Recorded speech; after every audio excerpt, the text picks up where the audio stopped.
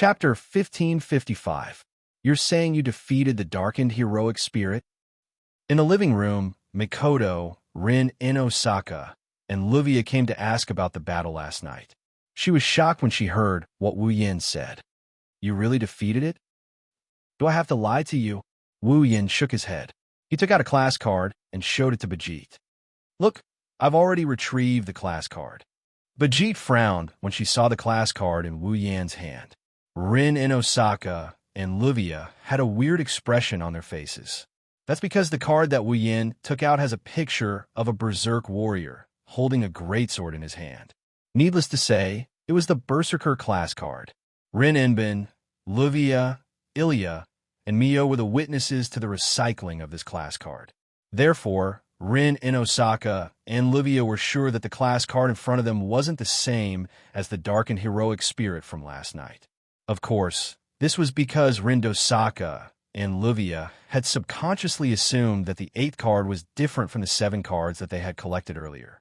If they knew that the class card Wu Yin retrieved last night was the Archer class card, Rin in Osaka and Livia would be shocked as well. Berserker, huh?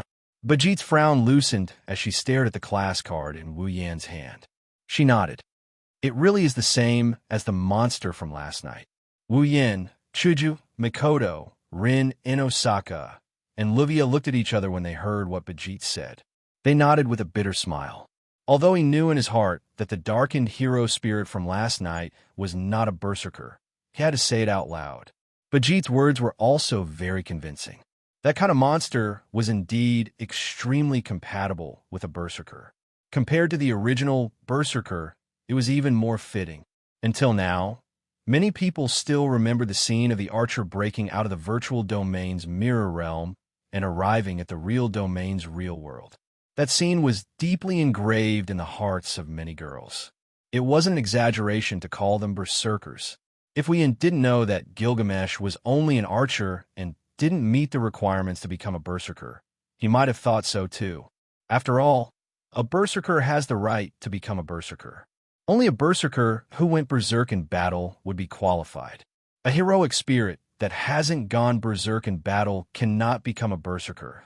While Wu Yin was speechless, Bajit opened her mouth and said something. In other words, all the class cards are in your hands, right? Hearing that, the atmosphere in the hall suddenly dropped to the freezing point. Only then did the girls remember. The battle maniac in front of them wasn't their companion. He was their competitor. At the same time, he came to Fuyuki City to get the class cards. He was sent by the Magic Association. Thinking up to this point, Hinajiku, Mikoto, Rin Inbin, and Ruvia started to look at Bajit with hostility. Their delicate bodies also tensed up, preparing to deal with Bajit's attack at any time. Don't think Bajit can't do it.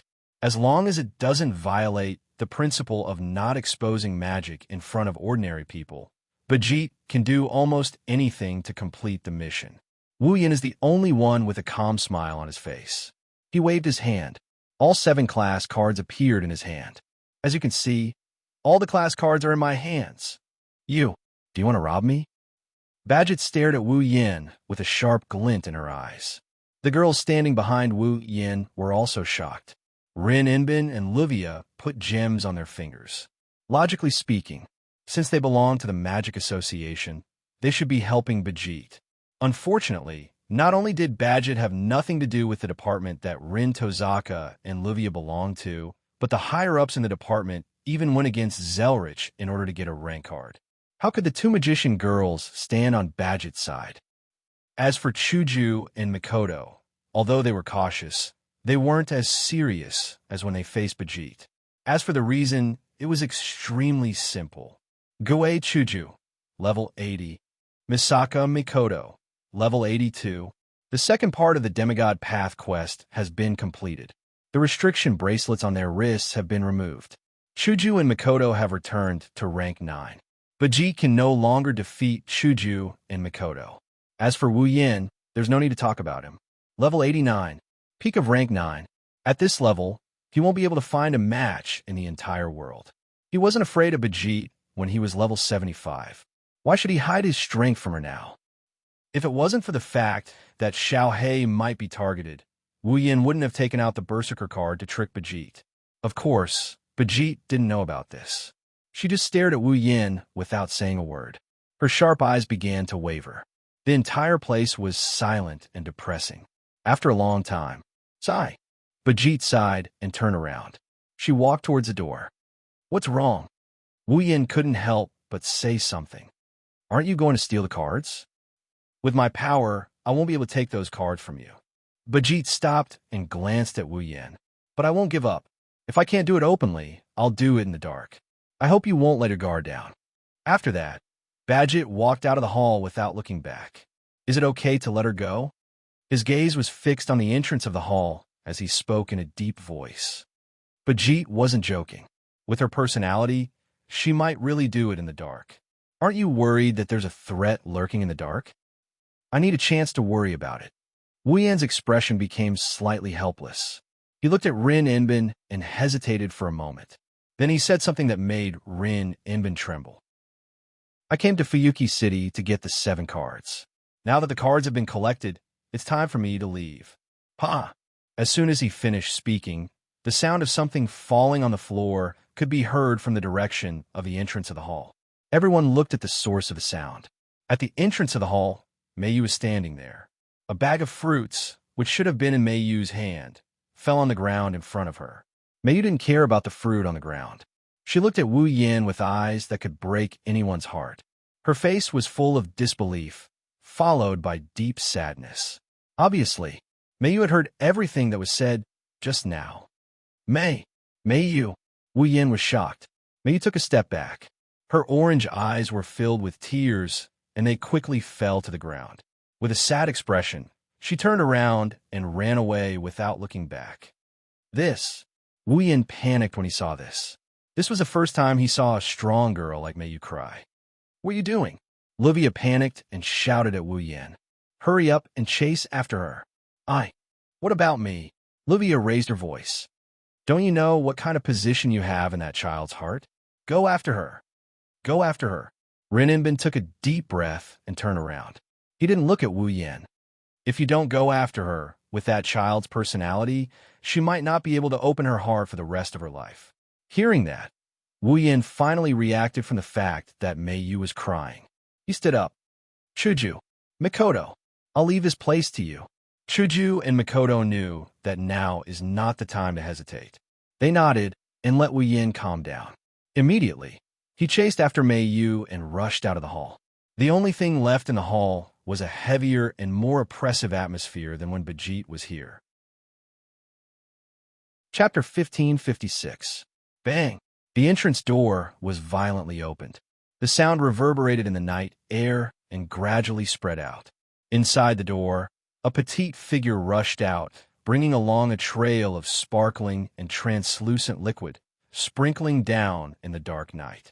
The petite girl ignored him and rushed to the side of the iron gate. She pulled open the iron gate and began to run in the quiet night street as fast as she could. As for where the direction she was running towards, the petite girl had no idea at all.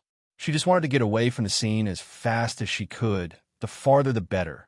Not long after the petite girl ran out of the street, another figure rushed out from the entrance door. He stood there and looked around. Then he saw the petite girl running to the other side of the street. Wu Yin didn't use spatial magic. His speed was comparable to lightning, but Wu Yin didn't use this inhuman speed. Instead, he chased after her at a normal running speed. Mei, who was running in front, seemed to have heard Wu Yan's voice. Her small heart trembled and her footsteps slowed. In fact, Mei didn't want to stop at all. But for some reason, after hearing Wu Yan's voice, Mei couldn't run anymore. She couldn't even move her feet. It was as if she was rooted to the ground and didn't move at all. Under such circumstances, Wu Yan easily caught up to her. He slowed down when he was about 5 meters away from her. Looking at the petite girl's slender back, he slowly walked over. The petite girl had her back facing Wu Yan as they walked on a dark street in the residential area. She left Wu Yan with her back. Wu Yan slowly approached. Then, a voice as soft as a mosquito's sounded. Why? The voice was very low, but the sadness and sadness contained in it were clearly felt by Wu Yan. He couldn't help but stop. He gazed at the petite figure that had her back to him from the beginning. Wu Yan stopped 2 or 3 meters away. Deep helplessness appeared in his wine-red eyes. Maybe you misunderstood. Misunderstood? Mayyu lowered her head, but still didn't turn around. In other words, Brother Wu Yan doesn't really want to leave, right? Hearing this, Wu Yan was silent. He silently expressed the truth that Mayyu didn't want to know. Why? Mayyu's voice seemed to be squeezed out. It made one's heart ache. Why leave? Mayyu, Wu Yan's mouth slightly opened. He shook his head. You know that I'm not from here? Isn't it good to stay here? Mayyu sounded like she was sobbing. Her voice was hoarse. Brother Wu don't want to stay here at all? I've been in Fuyuki City for 2 months, but I don't think it's bad. In fact, I think it's pretty good. Wu Yan looked at Mayyu's back and answered. So, if you ask me if I don't want to stay here at all, the answer is of course no. Then why do you want to leave? Wu Yan clearly saw something on Mayyu's face. It was dripping. I don't want you to leave at all. Hearing this sentence, Wu Yan felt a trace of bitterness in his heart. As Livius said, he really didn't know that he already occupied such an important position in Mayyu's heart. Mayyu was originally a strong, steady, introverted, and inflexible little girl. In this world, to be able to shake her heart and make someone like her, who did not know how to express her feelings, shed tears, it was definitely an important event that was comparable to life. No, with Mayyu's character, maybe. She wouldn't feel even the slightest bit of sadness when her own life faded away. The only thing that can make her sad is something more important than Mayyu's life. At least, for Mayyu, it must be so. This is also the reason why Wu Yan was so moved when he saw Mayyu's tears. Not only because Wu Yan can't bear to see girls cry, but also because he knows Mayyu. He knows that she's not the type to shed tears easily. In this case, one can imagine how big of an impact Wu Yan's departure is to Mayyu. However, Wu Yan can't stay in only one dungeon world to live. At least not now. Listen to me, Mayyu. After weighing the words in his heart, Wu Yan said softly, I said you misunderstood. Although I will leave, it doesn't mean I won't come back. It won't be long before we meet again. Indeed, no matter how long Wu Yan leaves magical girl Ilia's world, as long as Wu Yan Summoner is not here, the time in this world will be frozen forever. For Mayyu, if Wu Yan returns to this world, the separation will only last for a second. Even if he doesn't return to this world, Wu Yan can still summon Mayyu and make her his summoner. In that case, the separation will also last for a second. However, for Mayyu, it's not a matter of time. But Brother Wu Yan, you'll still leave, won't you? Mayyu's voice was filled with emotions like never before. She expressed her inner emotions and increased her volume so that her voice could enter Wu Yan's ears. You said you'll be my support. You said you'll let me bear the painful past and live happily. It's because of Brother Wu Yan that I can say from the bottom of my heart that I'm happy that night. But why? This time, Mayyu's voice was filled with sadness. Why did you leave? Mayyu, I don't have any family. I don't have any friends. Even now, the only friends I have are Ilia and Blackie. The only family I have here is Luvia. Mayyu's back is facing Wu Yan. She kept using her words to hammer at Wu Yan's heart. In the past, I had an older brother, but now he's no longer by my side. There have never been so many people who cared about me. Coming here and getting to know Ilia, Luvia, and Xiaohei, I'm very happy. I'm really happy. I can finally have people who value me. But among these people, the most important one is the one who once gave me support, who once gave me happiness, who once gave me the meaning of life. Mayyu held back her sobs. Her voice was extremely hoarse. That person is you, Brother Wu Yan. Brother Wu Yan. Mayyu abruptly turned around and rushed forward. She threw herself into Wu Yan's embrace. In just a short moment, she wet the front of Wu Yan's clothes. Please, I beg you. Don't go, Mayyu. Wu Yan's eyes were filled with complicated emotions. He really did not expect that his position in Mayyu's heart would be so important. He also did not expect that Mayyu would rely on him so much. Looking at Mayyu, who was grabbing his clothes tightly with her slender hands and her extremely thin shoulders that were constantly twitching, Wu Yan almost decided to stay in this world forever. Unfortunately, Mayu, squatting down, Wu Yin embraced the petite girl in front of him. I'm sorry. Even if it's just for a moment, I have no choice but to leave you at this moment. Mayu's twitching shoulders trembled violently. In an instant, Wu Yin felt that the girl's body temperature in his embrace seemed to be dropping at a despairing speed. He could not help but hug Mayu tightly. In the place I'm about to go back, there are also people who rely on me like you. They think I'm the most important person, and they are waiting for me to bring them happiness. I can't be that selfish. I can't let one person suffer for the sake of another's happiness. That's why I can only keep searching for a way to make everyone happy. However, if I don't have the ability to do so, then I would be selfish. Wu Yin shook his head. So, Mayu, even if it's just for a little while, can you please wait for me for a little while? Lying in Wu Yan's arms, Mayu did not speak, but her twitching shoulders stopped. Only the hand that was grabbing Wu Yan's clothes kept tightening. Then, she said this. Are those people important to Wu Yanji? Very important, Wu Yin answered without hesitation. In this world, no, in all the worlds, they are definitely the most important. There is no one else who can compare. Mayu's hand that was grabbing Wu Yan's clothes tightened. Then what about me? It's the same. Wu Yin smiled and whispered softly in Mayu's ear. No one is more important than you. Mayu's hand that was grabbing Wu Yan's clothes finally loosened a lot. Under the moonlight, two figures, one big and one small, tightly hugged each other, as if forever. Chapter 1557. I'll leave? The next day, in the main hall, the girls once again gathered around the dining table.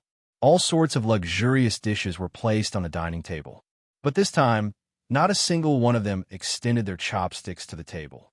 That was something that couldn't be helped.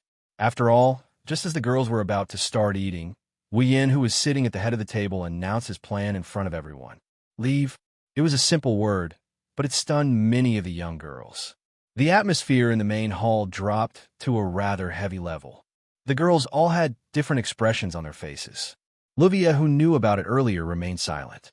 Rin and Osaka, who also knew about it earlier, had a very complicated expression. Mio lowered her head.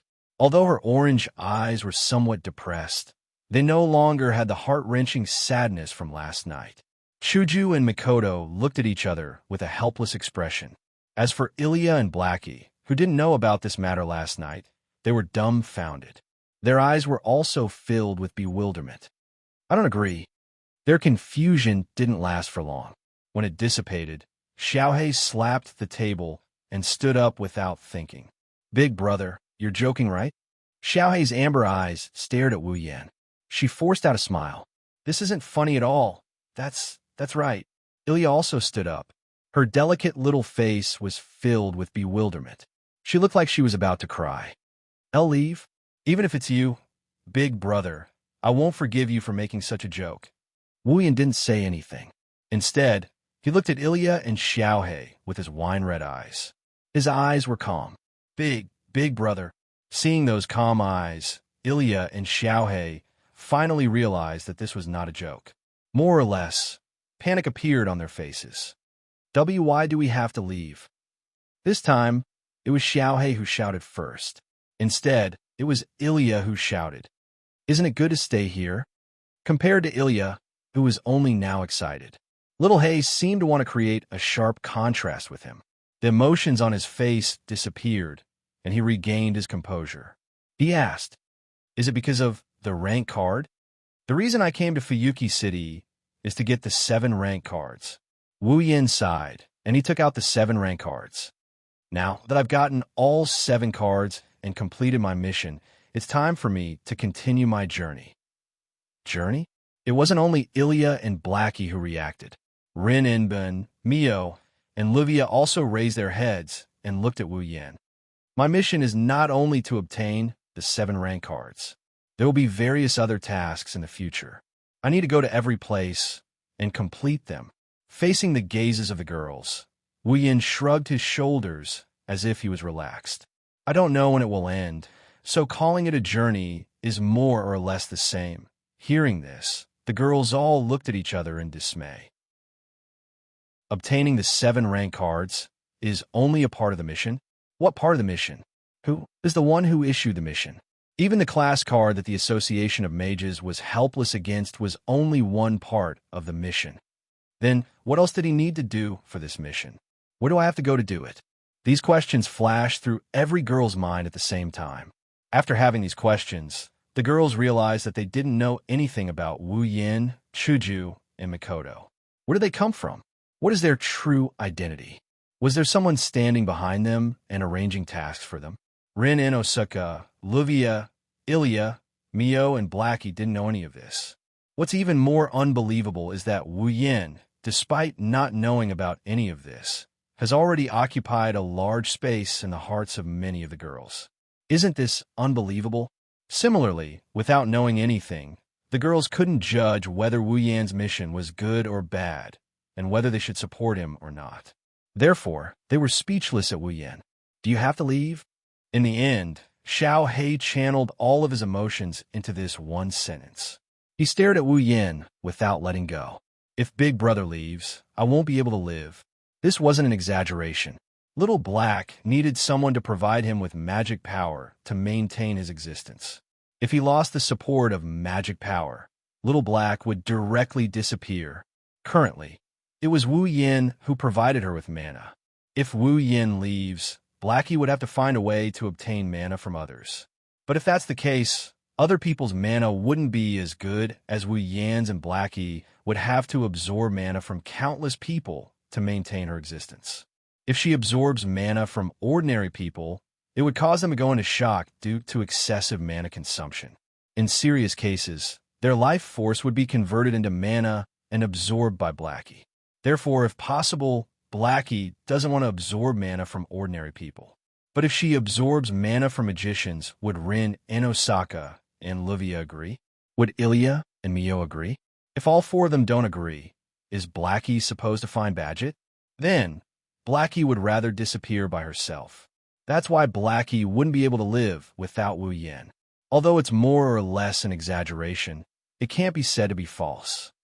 All right, can you all stop looking at me with such a heavy expression? Wu Yan bitterly smiled when he saw the heavy and complicated expressions on the girls' faces. Right now, I can't explain my situation to you all. All you need to know is that I won't be gone for long. Won't be gone for long? Ilya was stunned for a moment before she hurriedly asked, How long will it be? Well, Wu Yan scratched his cheeks and shrugged. Perhaps I'll be back tomorrow. Tomorrow? The group of girls were all stunned. Blackie even exclaimed in surprise. So soon? How long do you think it will take? Wu Yan rolled his eyes at Rin and Osaka, Luvia, Ilya, Mio, and Blackie. Do you all think that this separation will be forever? But, Ilya said with uncertainty, Big Brother, didn't you just say that you have a lot of missions to complete? But, like I said, I won't be able to explain my situation to you guys. Wu Yan hesitated for a bit, as if he's thinking about how he should explain himself. In the end, he had no choice but to say this out loud. All in all you need to know is that the next time we meet, it won't be long. Hearing this, whether it was Ilya, Blackie, Mio, Rin Tasaka, or even Luvia, their expressions became much better. It's a promise. Ilya jumped off her chair and ran to Wu Yan. She extended her pinky. You can't lie. Since when did I lie to you? Wu Yan smiled and scratched Ilya's little nose. Ilya was embarrassed. Then he extended his pinky and hooked it with Ilya's. I've promised all of you that it won't be too long before we meet again. Ilya immediately revealed an incomparably adorable smile, causing Xiao Hei to be incomparably envious. He ran over while shouting, Me too. I also want to make a promise with Big Brother. After saying that, he didn't care about Ilya's reaction and squeezed her away, causing her to almost fall. Yuwa. Ilya quickly stabilized herself and glared at Blackie. You despicable person. Blackie stuck out her tongue at Ilya and made a funny face. She hooked her little finger around Wu Yan's little finger. This made Ilya even angrier. She pounced on Blackie and started messing around with her. Seeing this scene, the rest of the girls smiled. Wu Yan didn't know whether to laugh or cry. At this moment, another small pinky hooked Wu Yan's pinky. It was Mio's Pinky who came to Wu Yan's side and stared at Wu Yan. It's a promise, staring at Mio's serious and determined orange eyes. Wu Yan sighed and smiled. Yes, it's a promise. Chapter 1558. Since Wu Yan, Chuju, and Mikoto are about to leave Fuyuki City, the girls decided to hold a farewell party. Although it's called a farewell party, it's actually just a banquet at Livia's house. Moreover, all the dishes used in the banquet must be prepared by Wu Yan himself. The reason is because Wu Yan's cooking is too delicious. As a result, one of the main characters of this farewell party became the chef who prepared the food and drink for the young ladies. Moreover, it's for an entire day. Fortunately, Ilya, Mio, and Xiaohei happened to be on holiday, so that they didn't need to go to class today. This farewell party was very lively in the Eiderfeldt's living room. Chuju and Mikoto also seemed to have blended in, chatting and laughing with everyone. Even Mio, who usually works as a maid and has always been very calm, chatted with Chuju and Mikoto happily. This scene, for those who know Mio, might be a bit unbelievable, right? But it's very cute. The other girls were pretty much the same. Ilya and Xiaohei seemed to be very reluctant to part. During the entire farewell party, they stayed by Wu Yan's side for the first half of the time. When the sky was almost dark, they went to find Chuju and Mikoto to talk before parting. Livia, on the other hand, sat in her seat the whole time, elegantly drinking black tea, eating and chatting with others from time to time. She didn't appear to be too friendly. That's natural. Among all the girls, if there's one girl who has the worst relationship with Wu Yan, Chuju, and Mikoto, then it's definitely Livia. After all, other than when Livia and Wu Yan came to collect cards, they never interacted with her. Other than that, there's almost no chance for them to meet. Not to mention, Wu Yan, Chuju, and Mikoto were the main culprits who ruined Livia's grand plan to become his disciple. The fact that they were willing to provide the venue and financial support for this farewell party was already quite magnanimous of them. However, there was also one person present who was unusually silent. The entire farewell party ended. He hadn't spoken more than 10 sentences. Rin silently drank the drink in her hand. She glanced at everyone around her. After making sure no one noticed her, she stood up from her seat and quietly left the venue. However, Rin and Osaka didn't know. From the beginning to the end, there was one person who had been paying attention to her.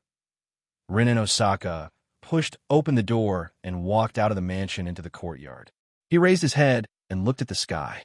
The night sky was still bright, stars dotted the sky, and the full moon was like the leader of all the stars. It was located in the middle of the stars, as if it had transformed into one of the stars. It was also the largest star. Together with the surrounding stars, it emitted a gentle light. Sigh. Rin and Osaka looked at the beautiful night sky and sighed deeply.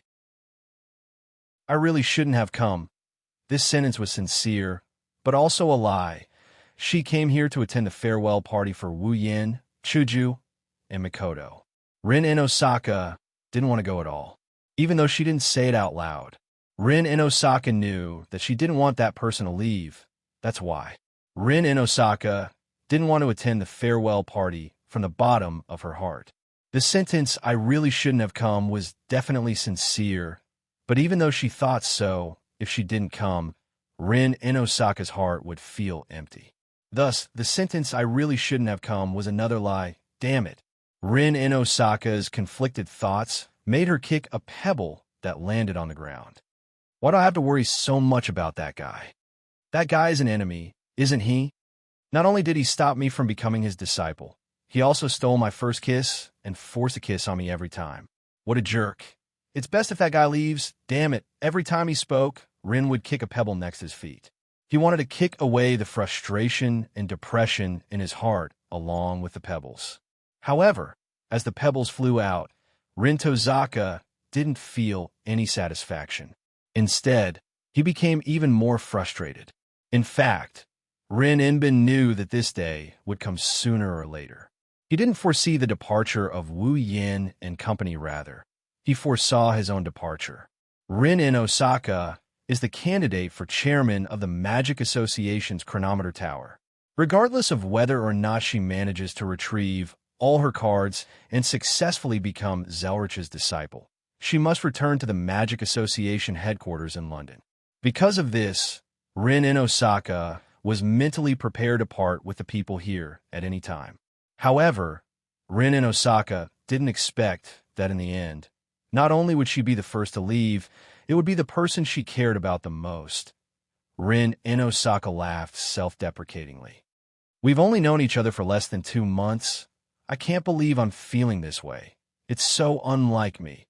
Her self-deprecating words were met with a mocking response. You didn't argue with Livia. You didn't cause a ruckus in that kind of place. It's so unlike you. Rin in Osaka took out a frozen drink from behind her and stuck it to her face. What? The sudden voice and the cold touch on his cheek made Rin Hasaka jump up. He turned his head and looked behind him. Then, since the day before, or rather, since yesterday, Rin in Osaka saw the person who had been causing his heart to be unable to calm down. You're here alone. Try to observe the stars. Wu Yin threw the frozen drink at Rin in Osaka with a half-smile on his face. It's also not like you to do something like this. Rin Osaka gasped when he saw the canned drink flying toward his face. He hastily caught it before glaring at Wu Yin. What are you doing? Shouldn't I be the one asking you that question? Wu Yin smirked. He stood next to Rin in Osaka and looked up at the night sky. You've already written, I have something on my mind on your face. Why don't you come out to check on the situation? Who is something on my mind? Rin turned his head away. He didn't even look at Wu Yin. Who knows if he's trying to hide his expression or if he really doesn't want to see Wu Yin. His sullen voice echoed around the area. Why did you come out? Aren't you worried about those clingy little guys? Don't worry. Don't worry. I'm not like you. I didn't even greet anyone before I came out. Wu Yin glanced at Rin as he casually replied. Don't you need someone to accompany you? Of course. Of course. Rin in Osaka said without hesitation. I'm the chairman of the Magic Association's Chronometer Tower, the current head of the in Osaka family. Do you think I'm afraid of being lonely? I don't know if you're afraid of being lonely or not. Wu Yin chuckled. But I don't think anyone told you that you'll show it on your face when you're upset, right? Rin in Osaka opened his mouth slightly as if he wanted to refute, but in the end, he didn't say anything. Instead, he hesitated for a while before saying this. Where are you guys going? Wu Yin slowly retracted his smile, and he looked up at the night sky. To a place you'll never expect. A place I'll never expect? Rin in Osaka sneered. Although I can't say that there are no places that I can't think of, there are only a handful of them. If you go to such a place, can you still be so confident that you can come back in a short time? Maybe not for me. Wu Yin shook his head. But for all of you, this period of time will definitely not be too long. Don't be so secretive. Can't you just tell me? Rin in Osaka was furious. Do you think it's fun to be so secretive all the time? Oh. Wu Yin raised an eyebrow, and he laughed out loud. You want to know my secret? Why don't you try and find it yourself? Wu Yin waved his hand and returned to the mansion. Rin in Osaka clenched his teeth as he looked at Wu Yan's back. How infuriating. Rin in Osaka didn't realize that the frustration in his heart had unknowingly disappeared. Chapter 1559. The sky was clear. The clouds were untainted, the mountains were moist, the wind was warm. At the top of the azure sky, there were no clouds for thousands of miles, not even a wisp of cloud. It was as if all colors had been filtered out. The few remaining thin white clouds seemed to have been melted by the sun and slowly dissipated with the wind, causing the sky to sparkle magnificently. The sun and fresh air shrouded the land. Sometimes, the sun would walk into the few clouds that were about to dissipate. The light would shine through the clouds and onto the rivers and seas of Fuyuki City. Sometimes there would be dark clouds floating in the sky. The clouds were so thick that when the sun came out, it was impossible to see it. But the rays of the sun in the clouds penetrated the encirclement and set the clouds with a glittering rim of gold. Soon after, the sun slowly rushed out from the clouds and appeared in the sky. It even dyed the dark clouds golden, causing them to dissipate as if they had melted. At this time, It wasn't only the sun, the clouds, and the sea that were shining. Even the land was bright. The weather was so clear. Looking from the window, the transparent blue sky looked like a silk handkerchief. Inside the window, two girls were busy with cleaning utensils. The two girls had been in this state since they woke up in the morning, standing in the middle of the hall. Wu Yin looked at Hinajiku and Mikoto, who were wearing aprons and busying themselves around. His expression is somewhat helpless. Okay, do you have to be like this? If you have time to be sarcastic, why don't you come and help? Mikoto wiped the sweat off her forehead. She held a broom with one hand and put the other on her waist. Can't you see how busy we are? Just a little bit more. Chuja didn't look back. She was tidying up the kitchen. Once this is done, the cleaning is done. So, even if you do a cleaning, so what? Wu Yin was speechless. When we leave, time will freeze in this world. When we come back, this house will still be the same as when we left. Do we need to do this before we leave? That's true. Mikoto looked around. He sighed. After all, we've been living here for 1 or 2 months, and we've been living quite well. Don't clean this place up. There will be a knot in my heart. Anyway, if we have the chance to come back again, she would continue to live here, wouldn't she? Chuju glanced at Wu Yin. When you come back and see a clean house, you'll be in a good mood, right? But if I remember correctly, Wu Yin covered his forehead with one hand and pointed out a cruel fact with a headache. These places. Since you woke up in the morning, you've tidied everything inside and out 3 times, right? 3 times? Hinajiku and Mikoto looked at each other and said awkwardly, Is there really that much? How much do you think it is? Wu Yin felt like bubbles were coming out of his throat. I was woken up at 5 in the morning by the two of you. You said you wanted to clean the room and dry the sheets, but the room has been cleaned at least 3 times. As for the blankets, one of you said you'd bring them back after drying them, and the other took them out to dry again. You've dried the blankets inside and out 8 times. Ah! Mikoto scratched her head and laughed. Now that you mention it, I think I have some recollection. What's the matter? Chuju puffed up her cheeks and turned her head away. We have feelings for this place, and we don't want to leave. Actually, instead of saying they didn't want to leave this house, it was more accurate to say that Chuju and Mikoto didn't want to leave the house for the past 2 months. Although they had to fight in the mirror realm of the imaginary number region at night, and have fought with Rin Inbin, Luvia, Mio, and Ilya, Blackie, and Badget, other than that, the 2 girls' days here were very ordinary. Ever since they followed Wu Yin to the Spalier world, the 2 girls didn't have a normal life in the Spalier world. Besides, even if there were battles, Rin Inbin's group, rank cards, Badget, and many other problems, Wu Yin, Chuju, and Mikoto worked together to solve these problems. The 2 girls felt like they were back to the time when the 3 of them were the only ones exploring the world. It's understandable that they didn't want to leave. Of course, now that they have so many companions, Chuju and Mikoto weren't unhappy at all. Now that the base in the Behemoth Forest has been completed, the capital of alternate generations has become the home of the Summoners and the Misaka sisters.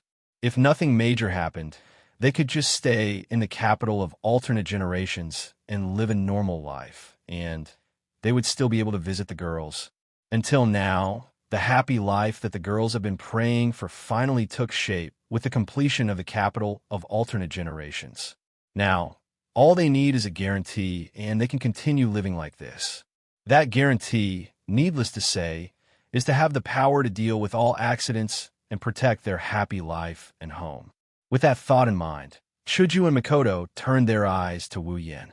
Their eyes were filled with gentleness. In order to find the power to protect everything, Wu Yin has been wandering between the Spalier world and the various dungeon worlds to increase his strength. Now, all he needs to do is complete the Demigod Path quest and reach the level of Pinnacle Demigod, and Wu Yin will become a Pinnacle Demigod. He will become the strongest in the Spalier world in the truest sense of the word. Under these conditions, plus the fact that the system still has S-rank equipment and mythical armaments that can provide the power of God, Wu Yin can exchange for the S-rank equipment and obtain the power of God. When that happens, with the help of the power of God, Wu Yin will have the chance to become a true God-tier expert. When that time comes, a truly peaceful and happy life will befall everyone living in the capital of alternate generations. In order to welcome the arrival of that day, Chuju and Mikoto swore to themselves that they won't fall too far behind the most important person in front of them. No matter how reluctant I am, it has to end here. Yin, who was oblivious to Chuju and Mikoto's determination, looked around and sighed. If this goes on, there will be no end to it. All right. Chuju and Mikoto snapped out of their daze and reluctantly put down the cleaning tools in their hands. They untied their aprons and folded them carefully before coming to Wu Yan's side. By the way, aren't you going to say goodbye to the children? Mikoto wrinkled her nose. Because you're leaving, the children are quite affected, aren't they? Yes, that's why they're children. Wu Yan's expression was helpless. I already said I won't be leaving for long. But that's cute too. Chuju couldn't help but smile. Why don't you summon them to the Spalier world as well? Even if we go back, I'll continue with the Demigod Path mission. Wu Yin shook his head. If that's the case, wouldn't it be the same as leaving the children in a foreign world? That's true. That's true. Mikoto nodded in agreement. In a foreign world, you won't be by my side. Even if we won't be apart for long due to the time ratio, it still won't feel good. That's why I'll wait until the Demigod Path mission is over and I've ascended to Demigod Pinnacle before we talk about this. Wu Yin shrugged. Before that, let's be apart for a second. What about Rin Inbin and Livia? Chuju glanced at Wu Yin. Aren't you going to say goodbye to them? Forget it. Wu Yin hesitated for a moment before shaking his head. I've already said everything that needs to be said. After we leave, the time in this world will freeze. Instead of parting with sadness, it's better to wait for the next reunion. Oh? Mikoto raised an eyebrow. You're already interested in having them as your summons? Of course not. Wu Yin chuckled and mumbled. At least not all of them. What did you say? Nothing. Stepping forward, he arrived in front of Hanajiku and Mikoto before looking at the two girls. Well then, let's go back. The two girls nodded. In the hall, the three figures disappeared without a trace. Everything returned to normal. Chapter 1560. Spalier World, Behemoth Forest. Ever since the birth of the Beast King and the demonic beast rampage, no one has entered this natural treasure trove of the Spalier World. In order to prevent the innocent warriors and magicians from being destroyed by the demonic beasts, Alu, Bruba, and Fea empires have set up camps near the Behemoth Forest. Only after passing through the camp's management and gaining the approval of the camp's person in charge could they enter the giant beast forest with a specific purpose and be dispatched. Hunting demonic beasts in the Behemoth Forest is also a way to get the resources needed for the Spalier World's market to operate normally. If it weren't for this reason, perhaps the camp's mission would only be to guard the Behemoth Forest and prevent the demonic beast from coming out. However, even if the camps send teams into the Behemoth Forest every day, the number of people in the Behemoth Forest has decreased. In the past, they could enter and leave as they please. Now, they need to organize teams to enter the Behemoth Forest. In the past, there were more people entering the Behemoth Forest. Under these circumstances, no one knows that in the Behemoth Forest, where both danger and opportunity exist at the same time, there is something that others can't see. If someone can see the abnormality in this area, then they can see that around the area, there's a transparent barrier that ripples like water. It is a semicircle that covers more than 80% of the area. Inside this semicircular transparent barrier that covered more than 80% of the open space, there was a fortress that was located within it. The steel-like walls, which were at least 100 meters tall, spread out to both sides, forming a circle that surrounded everything in the fortress. Inside the fortress, tall buildings stood in great numbers. However, they were of different types and styles. They were orderly, but they also seemed to be uneven. It is like a strange city where buildings from different eras are gathered together. In this city where buildings of different styles, types, and tastes are gathered together, there are also those with short brown hair and brown eyes, delicate face, and slender body. They look exactly the same. Girls with a lack of expression are living their lives. Some are staying in their homes. Some are walking outside on the streets. Some are enjoying their daily lives. Some of them were working as shop owners. There were also people wearing the same uniform, with an armband embroidered with the word patrol on their arms, walking up and down the streets. Apart from the identical looks and figures, this was simply a living city. As for the Misaka sisters, they were just like normal girls, living a leisurely and ordinary life. This is the current capital of alternate eras. At the center of the capital of alternate generations, there was an inverted pyramid-shaped building with the highest height, which allowed one to have a panoramic view of the entire capital of alternate generations. The heart of alternate eras. This is where Wu Yin and his summons live. At this moment, Mikoto was standing at a window on the top floor of Generation's heart. Through the window, she looked down at the Misaka sisters who were living their lives peacefully. Her tea-colored eyes were actually red.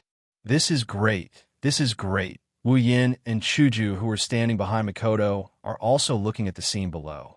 They saw Mikoto's excited expression and smiled gently. They can understand Mikoto's feelings.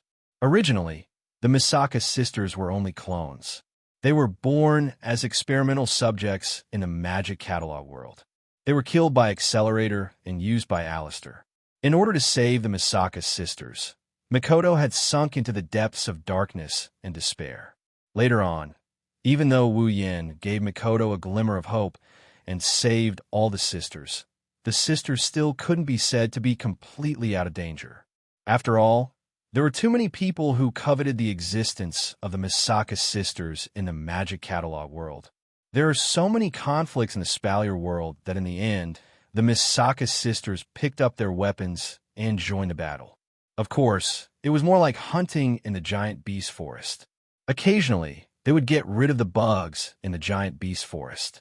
Compared to the life in the Magic Catalog world, life in the giant beast forest was like heaven to the Misaka sisters. But Mikoto doesn't want the Misaka sisters to join the battle at all, although the Misaka sisters don't care about it. The truth is that the Misaka sisters have never lived a good life since they were born. They haven't even lived a normal life.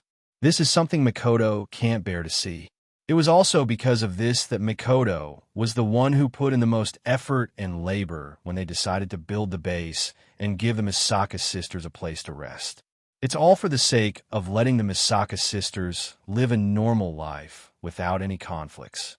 Unfortunately, in this world, there are endless conflicts. Without the power to protect everything, there's no such thing as a happy life. This is because there's no telling when it will be destroyed. Even now, the Misaka sisters seem to be living a normal life in the capital of alternate generations. But there's no telling when there will be a large-scale battle. Because of this, seeing the Misaka sisters living a normal life in the capital of alternate generations, Mikoto's heart was filled to the brim. She almost couldn't stop her tears from flowing. Right now, the capital of alternate generations is surrounded by Yukari's barrier and the defensive items that Wu Yin exchanged from the system. If anyone wants to invade the capital of alternate generations, they'll need at least a demigod or a large-scale army and a demonic beast army. But in the Spalier world, how many demigods are there? And how many of them have the power to form a large-scale army and a demonic beast army that can rival a demigod? Even if a demigod or a large-scale army or a demonic beast army were to invade the capital of alternate generations, they'll have to go through Wu Yin and the girls first. With Yukari, a level 96 demigod, Yin, a peak level 9 powerhouse, and a group of girls who are at least peak level 8 guarding the capital of alternate generations, who would dare to invade the capital of alternate generations. That's why Mikoto knew that if there's no accident, the scene she's witnessing right now will go on forever. Her wish to let the Misaka sisters live a normal life has finally come true. How could Mikoto not be excited? Mikoto aside, even Wu Yin and Chuju couldn't help but feel elated when they saw this scene. It made them happy and gave them a great sense of accomplishment. In order to create this scene, the children have put in a lot of effort. Yukari, who was holding a paper fan, looked at the peaceful scene below and couldn't help but smile. I still remember that when the establishment of the capital of a foreign generation was just announced, Many of the sisters were seriously thinking about how they should live here. Even though there was no expression on their faces, they were looking forward to their future lives. There's no doubt about this. Life, Chuju said with some emotion. So, even if there's no need, some of the sisters are still opening shops? The things sold in those shops are all made by the sisters themselves. Yukari smiled happily. Clothes, food, decorations, and even potted plants and flowers are all made by those sisters according to their own interests and hobbies. They put them in the shop to sell. Everything you see now is presented because they decided what they want to do. Even the clothes and decorations are made by themselves. Wu Yin is a bit surprised and impressed at the same time. That's really something. When did the sisters learn to do this? Then, the things sold in those shops are also set by the sisters? Chuju asked with interest. Is the currency that my sisters use to buy things and buy raw materials for making items that need to be circulated in the market from Purple Flow? Those children don't use currency to buy and sell things. Yukari chuckled. Sometimes, they use items to exchange with each other. Sometimes, it's just a small condition like cooking a meal. There are all kinds of forms. Of course, even if they don't, when they see that their sisters really want their things, those children will also give away the things they made with their own hands. Hearing this, Hinajiku showed a look of yearning. How enviable, such a life. The way the sisters live is really attractive. There's no profit or human selfishness. They do whatever they want. Opening their own shops and making things, this was also the kind of life that his younger sisters wished for. Yukari also said that even if there's nothing to exchange for these things, the sisters will give away the things they made themselves. That's because the ones who need these things are their sisters. Isn't such a life desirable enough? Stop talking. Mikoto rubbed her eyes, wiping away all the moisture in them. She pulled Hinajika's hand and couldn't wait to start yelling. Chuju, let's go shopping together. Okay. Hinajiku agreed without hesitation. She seemed to have thought of this a long time ago. The two of them rushed out without saying goodbye. Wu Yin and Yukari didn't know whether to laugh or cry. Chapter 1561. How's the mission going on your side? Yukari asked Wu Yin with an expression like she's interested in something she rarely does. It should be done, right? Well, Wu Yin scratched his head. Although there were a lot of problems in the middle, I finally completed it. It's good that you can complete it. Yukari patted the paper fan in her hand and glanced at Wu Yin. It's rare to have a shortcut that allows you to climb to the top. You have to grasp it well. I know what you're trying to say, but sometimes accidents happen. Wu Yin recalled how he almost gave up on the Demigod Path quest due to his archer class being stuck in Blackie's body. He sighed. The Demigod Path mission is indeed a rare opportunity. However, there are some things that I can't lean towards just because it's more beneficial to me when I'm truly comparing them. Oh? Yukari looked at Wu Yin in surprise. She smiled at him with a deeper meaning. Looks like you've spent a lot of effort in this dungeon world. You can even say something so profound. I'm just saying. Wu Yin shrugged. However, this Demigod Path mission has made me realize how difficult it is. Although there will be trouble in the second phase of the Demigod Path mission, it's mainly because I'm looking for trouble. No matter what, try to complete it to the end if you can. Yukari waved the paper fan in her hand casually. Since the capital of a different era is here, there won't be anything to worry about in the Spalier world. You can focus on your own mission. I've always planned to do that. When Chuju and Mikoto come back, I'll immediately depart for the third part of the Demigod Path mission. Wu Yin shrugged and looked at Yukari. Speaking of which, Yukari, aren't you going to a dungeon world with me? Do I look like the kind of person who would run around for something? Yukari looked at Wu Yin with a faint smile. I'm interested in other dungeon worlds as well, but compared to running around in different worlds, I prefer a leisurely life. That's not a leisurely life. You can just say that you're lazy. Wu Yin rolled his eyes at Yukari. I really don't know how a lazy person like you managed to manage the Fantasy Village's barriers so well. We're just here to take care of the Fantasy Village's enchantment. Normally, the only person who would manage the enchantment is that Shameless witch who hides in the shrine and plays with her own life. Yukari opened her paper fan and covered the lower half of her face. We're basically the same in the fantasy village. Yukari's deep purple eyes were the only thing that could be seen. The lower half of her face was covered by the paper fan. If Woo-Yin didn't know Yukari well enough, he would have believed that Yukari didn't care about Jinsokyo. Indeed, Yukari was also very lazy when she was in the fantasy village. She would hide her own house and use her gap ability to peek at others. As the founder of the fantasy village, she did not care much about the matters in the fantasy village. Instead, she advocated the policy of turning a blind eye to it. However, that was mainly because the matters in the village were either trivial matters or things that would never be out of Yukari's control. If something happened in the fantasy village that could threaten her existence and force Yukari to take action personally, Yukari would never be careless about it. That was why Yukari was acting like it had nothing to do with her. He could just treat it as its tsundere.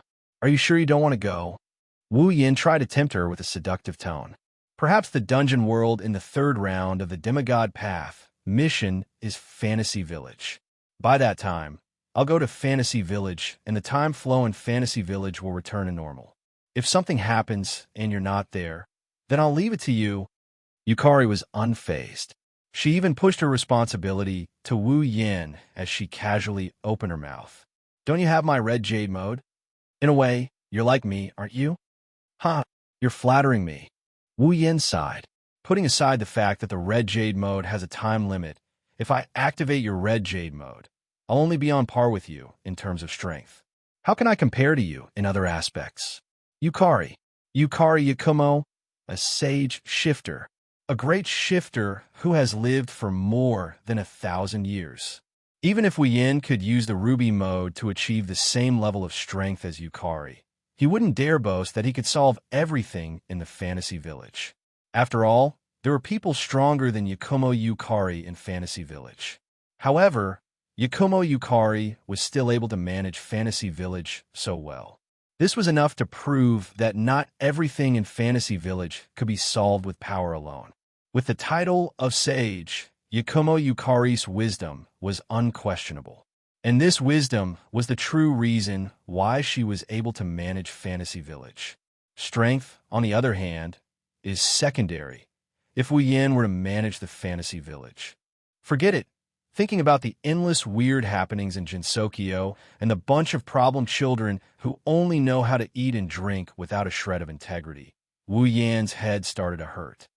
Well, it's not as complicated as you think. Yukari smiled as if she could see through Woo-Yin's thoughts. Even though I'm the founder of the Fantasy Village, I do have a lot of free time. In the Fantasy Village, Yukari is invincible. With her around, there's no need for the manager to worry about the Fantasy Village.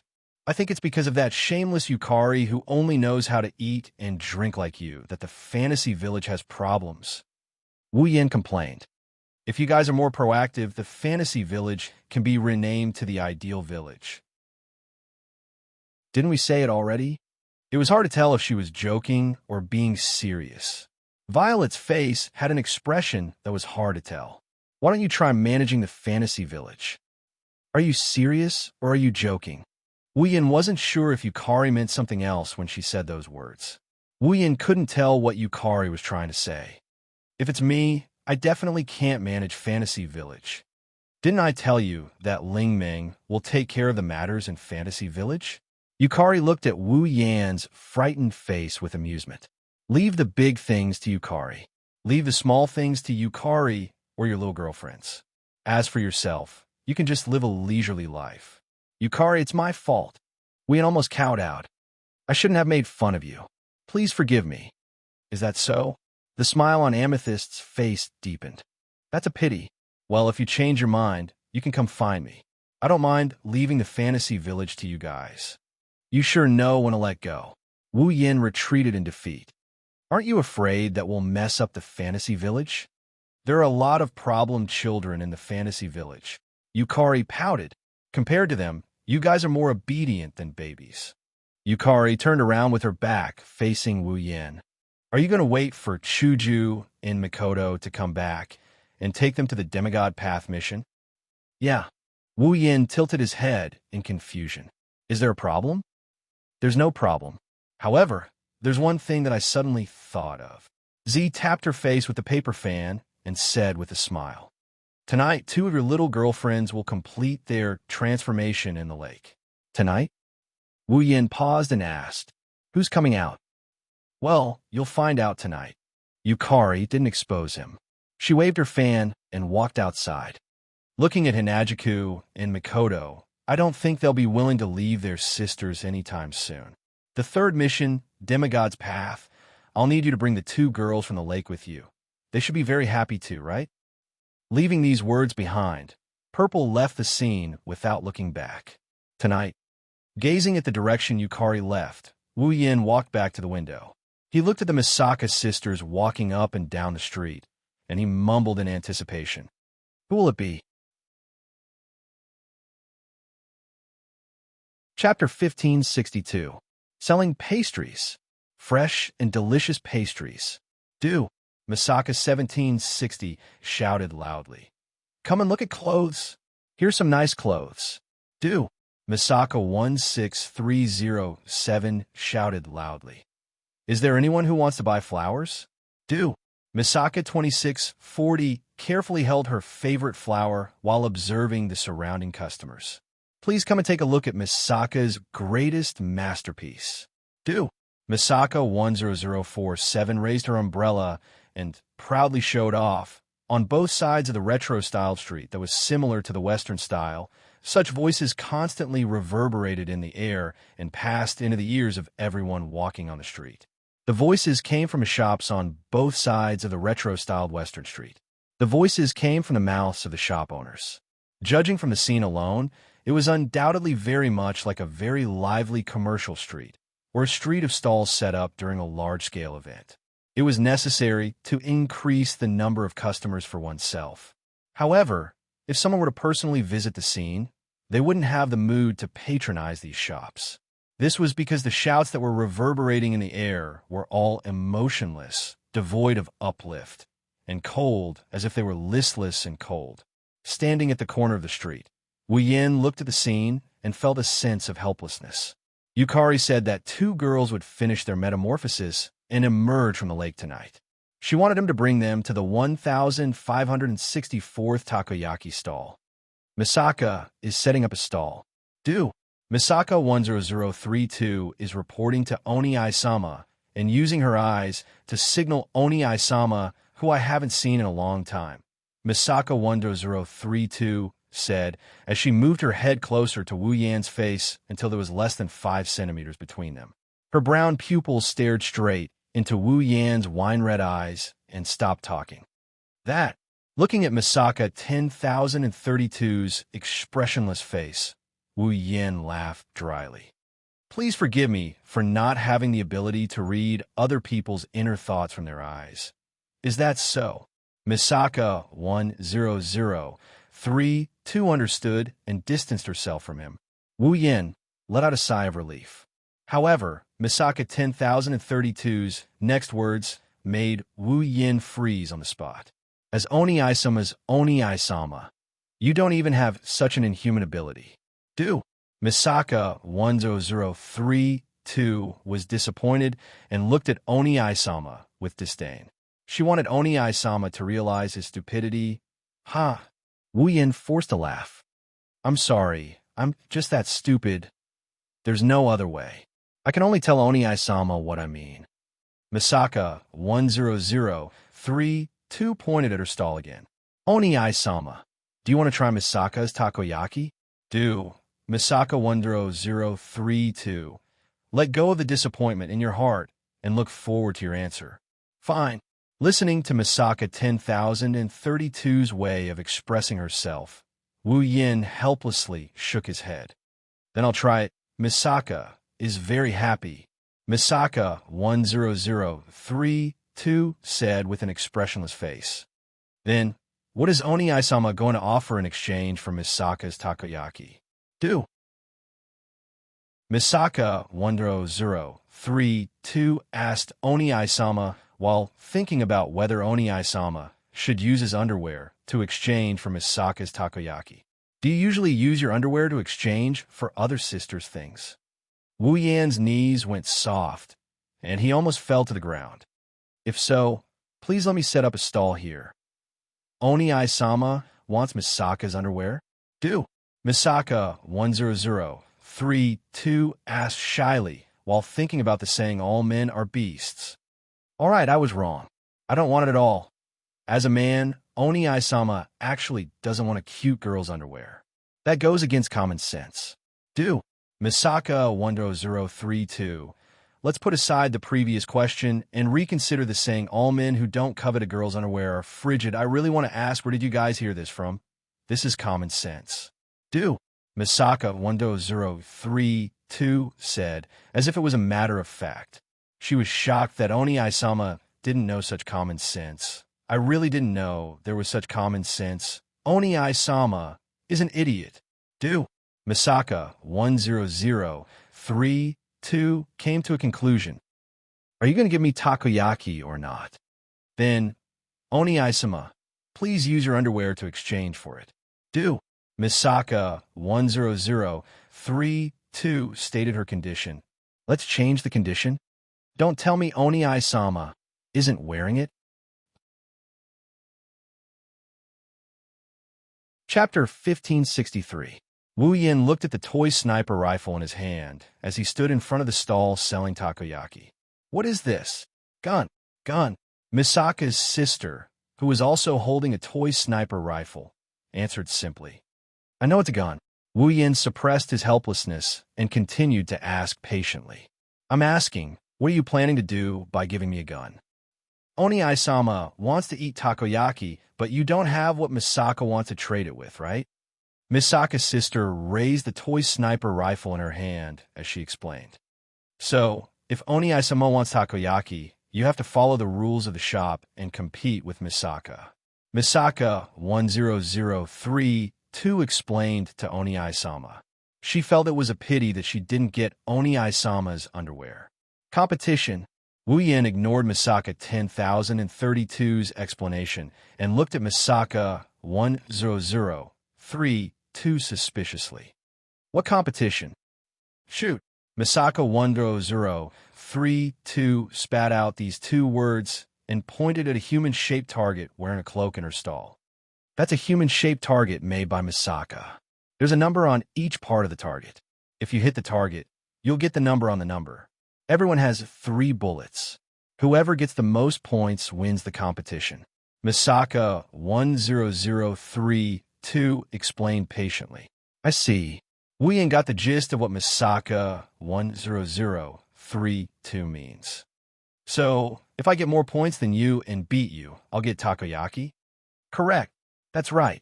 Misaka 10032 nodded and added this sentence. On the other hand, if Misaka gets more points than Oni-sama, if I beat Oni-sama, I'll get Oni-sama's underwear. Misaka 10032 finished her explanation. It started to burn. Don't just burn it. Wu Yin couldn't help but shout. When did I agree to use my underwear as a bet? Oni-sama will get what he wants if he wins the competition. In that case, if Misaka wins the match, you should also get what you want. This is the most basic rule of a competition. Misaka 10032 stared intently at Wu Yan's face.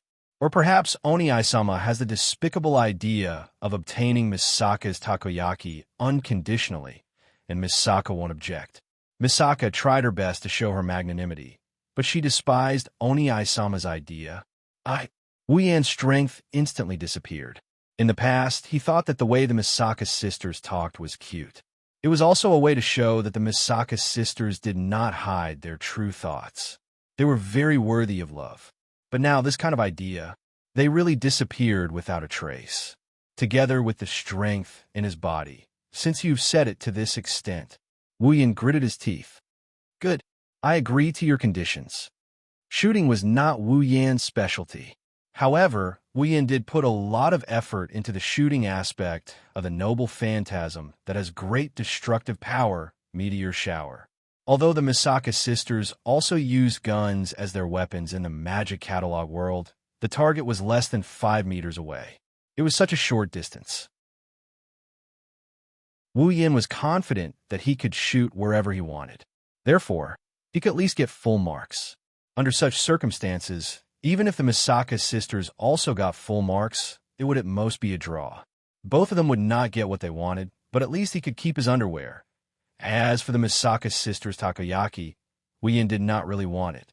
He only said that because he wanted to patronize the Misaka sisters. Who would have thought that something like this would happen? Using his underwear as a bet. Wasn't this a trap? If he were to use the Misaka sisters' underwear as a bet, he would be more motivated. Then, let's begin. Misaka 1032 walked in her stall and removed the cloak on the human target. No matter what, I won't lose. Although the bet was a trap, Wu Yin felt that he had to be serious in order to keep his underwear. However, this ambition disappeared when Misaka 1032 lifted the hood of the target in the shop, exposing the target to the air. Even Wu Yin himself froze in place, unable to move. He did not know why. It was because the target was a naked man who was tied to a rack in a Jesus pose. There were a few concentric circles drawn on the naked man's body. There was even a number on each circle which indicated the points that could be obtained if the target was hit. Using a naked man as a target? That was not the real reason why Wu Yin froze. The real reason why Wu Yin froze was that the target's face was his face. Moreover, the position with the highest score, which was 100 points, was in the crotch area. Wu Yin's face was covered in cold sweat. This is Misaka's most precious treasure. Misaka 1032 seemed to be touching the target's body lovingly. Incidentally, the place she touched was also the target's crotch. Because it's Oni-sama, Misaka took this treasure out to be her target. Normal people would not be interested in Misaka's treasure. Misaka 1032 proudly puffed out her chest. After that, Misaka 1032 ignored Wu Yan's sweaty face and walked to Wu Yan's side. Her brown eyes calmly looked at her treasure. Then, Misaka, I'll start first. Misaka 1032 stuffed a cork into the muzzle of her toy sniper rifle. She skillfully aimed at the target and calmly pulled the trigger. Bang! With a clear sound of impact, the cork shot out from the toy sniper rifle in Misaka 10,032's hands and accurately hit the target's crotch. From the crisp sound of the collision, it could be heard that if it were any other object, the force of the collision would definitely not be inferior to the force of shot put at full force. Wu Yan's face quickly turned green, from green to red, from red to black, and finally, from white to white. Now, Wu Yan only had one feeling. That was a sharp pain coming from the lower half of his body. Phew! Misaka 1032 calmly exhaled. She picked up another cork and stuffed it into the muzzle of her toy sniper rifle. She aimed and fired. Bang! Bang! Misaka 1032 fired 2 shots in a row and accurately hit the target's crotch area. It made people feel that her marksmanship was superb. At the same time, there was another point to feel, that was the strength of the sniper rifle. Every shot made the target wobble and almost fall off the shelf. It made people wonder if the 4th shot would blow a hole in the same spot. Looking at the target that looks like him getting hit in the crotch, and with such ferocious force at that, Wu Yan's body trembled and trembled again. Sweat was dripping down his face, and his back was drenched in sweat. Oni-sama, what's wrong? On the side, Misaka 1032 calmly put down the toy sniper rifle in her hand. She looked at Wu Yan's trembling body and sweating all over. Is Oni-sama not satisfied with Misaka's marksmanship? Misaka 1032 was a bit uneasy. Is my marksmanship not good enough? No. Misaka's sister's marksmanship is very strong. Very strong. So strong that even Wu Yin was scared. Holding the toy sniper rifle in his hand, Wu Yin could clearly feel his facial muscles twitching. His palms were sweating and his whole body was shaking. Misaka's sister had already fired 3 shots, and all 3 shots hit the target with the highest score. She obtained full marks. In other words, if Wu Yin didn't want to lose, he had to hit the target with the highest score all 3 times. But there was only one spot with the highest score. That was the crotch area. Even though he knew it wasn't him, to shoot the crotch area of a target that looked like him, Wu Yin felt that he had to be mentally prepared for the pain. Just like that, Wu Yin held the gun with his face covered in sweat. He didn't dare to pull the trigger. Just like that, at a certain moment, Wu Yin's hand shook and the cork shot out and hit the target in the chest. Bang! The toy sniper rifle in his hand fell to the ground. Wu Yin's face was filled with shock. It's over. Chapter 1564. Nighttime. The sky gradually darkened, and the curtain of night quietly descended. The full moon was clear in the sky. Soft moonlight shone down from the sky and penetrated the barrier of the capital of alternate generations. It shone into this wondrous city that seemed to be a mixture of buildings from different eras, covering the entire capital of alternate generations with a layer of silver gauze. Under the soft moonlight, wind started to blow on the streets where there were windmills. The windmills slowly rotated as if they were providing electricity to the capital of alternate generations. In an instant, all the streets shone with a neither bright nor dim brilliance. These lights were all emitted from the bricks that paved the street itself.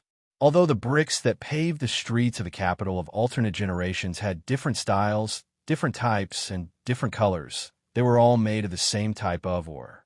At night, it would be like a luminous pearl, emitting light. In order to obtain these glowing ores, many girls had put in a lot of effort back then. Some went around to inquire about the source of the ores. Some followed the girls to the behemoth forest to search for ores. Some went to the supply town to purchase large quantities of ores. Some even contacted Lulu and Fei for help. Only then did they obtain enough ores to build the streets of the capital of alternate generations. And the reward for that hard work was the beautiful nightscape of the capital of Otherworld, which could be described as a dream. The streets themselves were emitting a soft radiance that was different from each other, causing the night of the capital of Otherworlds to be set off by a rainbow of colors. It was an extremely beautiful sight.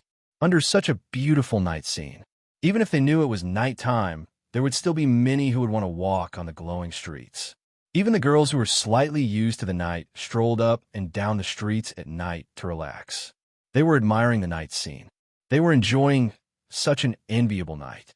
The heart of alternate generations, located in the center of the capital of alternate generations, was also shining like the streets. The entire inverted pyramid was shining with a dazzling golden light. It looked like it was made of gold, dazzling to the extreme.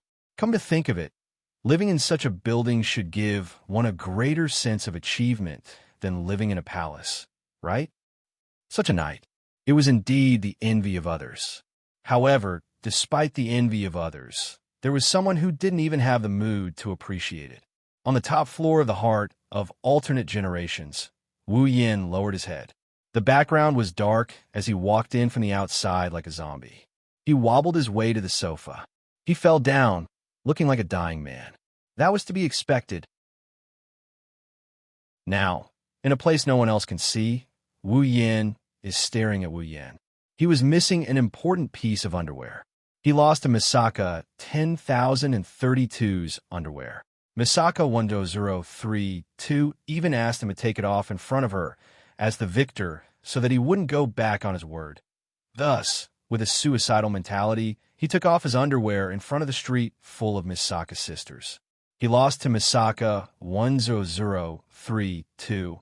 Misaka 1032 held his underwear like it was the most precious treasure in the world. Then, she gave all the takoyaki to Wu Yin and walked away expressionlessly.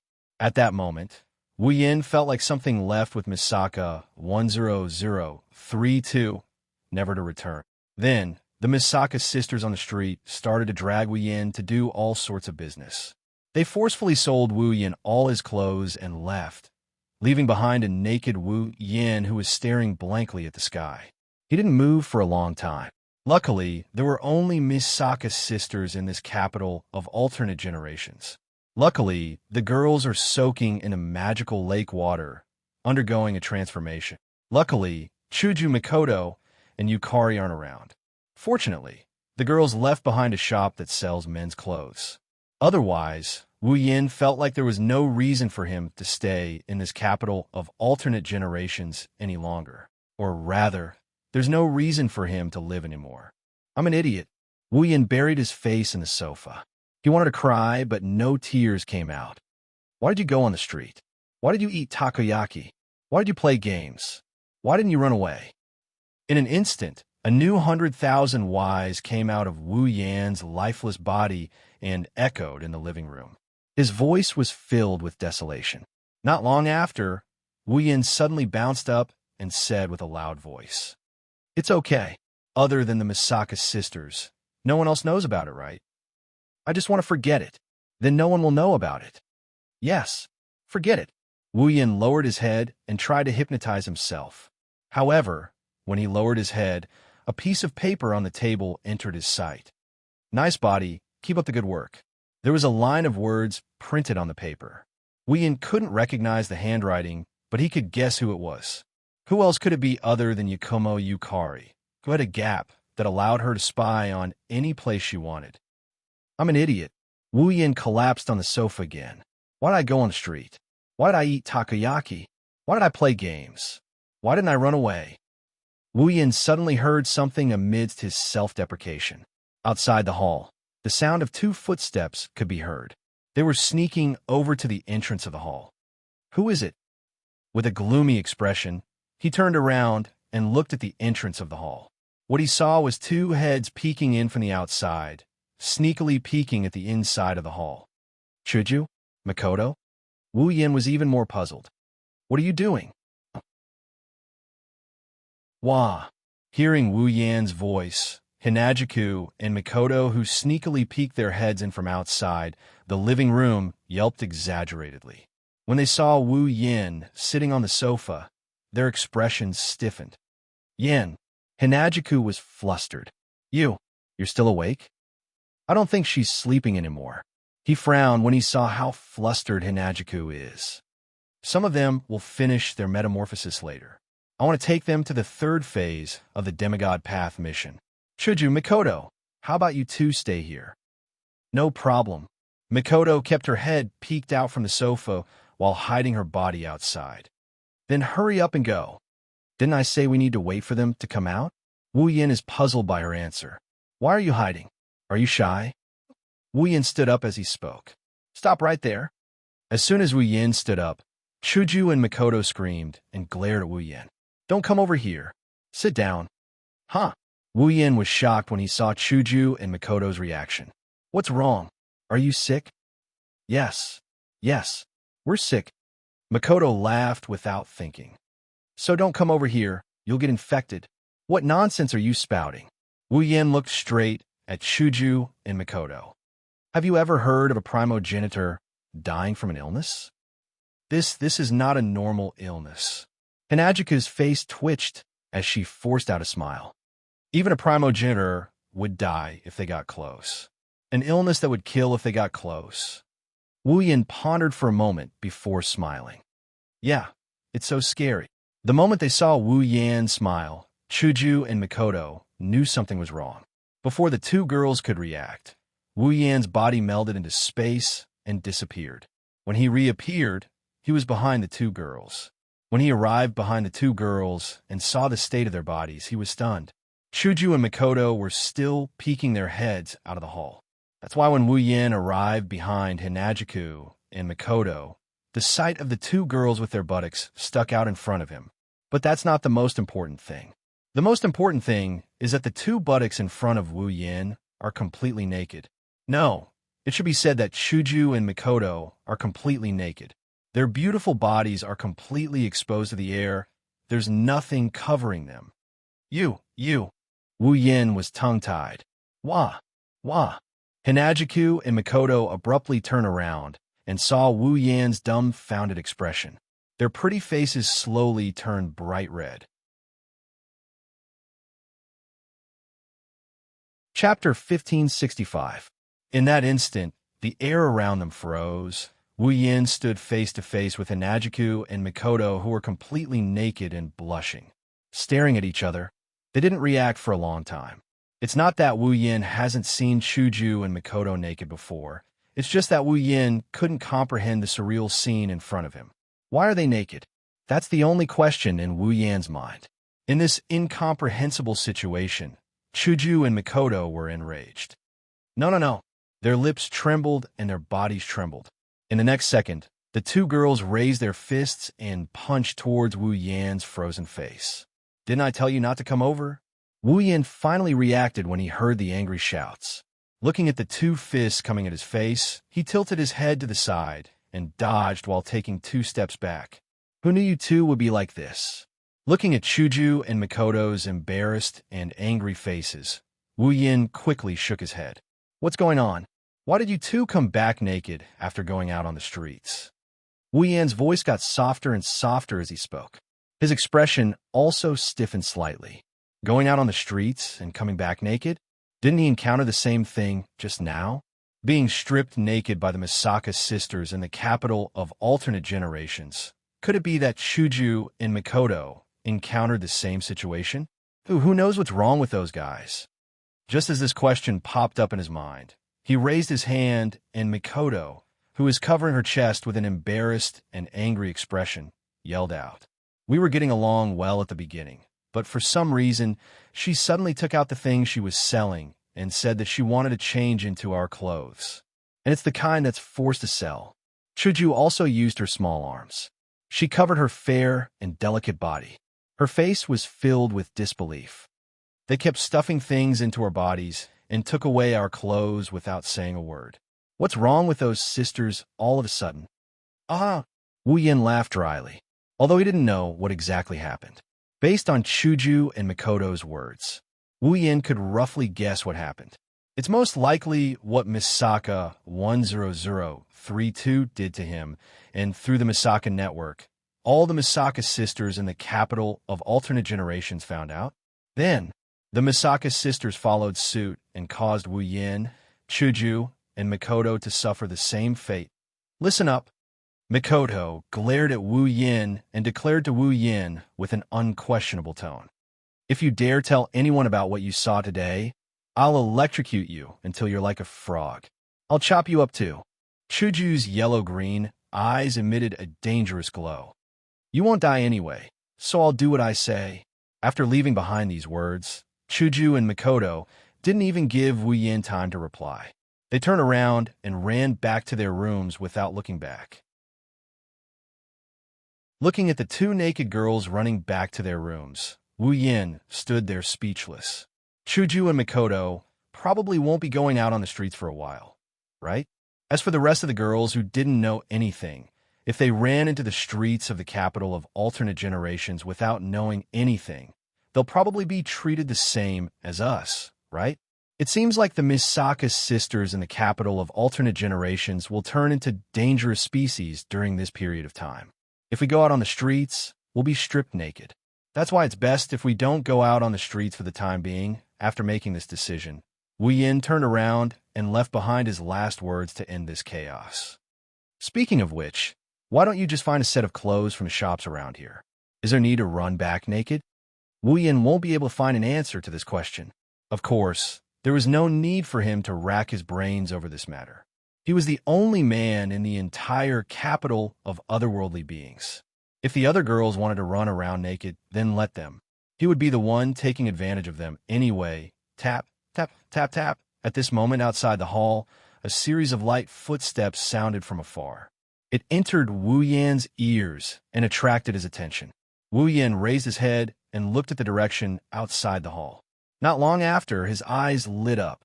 With light footsteps, 2 young ladies walked in one after another and appeared in the hall. They're 2 extremely beautiful girls with extremely hot figures. The one walking in front has long blonde hair that reach her ankles. The ends of her hair were tied into 2 bundles with white ribbons, making her look like a girl with 2 ponytails.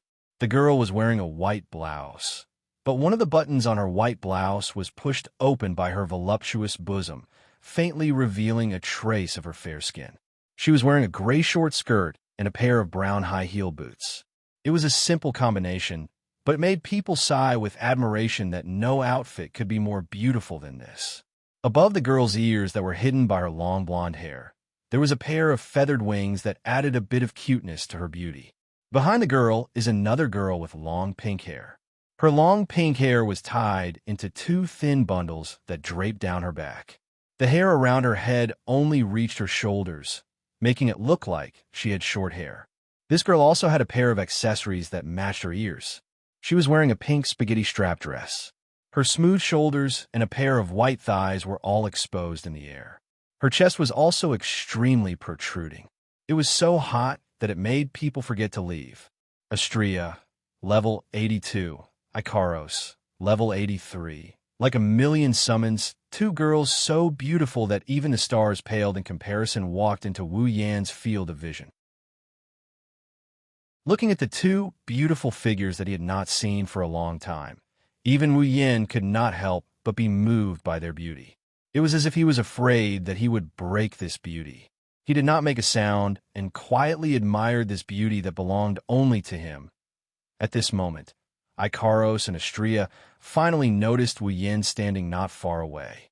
They focused their attention on him. Then, one of them had an uncontrollable ripple in her eyes, while the other cheered with joy. "Master!" Astrea leaned forward and stomped on the ground.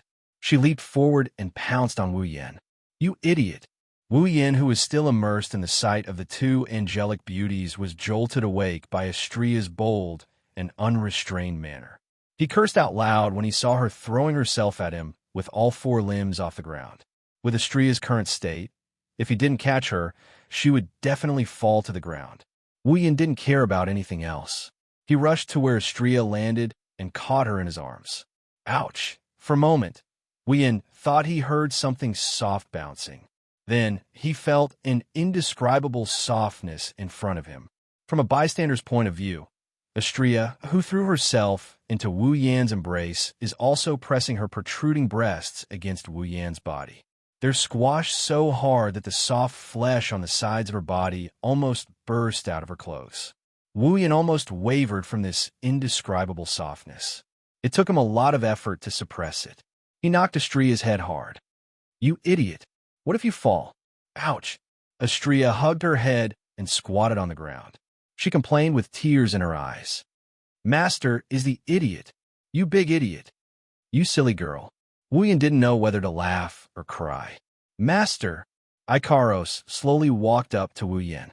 She stared at Wu Yan with her indigo-colored eyes.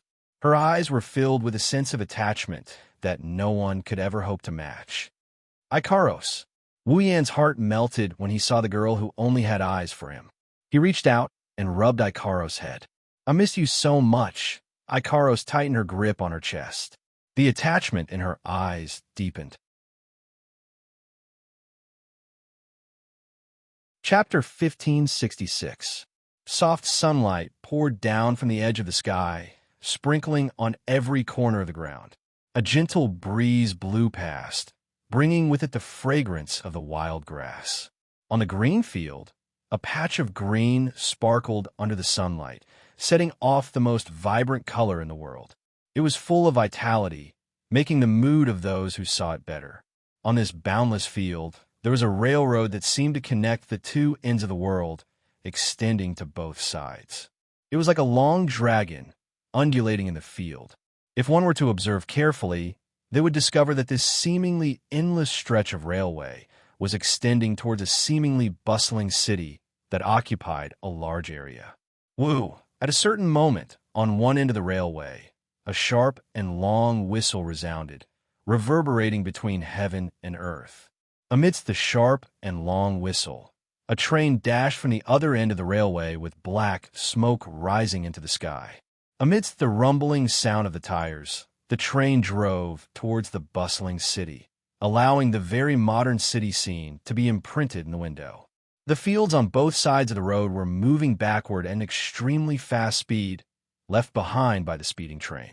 Looking at the bustling city through the car window, one could faintly see grayish-white concrete buildings in the bustling city and cars running on the asphalt road. However, compared to the latest cars of the 21st century, these cars gave people a feeling that they were outdated.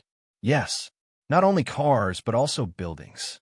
Although the entire city could indeed be described as bustling, the style would only give people a feeling of being a little backward. Even in many cities, some steam could be seen rising. Using steam? This already felt a little backward. Unfortunately, this backward era is actually a reflection of this world. The train unyieldingly moved in the direction of the city. In one of the carriages of the train, a man and 5 women were looking at the city through the window, chatting happily. Wow! The first to speak was a petite girl with a ponytail, a pair of round red eyes, and a very pretty and cute girl. What a refreshing city. This is the first time I've seen a city like this. I wonder if there's anything fun to do there. Is there an aquarium? Aquarium? You mean a place with a lot of fish? On the side, a blonde girl with a ponytail had her hands pressed against the car window. Her entire face was almost pressed against the glass. For some reason, she revealed a longing look. It sounds delicious. The ponytail girl puffed up her cheeks, dissatisfied. Listen up, Astria-chan. The fish in the aquarium are not to be eaten, they are to be looked at. If you eat those fish, they will sue you and ask you to pay for it. Sigh. The blonde girl, called Astria, looked like a deflated balloon. She slumped down on her seat. I can only look but can't eat. This place is so boring. No matter where it is, the fish in the aquarium are not to be eaten. The ponytail girl put one hand on her waist. She raised her other hand and showed a finger. Astria-chan, places where you can eat are called restaurants. Places where you can sleep are called hotels. Places where you can drink and party are called taverns. You can order food in these places, but not in other places. Oh, I see. Astria nodded in realization. She shouted excitedly. Then, Nisha-chan, are there restaurants, hotels, and taverns in that place? Well, Nagisa and Astria sat by the window and pretended to be educating each other, while Astria nodded with an expectant look. The rest of the people around them didn't know whether to laugh or cry. You don't know anything about this world. You were just asking about aquariums. Wu Yin shook his head with a chuckle. I wonder why Nagisa has so much to say. Nagisa-chan is also happy to be able to come out. Sitting not far away from Nagisa, a young girl with shoulder-length silver hair appeared on her face. She looked like a tranquil saintess. She had a genuine smile on her face. Even though she was in a deep sleep when she was in teacher's body, Nagisa-chan, who loves excitement, still hopes to come out. Then, what about Canon? Wu Yin moved his head closer to Canon. Do you like to come out too? Actually, I can do anything. Canon smiled shyly and said in an embarrassed voice, as long as I can stay by teacher's side. When she was in your body, Shao Nagisa was also in high spirits. At this moment, a petite girl sitting next to Canon, holding a black lace fan and wearing a white goth lowly outfit with a head full of long, straight black hair that was curled up like tornadoes at the ends of her hair. She was fanning herself with her eyes closed and said all of a sudden, "After all, we vassal beasts are connected to your consciousness when we're in your body. We can even peek into your memories. Nagisa is very curious about your past." You mean? Wu Yin opened his mouth in shock. He asked with uncertainty, Nagisa, Canon, and Natsuki, did you all peek into my memories? You didn't say we can't peek into your memories. Natsuki opened one eye and glanced at Wu Yin. Also, when we first became your familiars, we didn't know anything about your past. It's necessary for us to learn more. Wu Yin looked at Nagisa and Canon. Nagisa was still chatting with Astria. She didn't seem to hear the conversation. Canon heard everything. She gave Wu Yin an embarrassed look and admitted it without saying a word. Fine. Wu Yin smiled bitterly. Thank goodness I never did anything wrong. Perhaps. Natsuki closed her eyes again and waved the fan in her hand. Ikaros, have another cup of black tea. Ikaros looked at Wu Yin in a pleading manner. Astria and Wu Yin sat beside him with a tea set in their hands. How could you casually order around a comrade you've only met for the first time? Wu Yin's bitter smile deepened, but he still rubbed Ikaros' head. Ikaros, I'll have to trouble you to satisfy Natsuki, yes. Ikaros nodded without hesitation. She poured a cup of black tea and handed it to Natsuki. Natsuki took the black tea as if it was a matter of course. She took a small sip, and her doll-like face relaxed significantly. It's as good as always. It's worth it to be able to taste this kind of black tea whenever I want to become your familiar. You sure are cheap, Wu Yin complained. You're satisfied just because the black tea is good after becoming someone else's possession? Don't forget, Natsuki's blue eyes looked at Wu Yin coldly. Back then, when I became your familiar, you didn't even ask for my opinion. Instead, you forcefully turned me into someone else's thing as you said, this. Wu Yin choked. He didn't know what to say. Natsuki wasn't the only one. Nagisa and Kanon were in the same situation as well. Without any choice, the Yao beast mark turned the girls into familiars and turned them into Wu Yan's familiars. It ignored the owner's wishes and turned them into his familiars.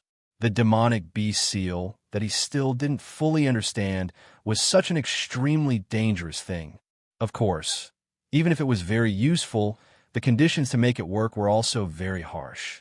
Not only did the user and the target have to be in a state similar to that of a vampire and a familiar, but the target's feelings for the user had to be at a certain level, and they had to be mentally compatible as well. Only when these two conditions are met will the Yao beast mark come into effect. It will turn the target that is compatible with the user's body and mind into a familiar for Wu Yin to command. Due to these harsh conditions, the Yao beast mark hasn't been activated since Wu Yin came out of the Bloodlust Rampage world. In fact, it would be a miracle if Natsuki, Kanon, and Nagisa were able to become Wu Yan's familiars. Chapter 1567. Wu. The long whistle of the train echoed clearly in the surroundings. The rumbling noises of the train gradually decreased, and the speed gradually decreased. The train drove into a dome-shaped station and stopped. Sizzle. Steam rose from various parts of the train, making a sound like water being poured over a flame.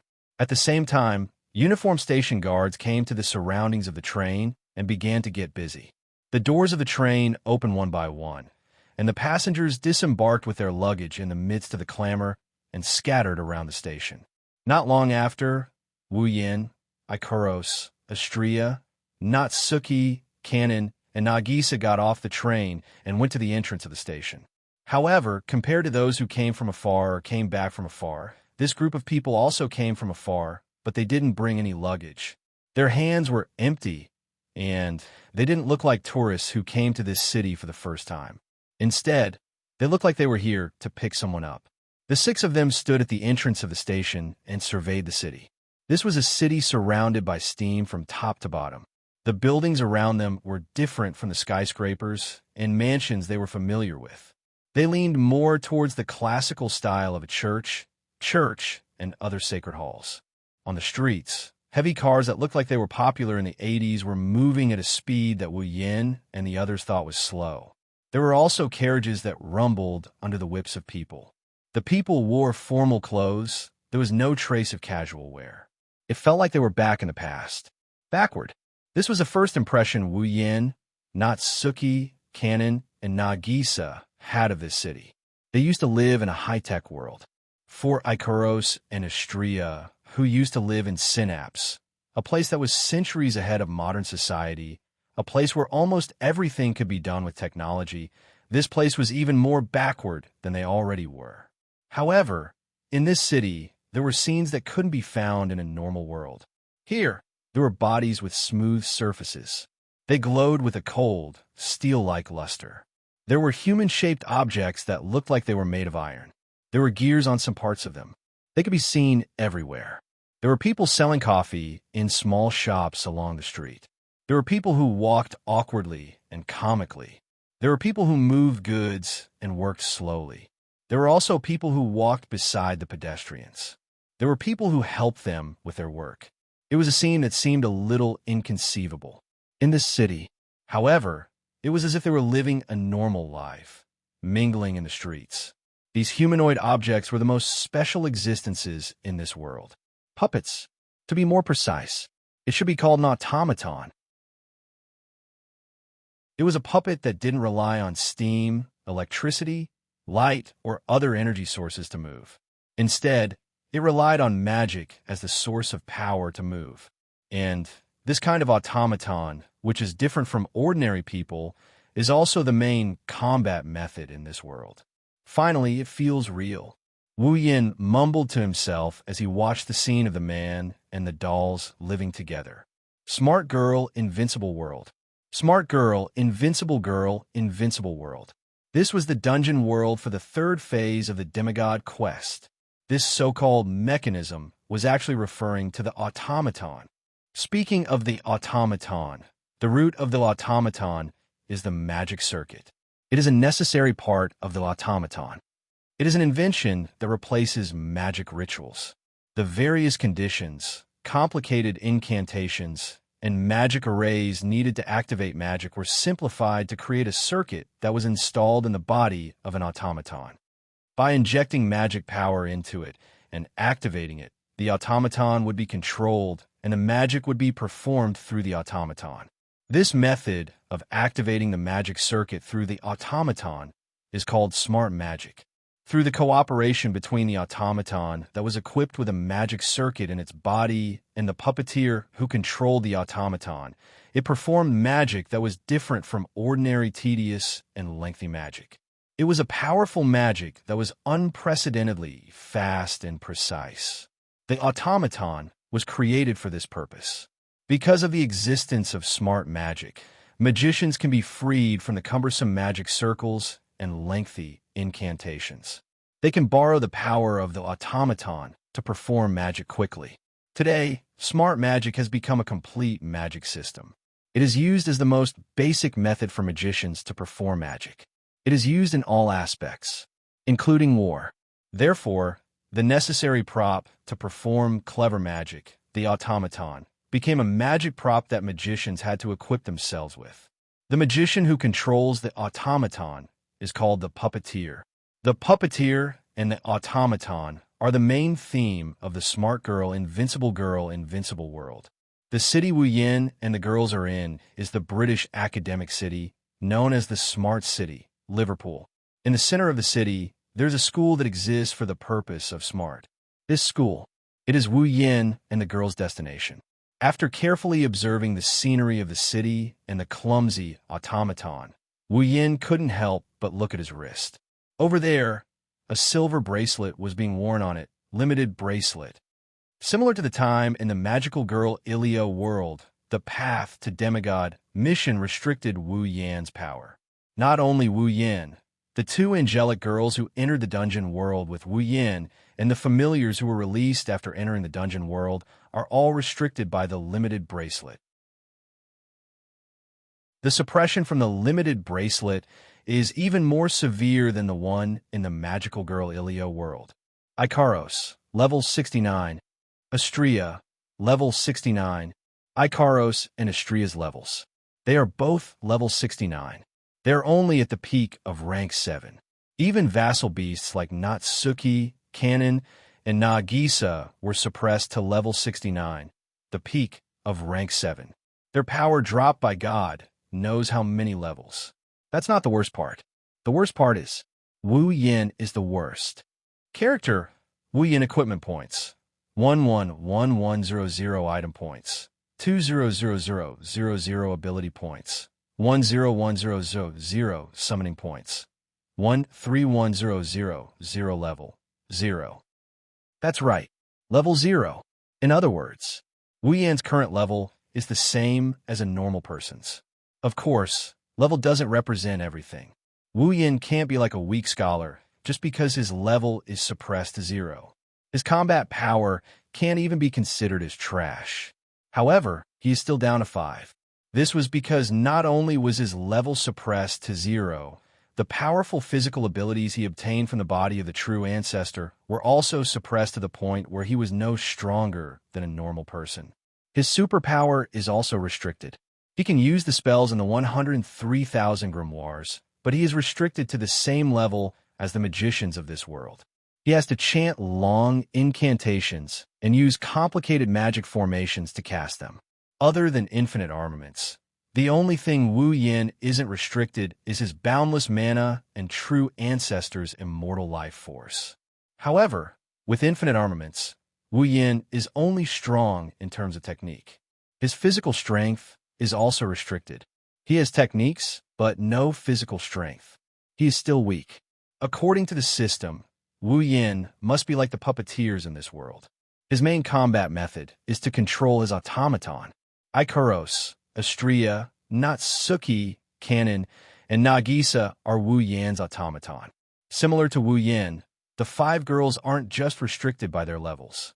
Like the automaton of this world, they need to rely on their master's mana to activate their magic circuits, perform their magic, and engage in combat. Of course, the girls don't have any magic circuits. However, if they were to participate in a battle, they would need Wu Yan's mana to execute their moves. In other words, without Wu Yan's mana, the girls are no different from normal humans. They can't fight at all. This is why the restrictions in this world are so severe. That's why Wu Yin released Natsuki, Kanon, and Nagisa while bringing Ikaros and Astria with him. He's afraid that Ikaros and Astria won't be able to hold their own against a strong foe under such circumstances. Chapter 1568. Currently, all of the spells in the 103,000 grimoires were restricted by the bracelet, requiring complicated magic circles and lengthy incantations to be used. It was impossible for them to be used in a real battle.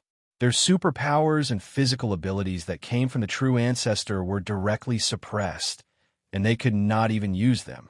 Wu Yin couldn't even use his red jade mode and familiars. Natsuki, Kanon, and Nagisa were released because Wu Yin released them the moment he arrived in this world. However, the 3 girls were also restricted by the bracelet. To put it simply, other than infinite arms refinement, all of Wu Yan's other means of combat are restricted. Under these circumstances, Wu Yan's combat power with infinite arms refinement is only equivalent to that of a Tier 4 or 5 fighter. He can reach Tier 6 with his mana boost, but that's about it. Fortunately, there were no restrictions on the items. Wu Yin could still use the Gate of Babylon, Shana, Meteor Shower, and the other treasures in the Gate of Babylon. With these, it shouldn't be too difficult for him to go against an ordinary automaton. It shouldn't be a problem for him to defeat a weaker automaton.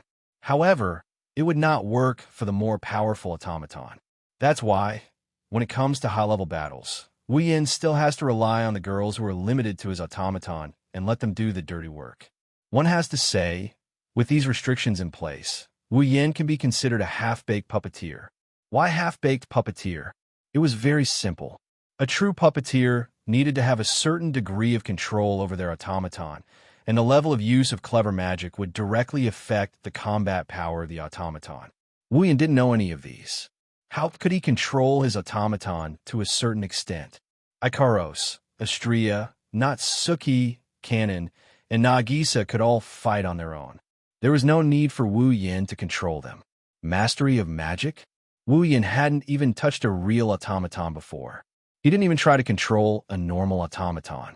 This was his first time coming to a world where the automaton girls couldn't get hurt. He didn't know anything other than the theory behind the automaton magic. What kind of level was that? Therefore, as a puppeteer, Wu Yin didn't have any other skills other than infusing his automatons with mana so that they could fight. It could be said that he was completely unqualified. Because of this, Wu Yin decided to come to this mecha city. Other than completing the 3rd phase of the demigod quest, Wu Yin is also interested in the fighting style of a real puppeteer. He wants to learn how to control puppets and how to use them in magic. How interesting! While Wu Yin was observing the city, the girls were doing the same. Nagisa's red eyes were glowing. It's just as Sensei said, there are a lot of automatons that can move around. They're just like the automatons on Itagami Island. Why aren't they armed? Doesn't an automaton have to fight as well? Automatons that can fight only have built-in magic circuits and magic. These automatons only have basic functions that allow them to move around. Wu Yin patted Nagisa's head. If the streets were filled with automatons that can fight, this place would be in chaos automatons that can use magic aren't something those metal lumps on Itagami Island can compare to. Natsuki raised her parasol with one hand and placed the other on her waist. Looks like this world is more interesting than I thought. I wonder how powerful the automatons are. Wu Yin scratched his cheek. I really want to know how powerful I am right now. If we're talking about automatons, I'm sure you're the worst. Natsuki didn't hold back.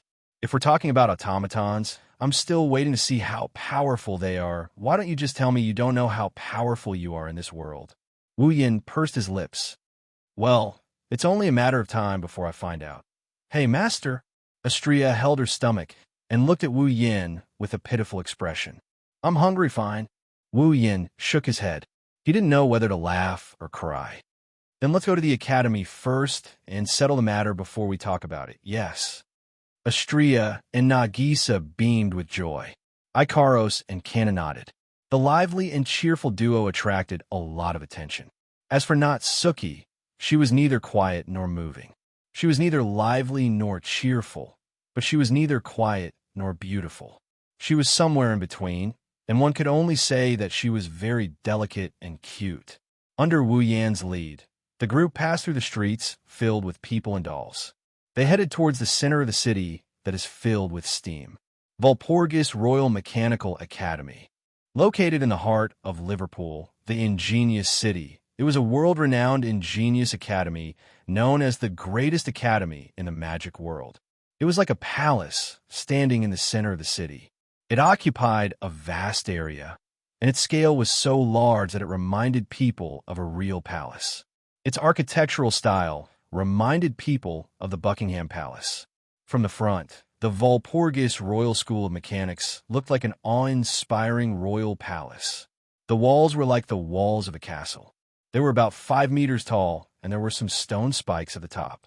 If one were to look carefully, they would discover that there were some black muzzles on the academy's gate. These guns aren't for decoration. They're loaded with real bullets. That said, their purpose was not to defend against external enemies. Instead, they were used to stop those who were trying to escape.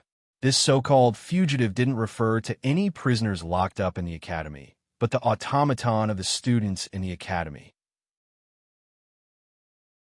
The Walpurgis Wang Li Robotics Academy had a clear rule that any student who had not graduated from the academy would not be allowed to leave the academy with their automaton while they were still in school.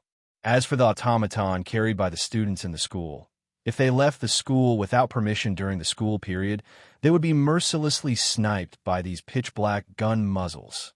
For the puppeteer, it was an academy, but for the automaton, it was a prison.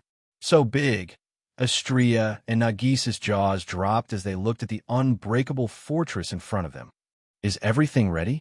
Standing in the middle of the group of girls, Wu Yin glanced at them. After entering this academy, you won't be able to come out for a short period of time. Nagisa grumbled unhappily. Nagisa wants to explore the city. Can an automaton leave the academy as it pleases?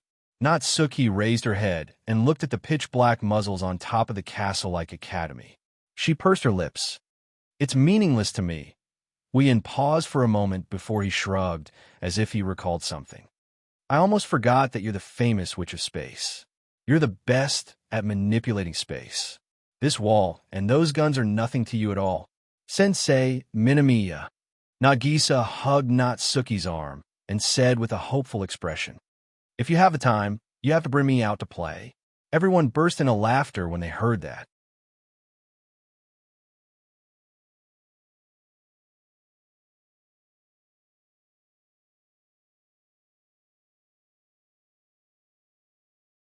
Wu Yin smashed a bag full of gold coins on the table in front of him. I want to enroll. Enter the school. The staff member couldn't react in time for a long time. When he came back to his senses, he quickly adjusted his glasses to cover up his gaffe.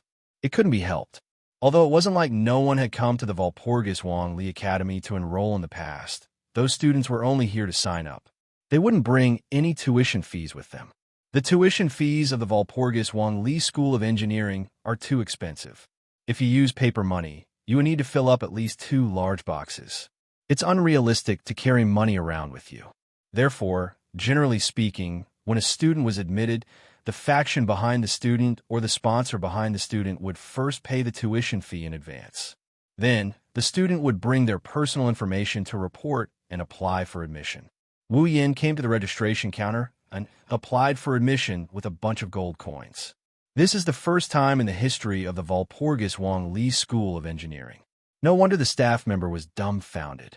After lifting the heavy bag and putting it aside, the staff member respectfully handed Wu Yin an application form.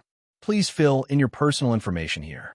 Wu Yin nodded slightly, but when he saw one of the lines on the application form, he frowned. Do I still need to fill in the information of my automaton as well?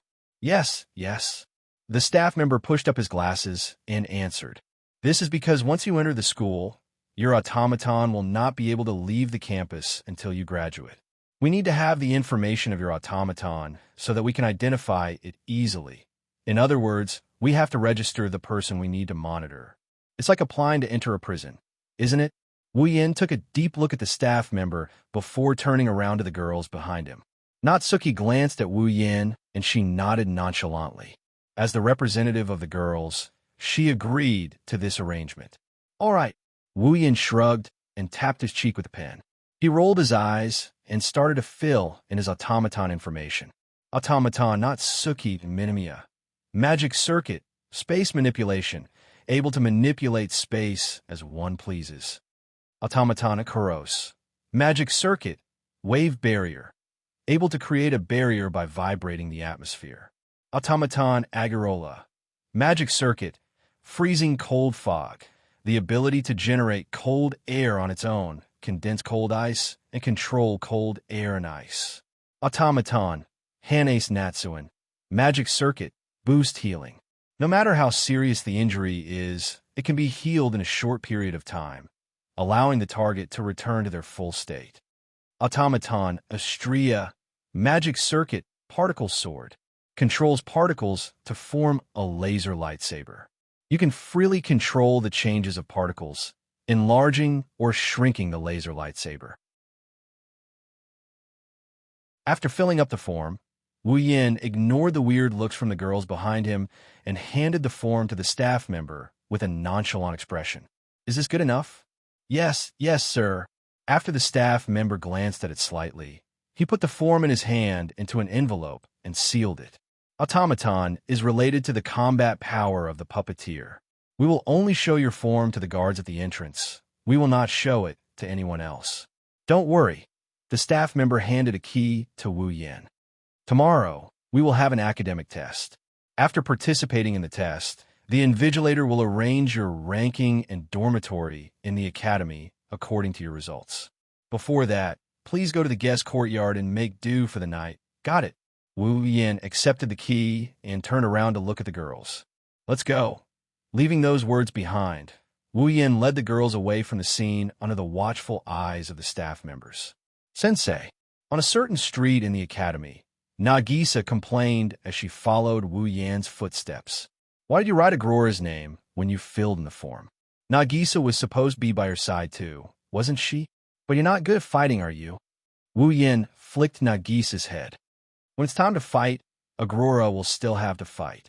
That's true. Nagisa clutched her head and muttered, unable to let go of the memory. In the end, only Nagisa was left out. I'm not happy about it. Nagisa is Agrora. Agrora is Nagisa. Wu Yin rubbed Nagisa's head. If you separate from Agrora so clearly, that girl will be sad. Nagisa's expression changed for the better when she heard this. You're right. Nagisa and Agrora are one. Speaking of which, I can't believe you came up with so many magic circuits. Natsuki shook her head.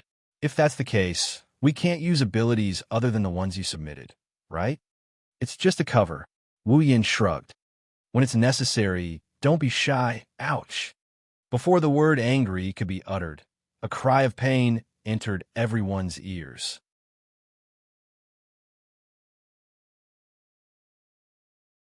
Chapter 1570. Ouch. At the same time, Nagisa, who was walking backwards in front of Wu Yin, also cried out and fell to the ground. That was because one of them collided with Nagisa, who was walking backwards. Nagisa's cry and the other person's cry of pain sounded at the same time. Immediately after, the two of them were pushed to the side by the force of the collision. Nagisa. Seeing Nagisa falling towards him, Woo-yin quickly caught her in his arms. Pong. However, the other person wasn't so lucky. He sat on the ground with a loud thud. It hurts. Suddenly, a painful groan reverberated from the ground, attracting everyone's attention. Woo-yin and Ko saw a girl with slightly dull but extremely beautiful blonde hair that reached her waist sitting on the ground. Woo-yin and Ko caught sight of her.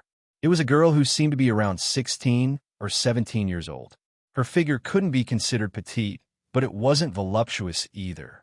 It could only be said that her proportions were very balanced. The girl was wearing the uniform of the Walpurgis Wong Lee Machine Learning Academy. She was wearing a white shirt with a black vest that revealed her chest and a gray skirt. He was wearing high boots, a blue beret with red ribbons on his head, and a blue necktie that looked like a scarf. It seemed like he was a senior student of the Walpurgis Royal Tactical Academy. Her upright appearance, coupled with her long golden hair that fluttered in the wind, made the girl look like a fairy. Her entire body was blooming with a dazzling and seductive light. Without a doubt, this was a beautiful girl. However, at this moment, this beautiful young girl had a pained expression on her face. She was stroking her little butt with one hand, making her seductive beauty look a little weak. It was obvious. This girl, she had collided with Nagisa, the one who cried out in pain. I am sorry. Nagisa, who fell into Woo-Yan's arms, seemed to have thought of this. She ran to the girl in a panic. It's all my fault. I didn't look ahead. I was walking backwards. I'm really sorry. You. The girl raised her head and looked at Nagisa with obvious displeasure. She wanted to reprimand her, but when she saw the tears in Nagisa's eyes, she closed her mouth and turned her head away. Forget it. Are you all right? At this moment, a deep voice that sounded like the voice of an old sage came from the girl's side. Woo-Yin and the rest noticed a dragon flying in the air beside the girl. Yes, it was a dragon. Other than dragon, there was no other adjective that could be used to describe this animal that was flying beside the girl. Its entire body was as cold as steel, and its head was like that of a crocodile or a lizard. There was a pair of sharp horns at the top of its head, but its face was not so ferocious. Instead, it looked somewhat noble and dignified. There were two pairs of wings on its back, which were stacked on top of each other. Its shape was not like that of an ordinary dragon, which had fleshy wings. Instead, it had butterfly-like wings, which made this dragon look more delicate than ferocious. Unfortunately, such an exquisite dragon was only the size of an ordinary cat. It was like a toy doll that could fly. It was extremely eye-catching. Whoa! Nagisa's red eyes lit up when she saw the dragon. So cute. See you cute? The dragon with the voice of an old sage stiffened slightly. Perhaps this was the first time it was praised as cute. Don't compare my Sigmund to those dolls that can be associated with cute. The girl glared at Nagisa. Nagisa shrunk her neck and hid behind Woo-Yin. This seemingly beautiful girl in front of him didn't seem to have a good temper. Hey! Astria stood up for Nagisa and yelled. Don't you dare bully Sister Nagisa. Sister? The girl looked at the petite Nagisa with a strange expression. Then, she looked at Astria with a pair of voluptuous breasts that almost burst out of her clothes. She looked at Nagisa with pity. No matter if you look at it from side to side, up to left or right, Astria should be the older sister, right? Unfortunately, Astria was an idiot. Basically, anyone with a higher IQ than Astria could be her elder sister. For Astria, the talkative Nagisa was like an elder sister to her. That was why Astria kept calling Nagisa her elder sister. Nagisa was happy to hear that and naturally became Astria's elder sister. The oblivious girl pushed herself up from the ground and glared at Astria with a displeased expression. Get this straight, she's the one who knocked me down. But Sister Nagisa already apologized, didn't she? Astria glared at the girl angrily. You're bullying her by yelling at her. I'm bullying her. What do you want? The girl got angry too. She looked at the group and mocked. You look like freshmen. What's wrong? Did they think that they would have more confidence just because they had more people? Ugh. Astrea screamed in anger. There won't be more people. I can handle this alone. Oh. The girl's sapphire-like eyes turned cold. She raised her hand, and the little dragon, named Sigmund, flew up and stood on top of her. Are you trying to challenge me to a duel? Astrea. Just as Astrea was about to take advantage of her anger to make the situation worse, Wu Yin spoke up. Come back, Master. Astrea glanced at Wu Yin and backed away unwillingly. Master. The girl didn't notice Wu Yin until now. She looked at Wu Yin with a surprised expression. She asked Astrea with a doubtful look on her face. You called him Master? Could it be that you're his automaton? What's an automaton? Astrea tilted her head. A question mark floated above her head. I'm Master's all-purpose combat. Ugh. Before Astrea could finish her sentence, Wu Yin covered her mouth and stopped her from speaking further. She's my automaton. Wu Yin grinned at the girl without batting an eyelid. It's not just her. The person who bumped into you, as well as the rest of the people here, are all my automatons. They're all your automatons? The girl froze on the spot. Whether it was Nagisa, Astrea, Ikaros, Natsuki, Kanon, or the others, they all looked like real humans. In this city that was known as the Smart City, there were many automatons.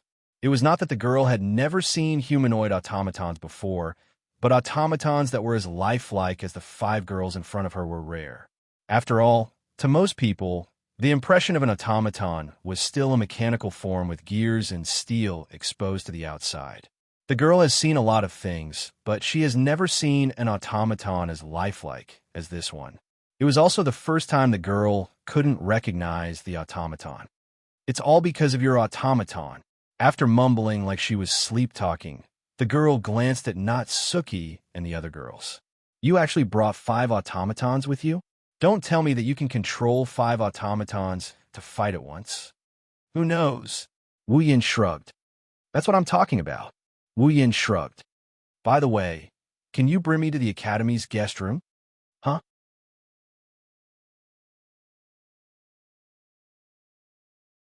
Chapter 1571. In the Walpurgis Royal Mechanical Academy campus, there's a street that runs through the north and south of the Academy.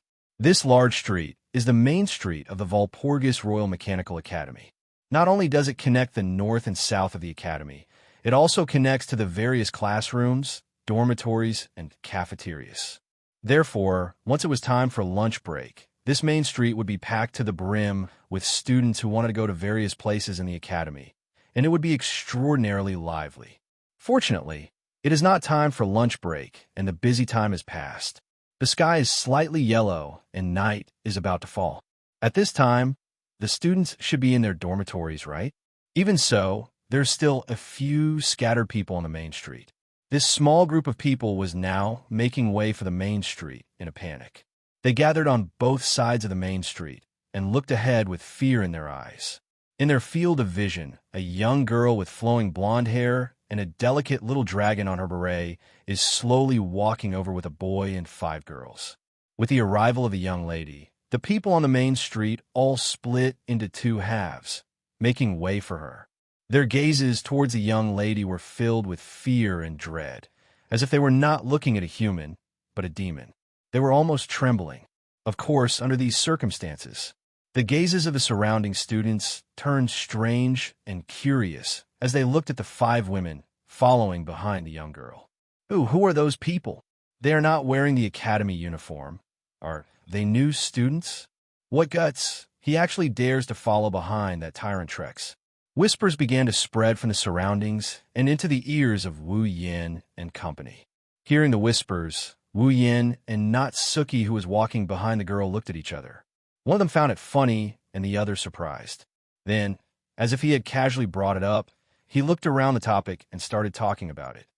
You seem to be quite famous in this academy. That is why you dare to ask me to lead the way for you. I really don't understand.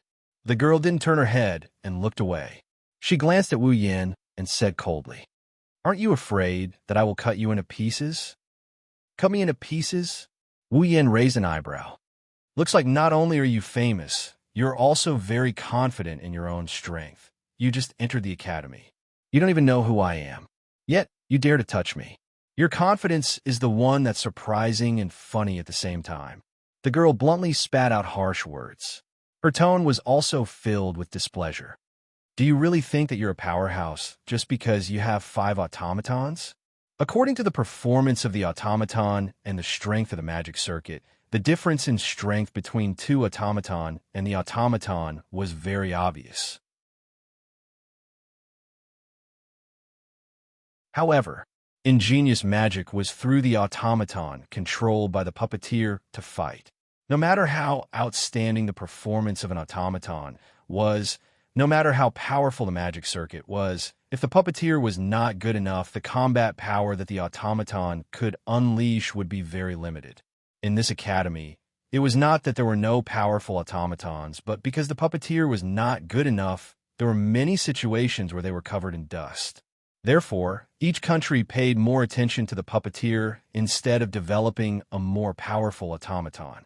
The girl didn't know the performance of Wu Yan's automaton and what the magic circuit was, but the girl was a little concerned about the ability of Wu Yan's puppeteer. Automaton relied on the magic power provided by the puppeteer to survive. Without the magic provided by the puppeteer, the automaton was just a piece of trash no matter how powerful it was. The more powerful the automaton was, the higher the magic required, and the puppeteer's control skills were acquired. And of course, even if the automaton wasn't that powerful, once the number of automatons increased, the magic required and the puppeteer's control skills would be higher as well. Because of this, a puppeteer would normally only be equipped with a single automaton. They would invest all of their mana and manipulation skills into the automaton, fully unleashing the power of the automaton. In this way, even if there was surplus magic, the automaton's combat time could be effectively extended. Those who were equipped with multiple automatons at the same time either had incomparably powerful magic and control skills that could unleash the full power of multiple automatons, or they were an idiot. After all, controlling multiple automatons meant that one had to provide magic evenly to every automaton, and they had to split their attention to control them. The difficulty wasn't as simple as 1 plus 1. If one didn't provide enough magic to the automaton and didn't have powerful control skills to control the automaton, in the end, not only would the combat time be very short, they wouldn't be able to unleash the full power of each automaton. What was such a person if not an idiot? What the girl was concerned about was whether the freshman before her was a truly powerful puppeteer or an idiot. The girl would never have thought that Wu Yan's automaton could fight on its own without him controlling it.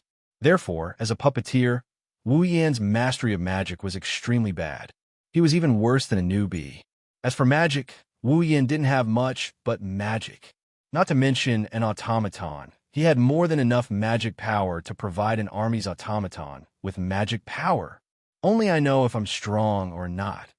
Wu Yan's lips curled up in response to the girl's sarcastic but probing words. As for whether my automaton is strong or not, I'm the only one who knows.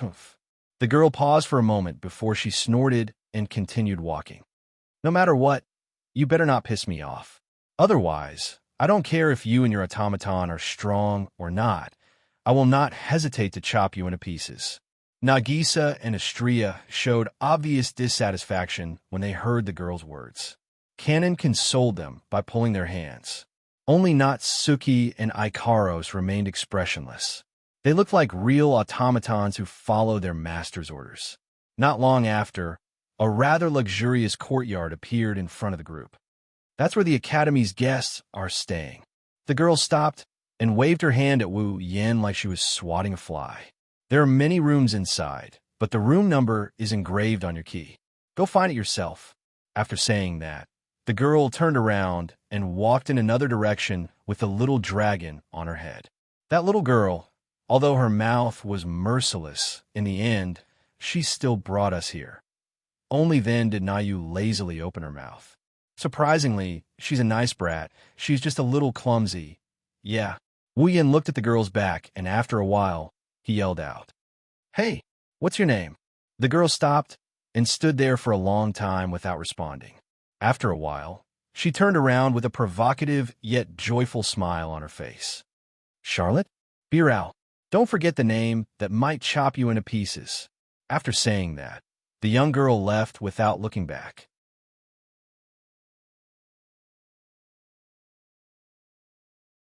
Chapter 1572. The Walpurgis Royal Mechanic Academy was the best academy in the magic world. Usually, guests from all over the world would come to the academy as a guest, which was a common occurrence. For the sake of these guests who came from afar, there was a courtyard within the Walpurgis Royal Tactical Academy that was specially used to entertain these guests and allow them to stay in it. The courtyard took up more space than the average dormitory and was mainly divided into 3 floors. The first floor was for the ordinary guests to live in. The second floor was for the distinguished guests from all over the world to live in. On the third floor, there were luxurious suites for the royal family and the nobles, as well as those who had extraordinary statuses and great backgrounds. Students like Wu Yin who came to register but hadn't been assigned a dormitory would sometimes be arranged to live in this courtyard for a period of time. Naturally, Wu Yin had no affinity with the luxurious suites provided to the royal family. The royal family, the aristocrats, the aristocrats, the aristocrats, the aristocrats, the aristocrats, the aristocrats, the aristocrats, the aristocrats, the aristocrats, and the like. Before tomorrow's test, Wu Yin would live in the dormitory on the first floor of the courtyard. Although it was called a dormitory, the courtyard that was specially used to entertain guests naturally couldn't be shabby. Therefore, when Wu Yin used the key to open the door, when they entered the dormitory, what appeared in front of the group of 6 was a room that was very different from an ordinary dormitory.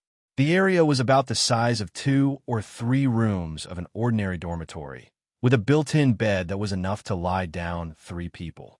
There was a round table in the middle, and the surrounding walls were full of decorations, including potted plants, vases, and counters.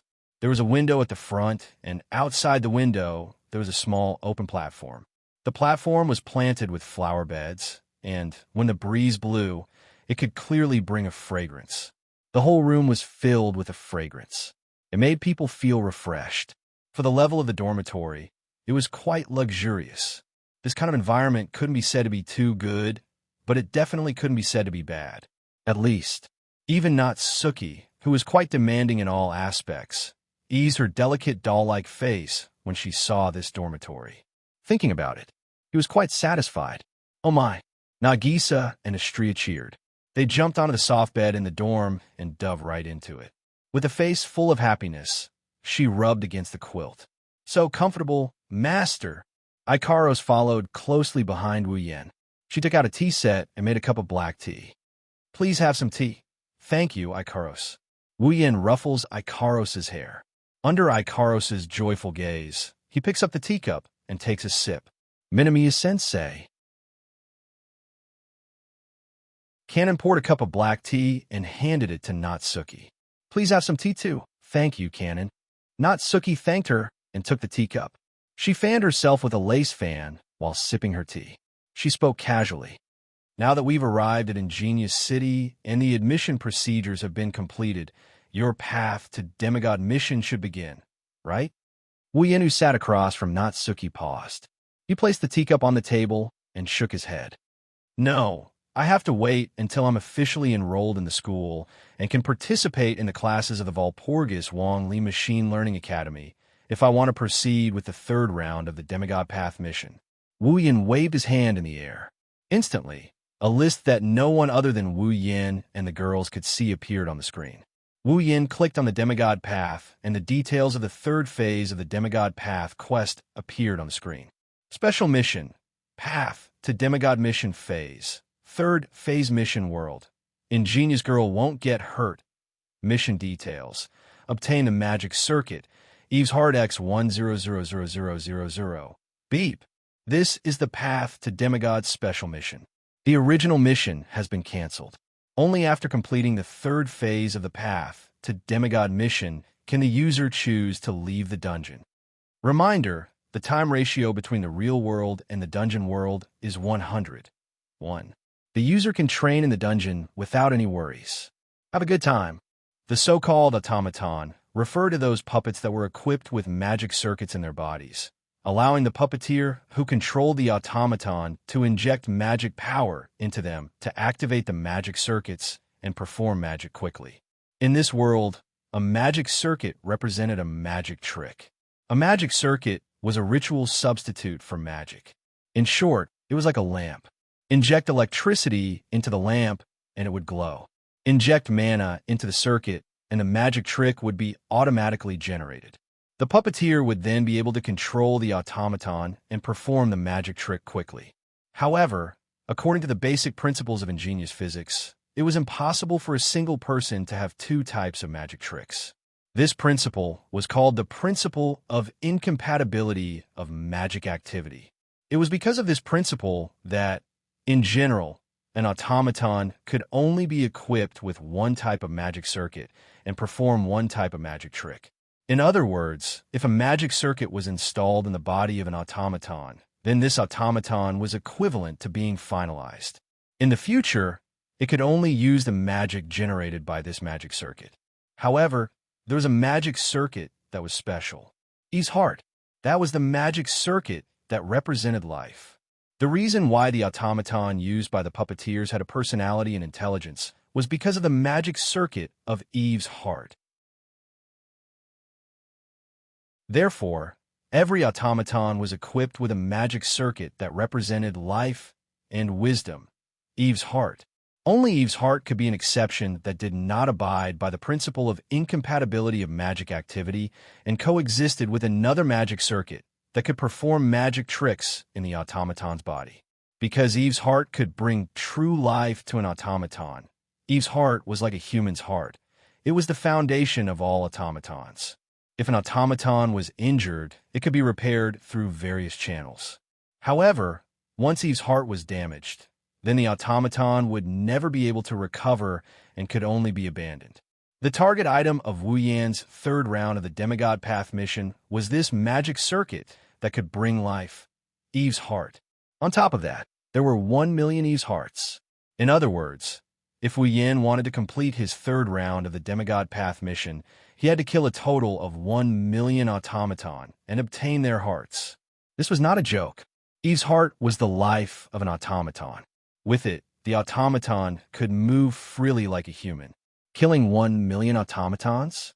What was the difference between that and killing 1 million humans? Besides, it was impossible for others to ignore the fact that he had killed so many automatons.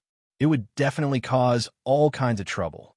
Therefore, after much consideration, Wu Yan decided to study at the Walpurgis Academy. It was all for the sake of learning how to create the magic circuit Eve's heart from here.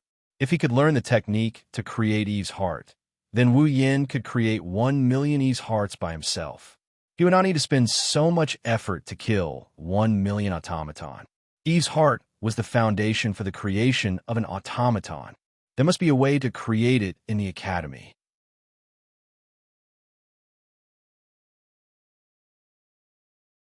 Chapter 1573. In fact, compared to the Walpurgis Royal Mechanical Academy, the highest academy in the magical world, those mechanical workshops that specialize in the production, research, and development of magic circuits and automaton would definitely have the manufacturing method of Eve's heart. Although Eve's heart was a magic circuit that could bring life, it was also the foundation of automaton. It was the most common magic circuit. In terms of price, Eve's heart was cheaper than any other magic circuit. Therefore, if he could sneak into a workshop, it shouldn't be too difficult to come into contact with Eve's heart and obtain its manufacturing method.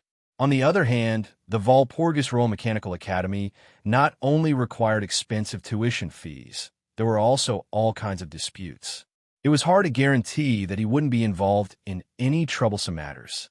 As a choice, it was undoubtedly not suitable. But Wu Yan still chose to come to the Walpurgis Royal Mechanical Academy to obtain the method to create Eve's heart.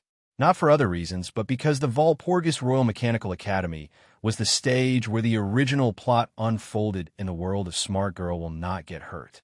Although there would be a lot of trouble and disputes here, the advantage was that Wu Yan at least knew about the Walpurgis Royal Mechanical Academy and also knew about some of the inside stories here. including the original plot. Compared to those workshops that he was unfamiliar with, the Walpurgis Royal Mechanical Academy was more suitable for Wu Yin to move around. Besides, the tuition fees that were extremely expensive in the eyes of others were just something that Wu Yin could casually throw away. He didn't feel any heartache or even care about it. Therefore, choosing the Walpurgis Wang Liji Academy was a good choice in many aspects. A magic circuit that can bring life. A hint of interest appeared on Natsuki's delicate face. What kind of magic is it? Although magic that can bring life and intelligence to an existence like automaton is high-end, it's not that rare. Wu Yin put away the system list. He shrugged his shoulders. Compared to being able to truly create life, it's better to be able to do so. Or rather, those human magic tricks, Eve's heart, is only at the magical level. Only someone like you, who has an endless supply of spells, can say something like that. Natsuki glanced at Wu Yin. At least, back on Itagami Island, I've never heard of any magic that could bring life and intelligence to a puppet. But Itagami Island also has artificial life forms and clones, right? Wu Yin scratched his cheek. Things that magic can't do. However, technology could easily achieve this. Wasn't there an existence like artificial intelligence? Automaton is a life form similar to artificial intelligence with a body, isn't it? Let's not talk about clones for now. Artificial life forms are demons. Nayu smacked Wu Yan's head with her fan. To think that you used to be an offensive mage on Itagami Island. Did he even forget about this? Wu Yan rubbed his head and laughed dryly. Then, he recalled something and looked at Nagisa. Speaking of demons, Nagisa, the automaton shouldn't trigger your fear of demons, right? It's fine. Nagisa was lying on the soft bed with her chin resting on her hands. Her little feet were propped up and swinging back and forth. Her adorable eyes were bright as she spoke in a cheerful tone. Nagisa still doesn't understand what an automaton is. Strictly speaking, it's just a puppet that can move on its own, right? That's right. Then it's fine. It's just a puppet. Nagisa isn't afraid of it. Plus, Nagisa suddenly pounced on Astria. Astria is also an artificial angel. Nagisa isn't afraid of it. I'm not an artificial angel. Astria pinched Nagisa's cheeks and said angrily. She's an omnipotent angel. It's the same. It's not the same. Neji-chan is an idiot. Ikaros, Wu Yin, Natsuki, and Kanon laughed helplessly as they watched Nagisa and Astria tussle on the bed. It doesn't matter if we understood automaton or not. Now that the system has imposed restrictions on us, other than suppressing our strength, it's going to make us the same as an automaton, right? Natsuki raised her hand that was wearing the limited bracelet and glanced at it. During battle, I have to rely on the puppet user to provide me with mana. Every method of battle consumes mana. Even some of the bigger movements require mana to support them. I've really become restricted in every aspect. Upon hearing this, many girls looked at the limited bracelet on their wrists. It's just as Natsuki said. Now, every girl present could feel that they couldn't use the various combat abilities that they were supposed to have. It's not that they can't fight anymore. They're like a car that ran out of gas. They can only use their combat abilities after the gas is refilled. Wu Yan's mana is the fuel that allows the girls to use their combat abilities. Natsuki, Kanon, and Nagisa's restrictions are even more severe. The three girls aren't limited to Wu Yan's automaton. They are also Wu Yan's familiars. They need mana to maintain their existence in this world. If Wu Yan didn't inject mana into them, they would have returned to Wu Yan's body a long time ago. It's a good thing Wu Yan is the one providing the mana. If it was anyone else, just keeping the three girls alive would be a huge burden, not to mention providing them with the mana they need to fight. Even though you guys are limited to automaton, you guys still have elements that other automatons don't have. Wu Yan shook his head as he reminded them. An automaton can only carry one magic circuit and perform one magic trick other than Eve's heart, but you don't have such a restriction. In other words, if we display more than two abilities, we might arouse suspicion and cause trouble, right? Natsuki hit the nail on the head and pointed out the drawbacks. In order to avoid trouble, it's better for us to fight according to the magic circuit recorded in the information you presented to the Academy. That's true. Wu Yin nodded and looked at Natsuki. In that case, Natsuki, the magic circuit you recorded is space manipulation. In the future, you can just use your space manipulation magic.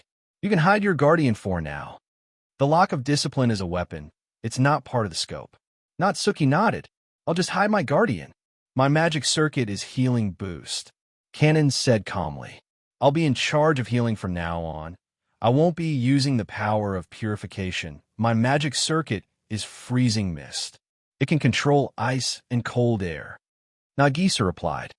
I'll talk to Aurora and tell her not to reveal the true form of the Enchantress of Azure Ice in battle. Natsuki, Canon, and Nagisa responded. Astria racked her brain to recall the magic circuit she recorded in her notes. She looked at Wu Yin with a pleading look. Astria's magic circuit is particle sword. It can control the size of a vibrating lightsaber. Wu Yin chuckled. That's why, Astria, you should hide your shield when you fight from now on. Wu Yin looked at Ikaros, who has been by his side since the beginning. Ikaros' magic circuit is the wave barrier, the ability to form a protective barrier. From now on, Ikaros, you only need to use Aegis to protect Canon and me. Protect. Master. Ikaros' indigo eyes flashed with a sharp light. Yes. Just like that, Wu Yan's battle team was formed.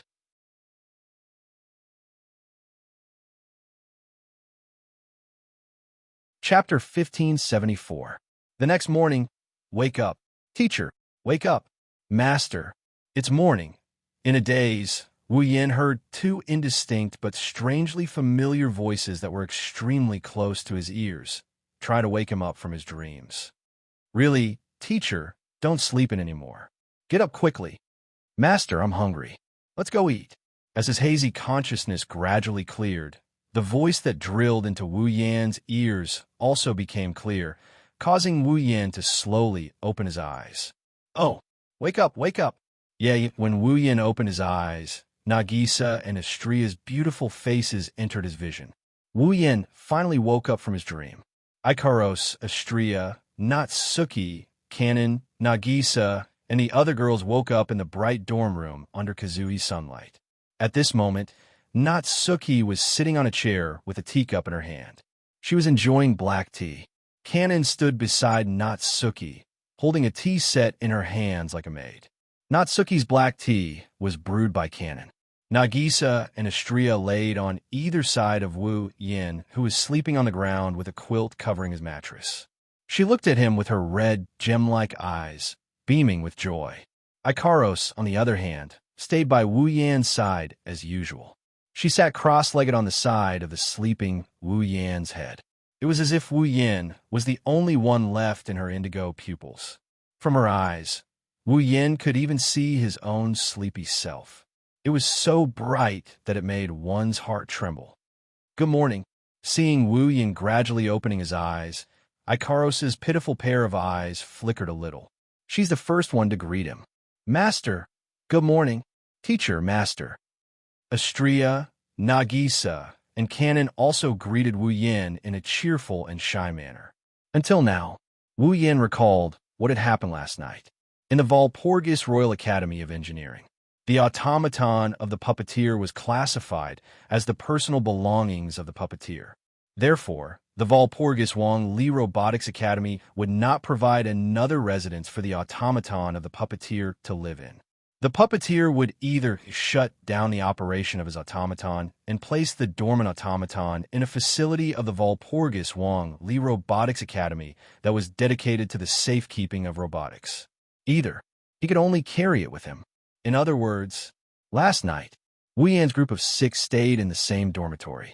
Or rather, even if he became an official student of the Walpurgis Royal Tactical Academy, Wu Yan would still have to stay in the same dorm with a group of girls. That's a lot of trouble. After all, there were 6 of them here. No matter how big the dorm was, It was only a temporary dorm for normal guests. It would be difficult to fit 6 people. Fortunately, Ikaros and Astrea were omnipotent angels. They didn't need to sleep. Natsuki, Kanon, and Nagisa were able to sleep comfortably on a large bed that could easily fit 3 people. As for Wu Yin, he had to sleep on the floor. As usual, you can't do anything about waking up early. Natsuki's expressionless face showed a hint of annoyance. Can someone like you really be a good student? I don't know if I could be a good student, but I can't avoid being late in the morning. Wu Yin yawned and sat up. He rubbed his eyes. Seriously, why can't you be late in the morning? What are you talking about? Nagisa stood up with her hands on her hips. She looked down at Wu Yin, who is still sitting on the ground. Isn't it because it's morning that you should be more energetic? Well, I'm not the only one who's tired. Wu Yin yawned again and pointed to the side. Look at Astrea. She's tired as well. I'm hungry, master. Astrea rubbed her flat tummy and whimpered while shaking her head. I'm hungry. I'm hungry. I know. Wu Yin smiled bitterly and stood up. Then let's go eat. Yes, master. Valpurgis Royal Mechanical Academy, Main Street. At this time, the main street was completely bustling with activity. One by one, students wearing uniforms and carrying automatons walked out of the dormitories in an endless stream, filling up the entire main street. Not long after, it was time for class. Most of the students went to the student cafeteria in the middle of the main street. It's the only cafeteria in the academy. Other than this cafeteria, the only other cafeteria that serves food is the dorm downstairs. However, the food served in the cafeteria is fixed every day. Almost everyone eats the same dishes. Students with more money would avoid the dorm cafeteria and eat at the student cafeteria. However, it just so happened that most of the students in the Valpurgis Royal Tactical Academy were people who came from influential forces with high status. Otherwise, they wouldn't have been able to afford such an expensive tuition fee. Most of the students would abandon the dorm cafeteria and eat at the student cafeteria. Under such circumstances, coupled with the fact that classes were about to begin, all the students on the main street gathered together and walked in one direction. It was as if a school sports meet was being held, and the scene was so lively that it was enough to scare people. On such a crowded street, many people's gazes were gathered in one direction at a certain time. Wu Yin was leading a group of girls to the student cafeteria. That pink-haired girl is so pretty. The blonde one is pretty too, and that girl with short silver hair. She looks like a saintess. The long black hair and the ponytail are cute too. I've never seen them before. Are they freshmen?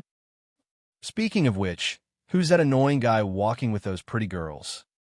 Whispers echoed in the air and entered the ears of Wu Yin and the others. Wu Yin led the group of girls, and under the envious gazes of the onlookers, they followed the flow of the crowd and moved forward. Not long after, a grayish-white building appeared in front of them. One of the walls was made of glass windows. It was a building the size of an auditorium. It was the size of 2 soccer fields. Stone pillars were arranged in an orderly manner, connecting the ground to the ceiling that was at least 10 to 20 meters high. It was more than enough to accommodate the flow of students. There were glass windows on the ceiling, allowing light to shine in. The cafeteria was very bright. Rows of white round tables were neatly arranged in the bright and spacious cafeteria. It was a spectacular sight. The cafeteria was filled with the fragrance of food. At the front of the cafeteria, there was a large amount of food on metal plates and containers. There was meat, fish, bread, salads, and everything else. The students who came to the cafeteria were lined up in rows. They kept moving forward until they reached the front of the food and placed it on their empty plates. It seemed that in this cafeteria, the students had to choose their favorite dishes by themselves. There was no waiter to serve them. When they saw the front of the line at the corner of the restaurant, Wu Yin and Co. stopped in their tracks. They couldn't move anymore. This was because at the front of the line, on one side of the plates of various dishes, there was a person wearing a restaurant uniform who was skillfully operating a machine. He was also receiving bills from the students who had chosen their dishes. It was the cashier. You have to pay to eat here. Because of this, Wu Yin and the girls stopped in their tracks. It wasn't that they didn't have money. They only had gold coins and no notes.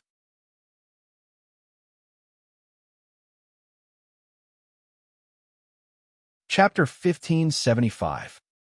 The group of people stood at the entrance of the restaurant and stared in the direction of the cashier in silence. It looks delicious. Astria, who is still oblivious to the situation, looked at the direction where the aroma is coming from. She kept tugging at Wu Yan's clothes. Let's go. Wu Yan rubbed his brows. He didn't know whether to laugh or cry. Restaurant charges? Wasn't this a matter of course? Even the meals provided to students in the dormitory cafeteria had to be paid. However, the meals in the dormitory cafeteria were already counted as food expenses and included in the tuition fees. Students did not need to pay cash when eating in the dormitory cafeteria. Wu Yan didn't have any cash since he had to pay the tuition fee in gold coins. In terms of yen, Wu Yan had lived in Heavenly Palace City in the Date Battle world, Itagami City in the Blood Raid world, and Fuyuki City in the Magical Girl Ilia world. However, this is Liverpool, the academic city of England, also known as the Smart City. In other words, the currency used here is pound sterling. Hey, Natsuki. Wu Yan rubbed his brows and looked at Natsuki. You are one of the top offensive magi in Itagami Island, the Witch of the Void, the name of which is feared by the demons. You must have worked in many places, right? For example, England, right? Are you an idiot? Natsuki said with an expressionless face. When I officially became an attack mage commander, I also became the prison barriers warden. The one who was active as an attack mage commander was my avatar.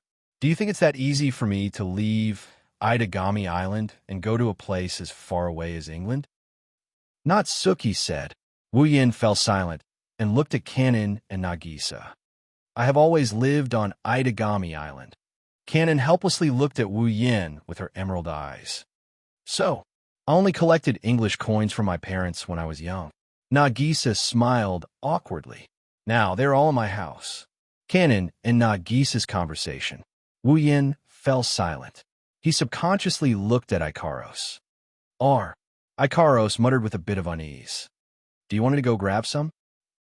This time, Wu Yan didn't say anything. His expression collapsed. Astria had a bad feeling about this. Tears started forming at the corner of her eyes. Are we not allowed to eat anymore? What should we do? Wu Yan couldn't help but lower his head when he saw Astria's expression as if she just saw the end of the world. He mumbled to himself, why don't we let Ikaros go and snatch some back, if it's just a few? That should be fine, right? Are you an idiot? Someone behind Wu Yan and Ko said the same thing as Natsuki. A voice that didn't sound friendly came from behind Wu Yan and company. Everyone was stunned.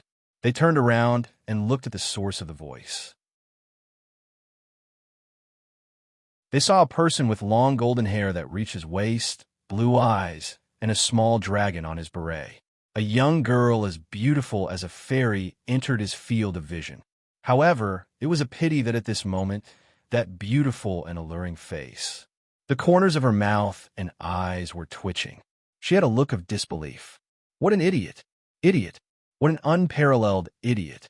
You can't find another idiot like him, even if you search the entire world. Without the slightest bit of politeness, the fairy-like beautiful young lady took a deep breath and began to insult the person she had just met yesterday. Rob, aren't you afraid of being attacked by the discipline committee and the guards? Aren't you afraid your automaton will be confiscated? Or do you think that the price of producing a new automaton is more worth it than the money that you stole? You are. Astria tilted her head to the side and her eyes widened. She yelled out loud, You're the bad guy from yesterday. That's not my name. I'm not a bad guy. My name is Charlotte. Be out. The girl named Charlotte glared at Astria. Who's the bad guy here? Seal saw you guys looking troubled, so he came over to check on you guys. Sigmund, who was lying on top of Charlotte's head, suddenly said in his unique old voice. Even though he eavesdropped on us, he came with good intentions. He's not a bad guy. Actually, Seal has a good heart. Shut up. Sigmund. Charlotte's pretty face stiffened. He shouted in shame and anger. Be careful. I might replace your chicken with breadcrumbs. Nagisa stood up and bowed apologetically to Charlotte. I'm really sorry about yesterday. Forget it, I also threw a tantrum. Let's call it even. Charlotte wasn't used to dealing with Nagisa's formal way of apologizing. She turned her head away in a fit of anger, but she quickly looked back at Nagisa. By the way, I thought you didn't have money to eat? Well, it's not that I don't have enough money to eat. Wu Yin sighed. He grabbed something from his pocket and tossed it at Charlotte. We just don't have any cash. Charlotte reflexively reached out her hand and caught a small object that was flying toward her. She opened it and was immediately stunned. Lying in Charlotte's palm was a shiny gold coin. A gold coin? Charlotte's face stiffened again. Should I say it's an accident? Or should I say it's within reason? Sigmund shook his head. To be able to carry 5 automatons with him, of course, he wouldn't be short of money. However, this so-called not short of money has already reached the level where he can casually put gold coins in his pocket. There are plenty of rich people in this academy. Natsuki said nonchalantly. Little girl, you must be a rich young lady, right? Who do you think I am? Charlotte's blue eyes emitted a sharp light like that of a ferocious beast.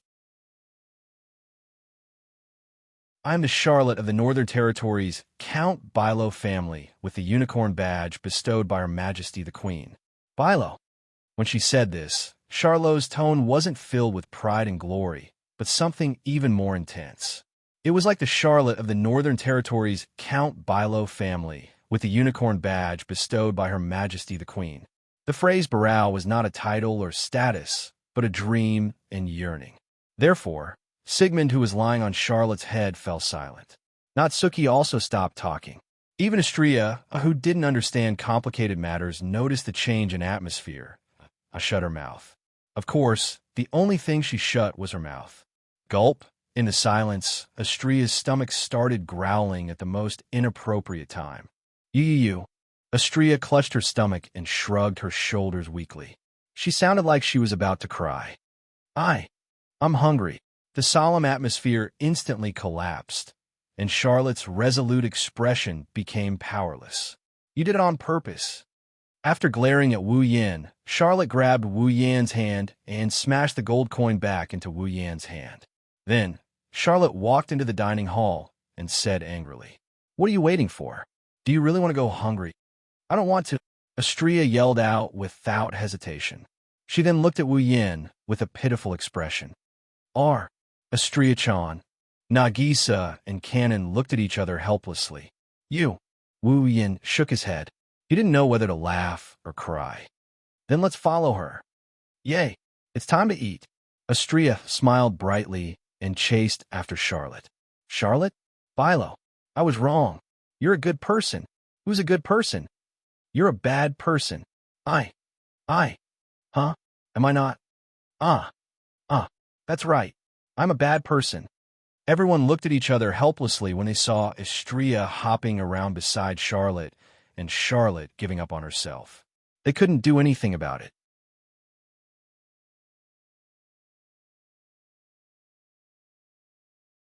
Chapter 1576. Ho. Astria held a plate of meat slices in one hand and a spaghetti rolled up with a fork in the other. She chewed on the spaghetti from time to time. Her beautiful face was bloated from eating. She had a blissful expression on her face. Ding! Cannon tidied up the empty plates and put them aside with an incredulous expression.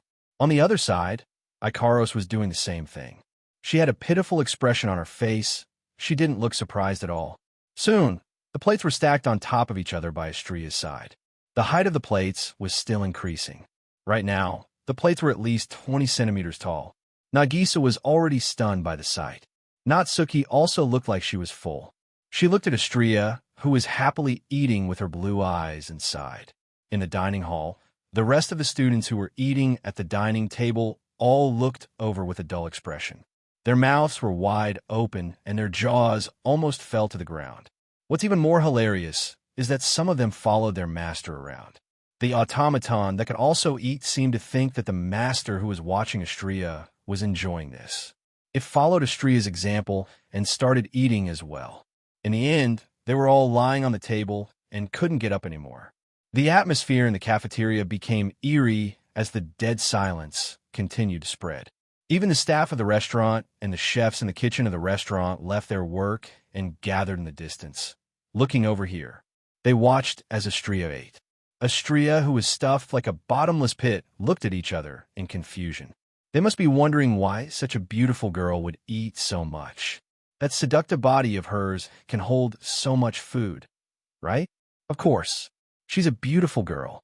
To have such a huge appetite, it must have given a huge shock to the students who were also eating in the cafeteria. Standing at the dining table, Sigmund, who was eating just now, was drowned by the dishes. His figure could not be seen at all, nor could he see his performance at this moment. Charlotte unconsciously let go of the sandwich in her hand, and the sandwich in her hand fell on the table with a thud. Everyone stared blankly at Astria, who was eating with a blissful expression on her face. No one said a word.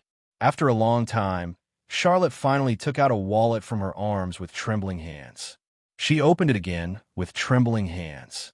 After checking all the notes inside, 2 streams of tears flowed down her cheeks. "It's over, what's wrong?" Wu Yin turned his attention back to Charlotte, as if he's watching a good show. "You don't have enough money?" "Of course it's impossible for me to use up all my money for a meal," Charlotte retorted. Then she burst into tears again. "But from the looks of it, I have to spend at least a month's worth of food on this meal. Mama, don't make a fuss out of nothing." Wu Yin grinned at Charlotte. With Astria's appetite, she should only be 70% full right now. If you're so surprised now, what are you going to do when she's 100% full? "She's only 70% full?" Charlotte shrieked, and she grabbed Wu Yin by the collar. She pulled Wu Yin in front of her, and she yelled at him. "I don't care. You have to pay me back now." "Huh?" Looking at Charlotte's face that was inches away from his, smelling the fragrance coming from Charlotte's body, Wu Yin exclaimed in shock. "Didn't you treat us to this meal?" "Who's treating you?" Charlotte didn't hesitate to show her unreasonable side. "Listen up. I'm the one who lent you money for this meal, not the other way around. You must pay." Fine, fine, fine." Wu Yin raised his hand in surrender. "I will pay you back when I get some paper money. How about I give you a gold coin?" "Gold coin." Charlotte's ferocious expression disappeared, and she started hesitating. Astria's appetite is scary. She will have to pay a hefty price, but it's not to the point where she has to pay a gold coin. If she were to accept Wu Yan's gold coin, she would have profited from it. "I won't take advantage of others." However, Charlotte immediately refused after hesitating for a moment. "You just need to pay me back." "Fine. Also, interest will be charged from now on. You call that not taking advantage of others?" Charlotte didn't even have the energy to throw a tantrum when she heard Astria's clanking sound. After she made Wu Yin pay the interest, she looked at Astria and sighed in admiration. "With such a gluttonous automaton, it's no wonder you have to carry gold coins around with you. I know you have misunderstood, but you are right in a way. It's not easy to feed Astria." Wu Yin patted his cheeks. "But it's best if she can eat her fill. It will be troublesome if she gets hungry during my test today." "Test?" Charlotte paused for a moment before she realized what Wu Yin meant. "All right, you are a new student, so you have to take a test today to determine your ranking in the academy. It's boring, right?" Wu Yin is bored out of his mind. He rested his face on his hand and waved his other hand. "Ranking or whatever, it doesn't matter." "What do you mean it doesn't matter?" Charlotte frowned. She looked at Wu Yin with a serious expression. "I mean, do you really understand the importance of a puppeteer's ranking in the academy?" "Importance? Importance?" Wu Yin looked at Charlotte with a half-smile on his face. "That's only for a portion of people, right?" Charlotte choked and couldn't say anything. The Walpurgis Royal Mechanical Arts Academy was the best academy in the world of magic. It was also an institution that constantly sent out excellent puppeteers and nurtured top-notch puppeteers. Students who could study in the Walpurgis Royal Mechanical Academy were basically geniuses who came from all over the world and had the most outstanding talents. Every 4 years, the Walpurgis Wong Li Robotics Academy would hold a tournament to select the best golem user from the geniuses from all over the world. Night Gathering. It's officially known as the Walpurgis Royal Mechanic Academy's Night Gathering. It's a tournament organized by the Walpurgis Royal Mechanic Academy to select the best puppeteer. In the Night Gathering, the puppeteers will use magic to control automatons to battle. In the end, the only winner will be crowned as the Demon King. A puppeteer with the Demon King title would be the best, most outstanding, and most powerful puppeteer in the world. After becoming the Demon King, the puppeteer would be able to ignore the rules of the International Magic Charter and the Magician's Code of Ethics. He would have the right to read books and research forbidden spells. In other words, he could do whatever he wanted. The Demon King, who was not bound by any restrictions, would be able to read all physical bodies, use all forbidden techniques, and even carry out the exploration of immortality and genetic modification. In addition, the title of Demon King had proven that it was the strongest puppet user of the current generation that was born once every 4 years. Therefore, puppet users who receive the title of Demon King will be treated like military officers no matter which country they were in. Wealth, fame, knowledge, power. The one who becomes the Demon King will have all of these. Only the top 100 students in the Walpurgis Royal Mechanic Academy can participate in the Night Gathering and have the right to compete for the Demon King title. That's why Charlotte mentioned the importance of ranking. That's why Wu Yin said it's only for a certain number of people. After all, as long as one isn't in the top 100, they can't participate in the Night Gathering. Naturally, for students who aren't in the top 100, the ranking in the academy isn't that important. Of course, that's for those who don't have the ability and don't want to compete for the Demon King title. Suddenly, a commotion came from outside the restaurant.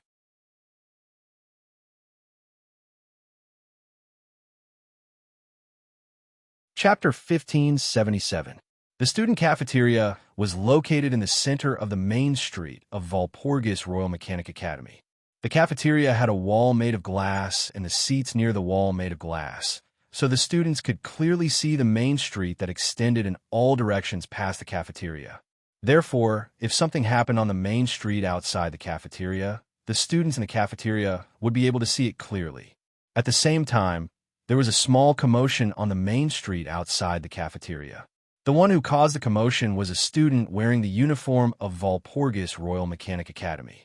The female uniform of Walpurgis Royal Mechanic Academy was a white shirt with a black tank top that exposed the chest and a short gray skirt.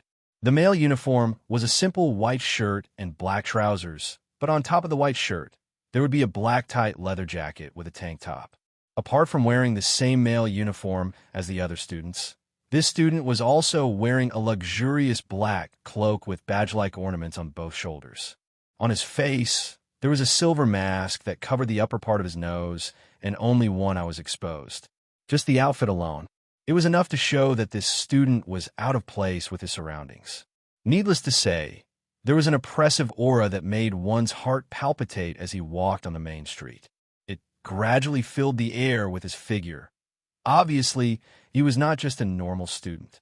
Behind him, there were two girls in black dresses with lotus edges and lace, with a black veil hanging over their faces, who looked like the dead, following him closely as if they were his bodyguards. No matter how one looked at them, they did not look like normal girls. They were his bodyguards. That was an automaton. It was this student who was carrying two automatons in the form of young girls. A small commotion was caused on the main street outside the cafeteria. Of course, it was not his fault. The commotion. It was not so much this unusual student that caused it. Rather, it was the students around him that caused it. The student carrying two automatons in the form of young girls walked on the main street expressionlessly. In front of him, all the students retreated to the sides of the main street in a panic. Every student who retreated to the sides of the main street avoided him in a panic, similar to when they saw Charlot yesterday evening. But this time, the students' expressions were completely different from when they saw Charlot. When they saw Charlot, they were afraid and fearful. When the students saw the student who was carrying two automatons, they were filled with respect and fear from the bottom of their hearts.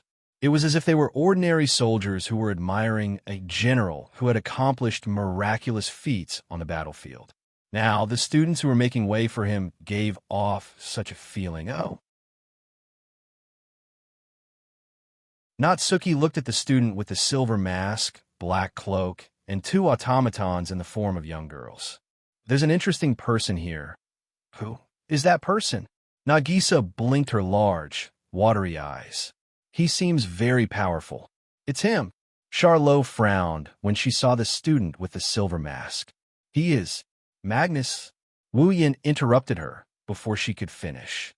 He is the best student in all his subjects in the academy, and his comprehensive score is the best in history. He can be said to be the most talented and the strongest genius since the Walpurgis Royal Mechanical Academy was established. Controlling 6 automatons that have the name of one-man force, and whose combat ability is comparable to that of several warships when combined, is the puppeteer who is most likely to win the night meeting and win the title of Devil King. I said. Wu Yin had a strange smile on his face that Charlot couldn't understand. Am I right? Yes. Charlot's frown deepened when she saw the strange smile on Wu Yan's face, but she still nodded. Magnus' ingenious magic and magic power are far beyond the level of ordinary puppeteers, and even the top puppeteers. Ever since he entered the school, he has shown his talent and climbed to the top of the night meeting ranking. He is a monster that even the ingenious professor who teaches practical combat said he has no chance of winning. Is that so? Wu Yin glanced at Magnus, who was walking on the main street. In other words, he is your strongest enemy who wants the title of Demon King, right? Yes, you are right. Charlot smiled bitterly. The number of automaton he controls is even more than you. Not only that, but each of them has a powerful combat power. If I were to fight 1 or 2 of them, I might still be able to find a slight chance of winning. If I were to fight 3 of them, it would be my limit. If I were to fight 4 of them, I would definitely lose. If I were to fight all 6 of them, no chance of winning. Charlot didn't say it out loud, but that was probably what she was trying to say. One-man force. Natsuki's blue eyes softened a little as she stared at Magnus. There was a slight ripple in her eyes. What? Wu Yan's lips curled into an amused grin. You're interested in him? A little. Natsuki said in an emotionless tone that startled Charlotte. Maybe it's because I haven't exercised for a long time, or maybe it's because I'm too weak. A little. I want to exercise a little. Exercise a little. Charlotte was stunned for a moment before she opened her mouth wide. You want to? Well, that's fine too. Wu Yin stood up and looked out the window. I wanted to see what level we are at. If our opponent is the number 1 in the academy, he should be able to give us a good result. What? What do you mean? A thought flashed through Charlot's mind. He was shocked by his own thoughts. Don't tell me you want to challenge Magnus? Are you crazy? He's an existence that can skillfully control 6 powerful automatons. Do you know that? 6. Wu Yin rubbed his chin as if he's in a dilemma. I only have 5 automatons. I'm at a disadvantage in terms of numbers. You're only considering numbers? Aren't you a little too naive? Charlot stood up. Even if he only sent out an automaton with Magnus strength, he would be able to defeat 90% of the top 100 puppeteers who are qualified to participate in the night gathering. Not to mention the fact that Magnus is strong enough to defeat more than 90% of the top 100 puppeteers. Not to mention, he's also good at group battles. Every time you add an automaton, it's not like you're adding more than 1 automaton. The increase in combat power isn't as simple as 1 + 1. Do you think you have a chance of winning just because you have as many automatons as Magnus? Magnus' automaton is also very strong, but magic and skill are Magnus' strongest points. Charlotte became serious. Do you understand? In short, even if Wu Yan's automaton was stronger than Magnus' automaton, he couldn't beat Magnus in terms of magic power and technique. A truly powerful puppeteer, even if he was controlling the weakest automaton, would still be much more powerful than those puppeteers who had powerful automatons but were only there to make up the numbers. This was Charlotte's intention. In other words, in Charlotte's heart, Wu Yan's magic and skills were no match for Magnus. But it wasn't strange. Wu Yin is just a new student who hasn't been assigned to a dorm. He didn't even have a uniform yet. No one expected a new student to have the ability to defeat the #1 genius puppeteer who broke the Academy's record.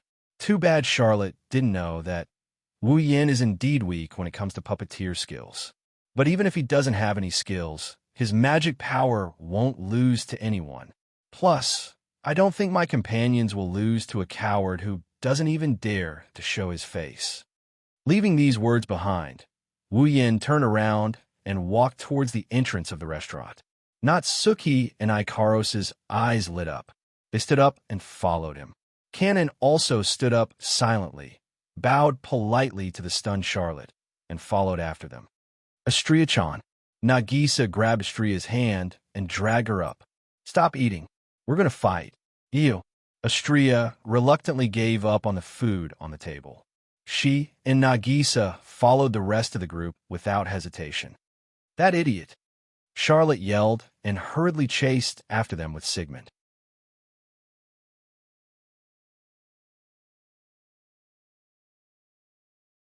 Chapter 1578. It's Magnus. Magnus is here. Did you bring your automaton to class again? Magnus seems to be quite active in class recently. In the past, he would only go to the lecture hall after we started class. It was hard to even see him. Now, we can see him on the main street almost every day. It should be because of the night meeting, right? That's right. The night meeting should be starting soon. Even if he's the #1 in the academy, he should be a bit nervous, right? That's true. On both sides of the main street, the students fully played the role of spectators. They looked at Magnus with awe as he walked across the main street while whispering to each other.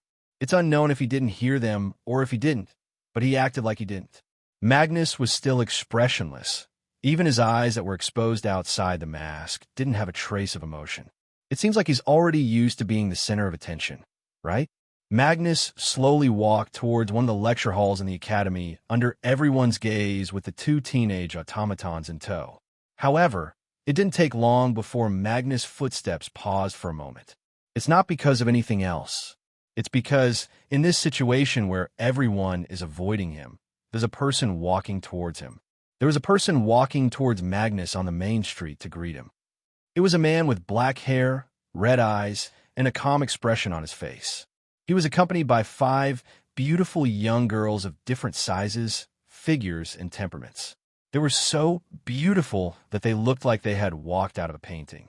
They were chatting and laughing as they walked over. The man was wearing a black shirt, black pants, and a black coat. He wasn't even wearing the academy's uniform. It made people wonder if he was a student of this academy. But it was very obvious. He was carrying an automaton, so he shouldn't be a teacher. After all, in the Walpurgis Royal Tactical Academy, other than the professors who taught tactical magic and control techniques, there were also other instructors. The other teachers either didn't have an automaton, or even if there was an automaton, it would be impossible. They wouldn't just casually bring one out. However, Magnus has seen all the teachers who taught magic and control techniques. So, the man in front of him who was carrying 5 automatons, he should be a new student. Of course, at the scene, only Magnus was able to guess the other party's identity. The students standing on both sides of the main street looked at each other, not knowing what was going on. These students didn't see that the beautiful girls following the man were all automatons.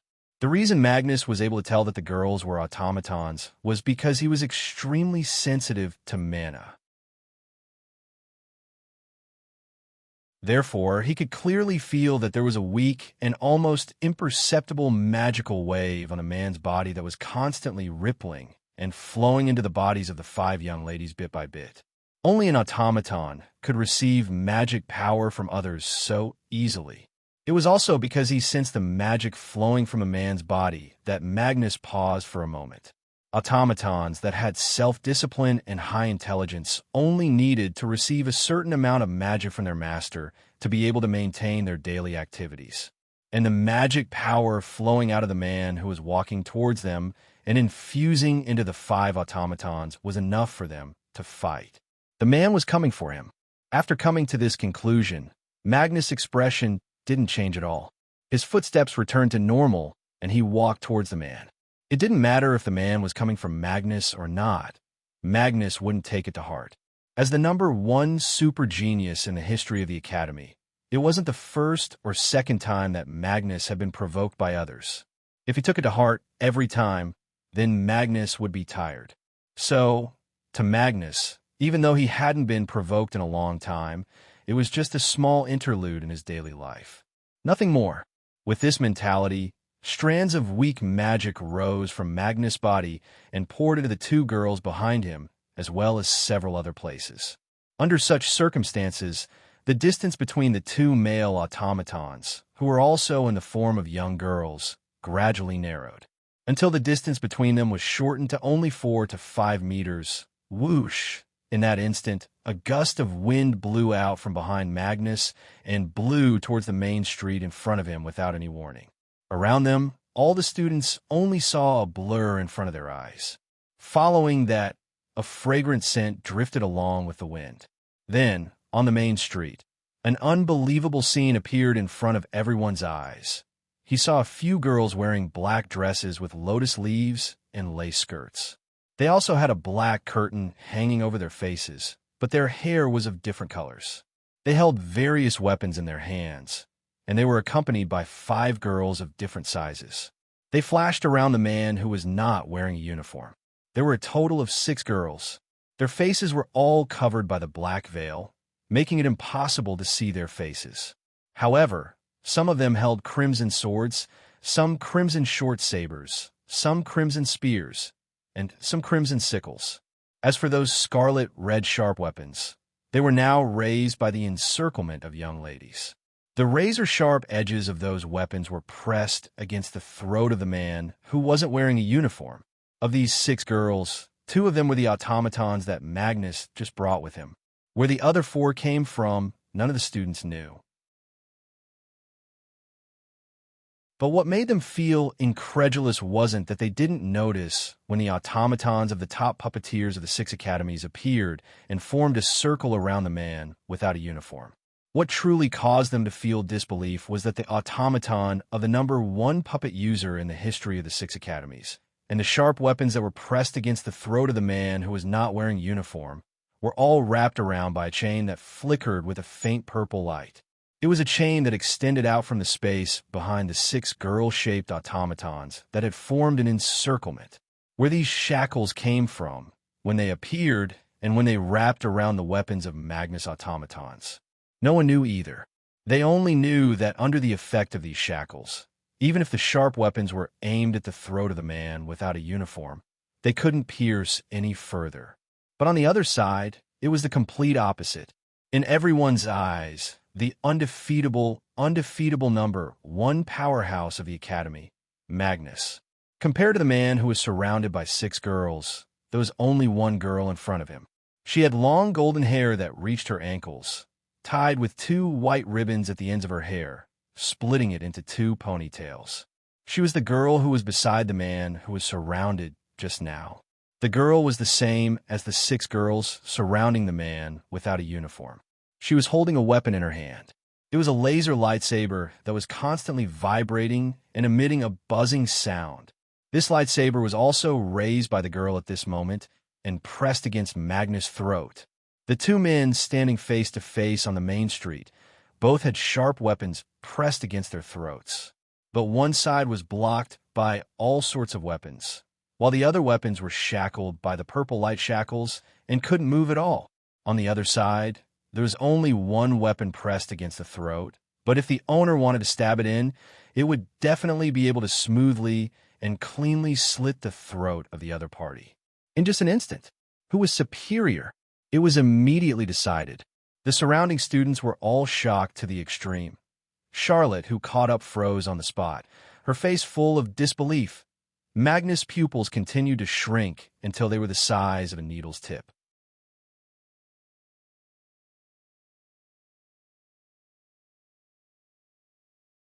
Chapter 1579. Silence. A deathly silence. All the students stared at the 2 men who were standing face to face with their weapons pressed against their throats by the automaton. Their expressions kept changing, and finally, they were all stunned, Impossible. Charlotte, who had just rushed out of the student cafeteria, had a shocked expression on her beautiful face. Not to mention Charlotte. Even Sigmund, who was flying beside Charlotte and resting on Charlotte's shoulder, straightened his body and reacted in a manner similar to that of shock. This battle had come too quickly, and it ended too quickly. However, regardless of whether it was Charlot, who knew that the two of them would meet, or the surrounding students who had yet to react, all of them seemed to subconsciously reject everything they saw and froze on the spot. Although it was only a momentary encounter, no one knew how much of their strength the two people on the main street had used. However, the most talented and strongest puppeteer in the history of the Academy had mobilized all 6 of his automatons. In the end, he still lost to a nobody in a battle that might not even last a second. That was a fact. The 2 men who weren't wearing uniforms formed a circle around Magnus automatons and began to exert force on their weapons, as if trying to break free from the chains that wrapped around their weapons. Unfortunately, no matter how hard the 6 girl-shaped automatons tried, the chains that were glowing with purple light wrapped around the weapons firmly shackled them, causing the various weapons to be unable to move at all. Left with no choice, the 6 young girl automaton decisively gave up on those weapons. With light footsteps, they nimbly retreated and chose to save their master instead. However, the laser lightsaber that was pressed against Magnus' throat gently moved forward and pierced the skin of Magnus' throat a little. The blood flowed down. It was just a very slight movement. Magnus' 6 automaton girls abruptly stopped in their tracks and stood in the middle of the main street, not daring to move anymore. Ding ding. At this moment, a figure appeared from space. Only then did the chains that wrapped around the weapons of Magnus' automatons begin to move. The red weapons that were wrapped around them loosened. With a contraction, they returned to the space and disappeared. The man who wasn't wearing a uniform continued to lead the other 4 young female automatons of different sizes. As if nothing had happened, his expression was as calm as ever as he walked towards Magnus with footsteps that could be heard by everyone present. Magnus' automatons immediately went on alert, but the other party ignored them and walked past them, even past Magnus, and headed to the other side of the main street. Then, the blonde girl who held the laser sword against Magnus' throat put away her weapon and jumped back to the man's side, walking towards the other side of the street. Looking at the man leaving with the 5 young girls without saying a word, no one at the scene made a sound. They only looked at him and used their gazes to send off the victor of the short encounter as he slowly walked away. Magnus, who had been silent for a long time, suddenly raised his head and spoke. Name. The man who wasn't wearing a uniform stopped, and the young female automatons also stopped. Shouldn't you say your own name before asking for someone else's name? Maintaining his posture with his back facing everyone, the man's casual and humorous voice echoed. Well, even though I already know your name, that's right, Magnus. Magnus spat out one word after another in a concise manner. Name. I'm not as famous as you. The man waved his hand and said with a smile. But you can call me Wu Yin. Wu Yin? The surrounding students lowered their heads and racked their brains to recall if they had any recollection of this name. Wu Yin. Charlotte repeated his name over and over again as if she's trying to engrave it in her mind. Wu Yin. Magnus nodded. I'll remember. After saying this, Magnus didn't even turn his head as he continued to walk toward the other side of the main street. Compared to Magnus' casual behavior, as if nothing had happened, the 6 automatons around him were on full alert. Their positions changed subtly. It looked like they wanted to protect Magnus. They followed Magnus' footsteps, and they kept looking back as if they were afraid Wu Yin would ambush them. Finally, they left the scene. At the same time, Wu Yin brought Natsuki, Ikaros, Astria, Kanon, and Nagisa away from Magnus. Their backs faced each other as they distanced themselves from Magnus. Charlotte finally reacted. She hurriedly brought Sigmund along and chased after the 2 of them once again. At the scene, there was only a crowd of students left. Their gazes swept over the backs of the 2 men who were running in opposite directions. When the 2 figures disappeared, A clamor resounded through the entire student cafeteria's Main Street Center area. Thus, the rumor of Magnus, the #1 student of the academy, being defeated by a freshman with 5 automatons spread like wildfire. Wu Yin pursed his lips when he heard the commotion coming from the other side of the street. He looked at Natsuki. "How is it?" "I can't tell." Natsuki replied immediately, even though it was a random question.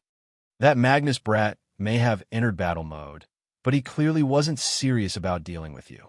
The only reason you were able to achieve such a result was because of his carelessness. Therefore, we still have no way of determining his true strength." "You're right." Wu Yin nodded in agreement. All of Magnus' automatons have been dispatched, but they haven't even activated their magic circuits. On the other hand, we've already used the magic circuits registered in the data. I'm sure we have the upper hand in terms of level. It's hard to tell how the battle will turn out if we don't actually fight. Natsuki looked straight ahead. At the very least, we can only use the magic circuits you registered. Let's do this then. Wu Yin thought for a bit and waved his hand. To be able to suppress Magnus in an instant when he was careless, it more or less proves that there aren't many people in the academy who can cause trouble for us. Probably. Natsuki didn't deny it. "Master." Ikaros, who was following behind Wu Yin, spoke up. "Miss Charlotte is here. Wait." Just as Ikaros finished her sentence, Charlotte caught up to Wu Yin, and she glared at him while huffing and puffing. "What happened just now? What did you do? Magnus was really defeated by you? Where did you come from, monster?" Stop. Listening to Charlotte's barrage of questions, Wu Yin quickly raised his hand to stop her. "Why do you have so many questions? How can there be nothing wrong with me?" Charlotte leaned forward, almost touching Wu Yin's face. "You defeated Magnus with only 2 automatons when he used all of his automatons. Even though only Natsuki and Astria made a move, that's still the majority of our forces." Wu Yin grabbed Charlotte's shoulder and pushed her away. Ikaro's magic focuses on defense, while Cannon's magic focuses on healing. I've only hidden Nagisa's combat strength. The rest of our combat strength has been deployed. Charlotte immediately fell silent.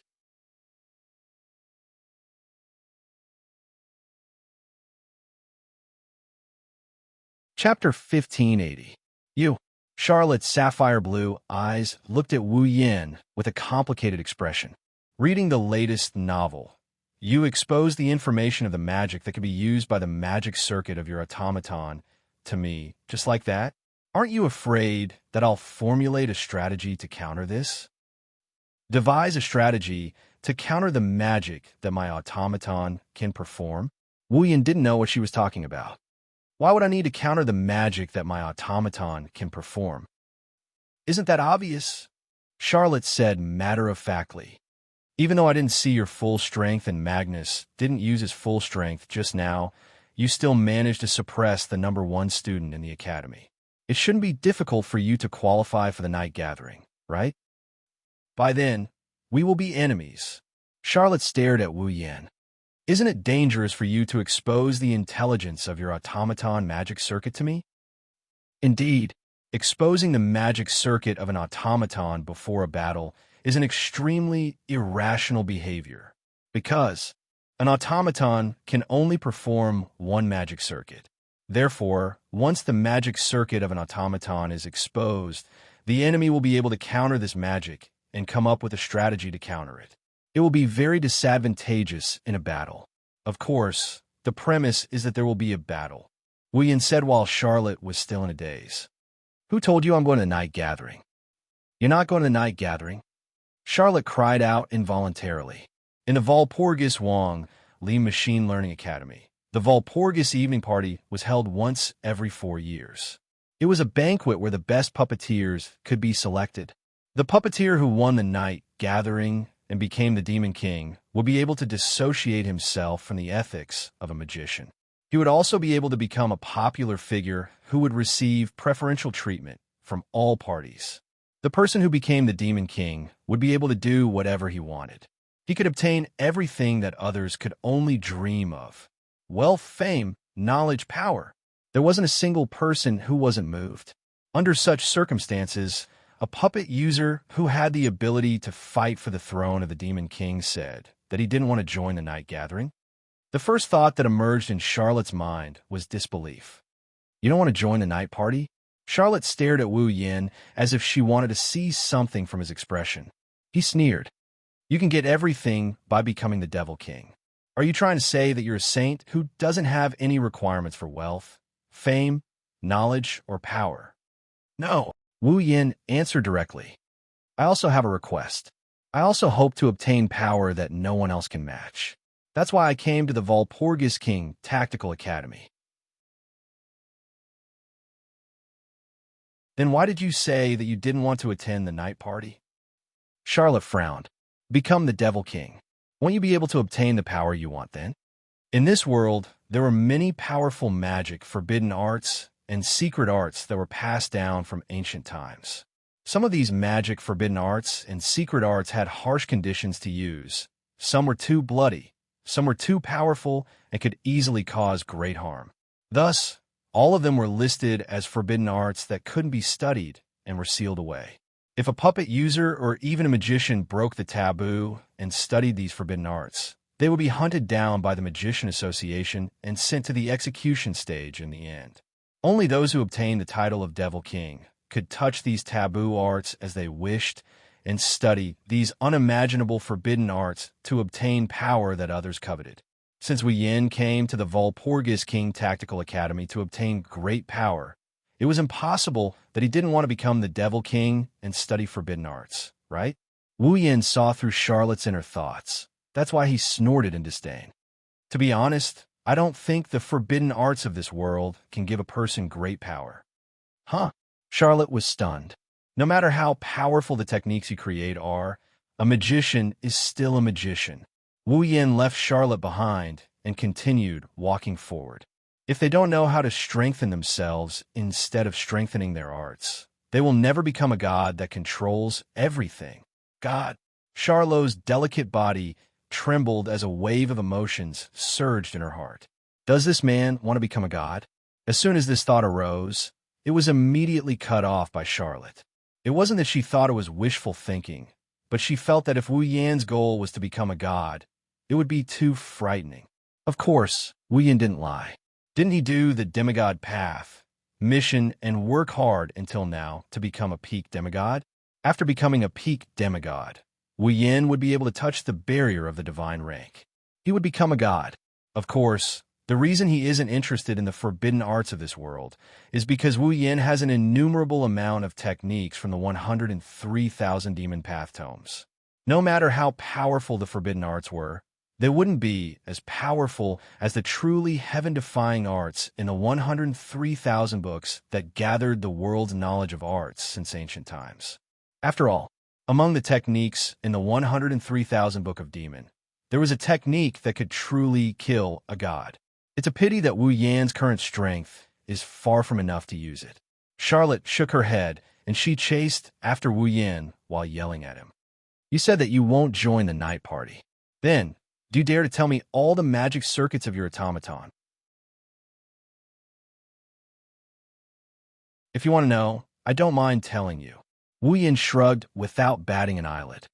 Natsuki's magic circuit is space manipulation, which allows her to freely manipulate space. Ikaros's magic circuit is wave barrier. Astria's magic circuit is particle sword. It's the same as the lightsaber just now. She can use light particles to form sword. She can enlarge or shrink it at will. Nagisa's magic circuit is freezing fog. She can control cold air and ice. Kanon's magic circuit is healing boost. No matter how severe the injury is, as long as the victim doesn't die, they will be healed in a short period of time. Wu Yan looked at Charlotte with a smile that didn't look like a smile on his face. Are you happy now? Why, you're really telling me? Charlotte was dumbfounded. Now, I can come up with a strategy to deal with you. If you join the night party, you will be at a disadvantage. I told you I don't want to join the night party. Wu Yan sighed. I came to this academy for another reason. It's not to join the night party. Don't worry. All right then. Charlotte let out a long sigh and calmed down the waves in her heart. That's fine too. I don't want to have another strong enemy. That's why you should think about how to deal with Magnus. Wu Yin pursed his lips. You won't be able to become the Demon King if you don't defeat him. Of course I know.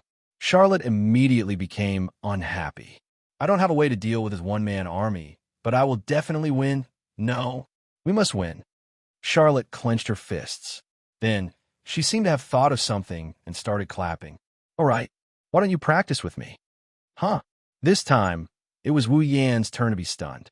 You're not joining the night party anyway, right? Charlotte's eyes lit up. Magnus has his one-man army, and your automaton isn't any weaker than him. Plus, your magic circuits work well together. If you practice with me, I might be able to find a way to defeat Magnus. What Charlotte said was right. Astrea specializes in offense and can be used as a strong attacker. Ikaros's magic circuit is for defense. She can focus on defense. Natsuki can manipulate space as she pleases. She's perfect for ambushes and rescues. Nagisa's magic is for controlling air and ice. She can attack from a distance and control the battlefield. On the other hand, Kanon had excellent healing abilities. She could heal all kinds of injuries in a short period of time. Such a team that took care of all aspects was simply too ideal. It was even more like an army than Magnus' one-man force. If they could defeat such an ideal team, Charlotte might really be able to find a way to defeat Magnus. Time is of the essence. Charlotte grabbed Wu Yan's hand and rushed out. Let's go practice. Wait. Wu Yan didn't have time to say anything before Charlotte, who was transformed into a biker gang, pulled him into the air.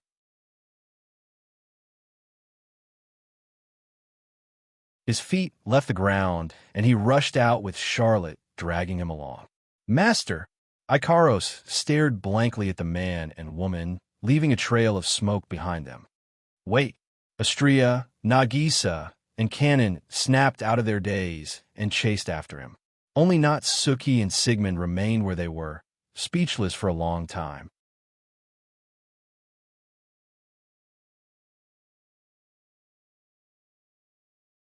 Chapter 1581. This was a forest located at the back of the academy. The morning sun shone down from the sky, illuminating the leaves of every tree in this dense forest with the most vibrant green. Among them, droplets of dew flickered with sparkling and translucent arcs, sliding down slightly. Everything seemed to be full of vitality. In the midst of such a vibrant forest, there was a vast clearing. Because this open space was located deep in the forest, there weren't many students who could find it. However, everyone who found it would secretly treat it as their secret place. Some would use it for trysts. Some would use it for their secret training. At this moment, in this empty space, there was a man with 5 girls who were cute, beautiful, playful, quiet, and all sorts of attractive temperaments. He was currently facing a girl who had a small dragon the size of a cat on her wrist. They were separated by a certain distance from each other, standing face to face. This strange combination of 1 man, 6 women, and 1 dragon wasn't planning on using this open space to have a beautiful tryst.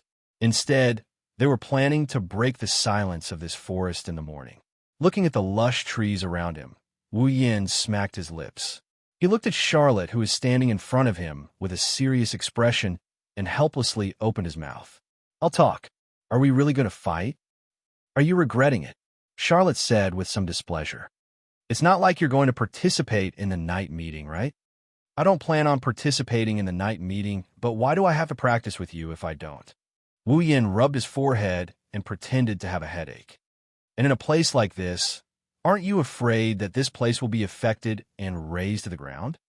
What can I do?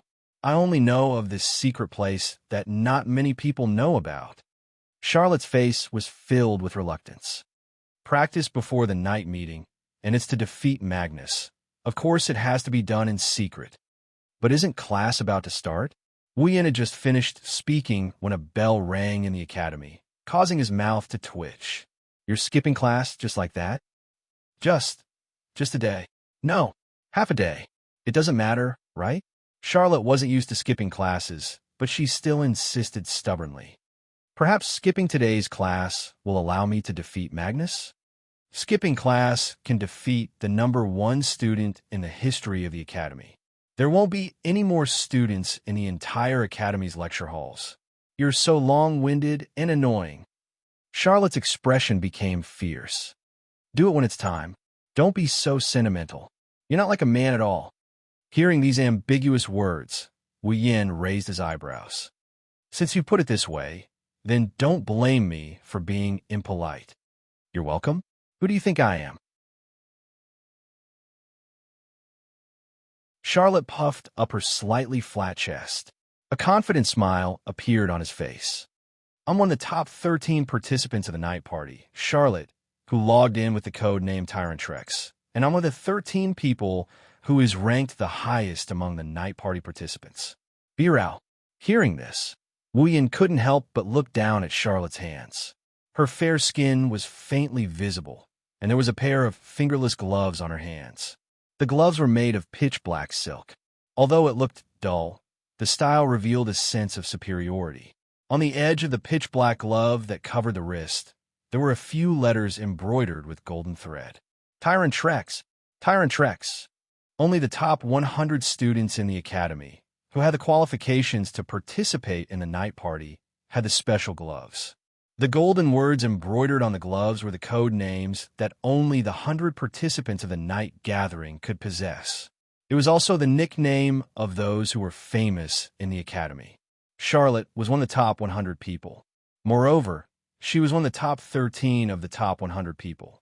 Charlotte's ranking in the academy was 6th. In other words, even if there was a slight deviation from her ranking, Charlotte's strength could still be ranked in the top 10 of the entire Walpurgis Royal Mechanical Academy. It was because of this that the other students were so afraid of Charlotte. It was also because of this that Charlotte dared to say that she had a slight chance of winning against 1 or 2 of Magnus' one-man army.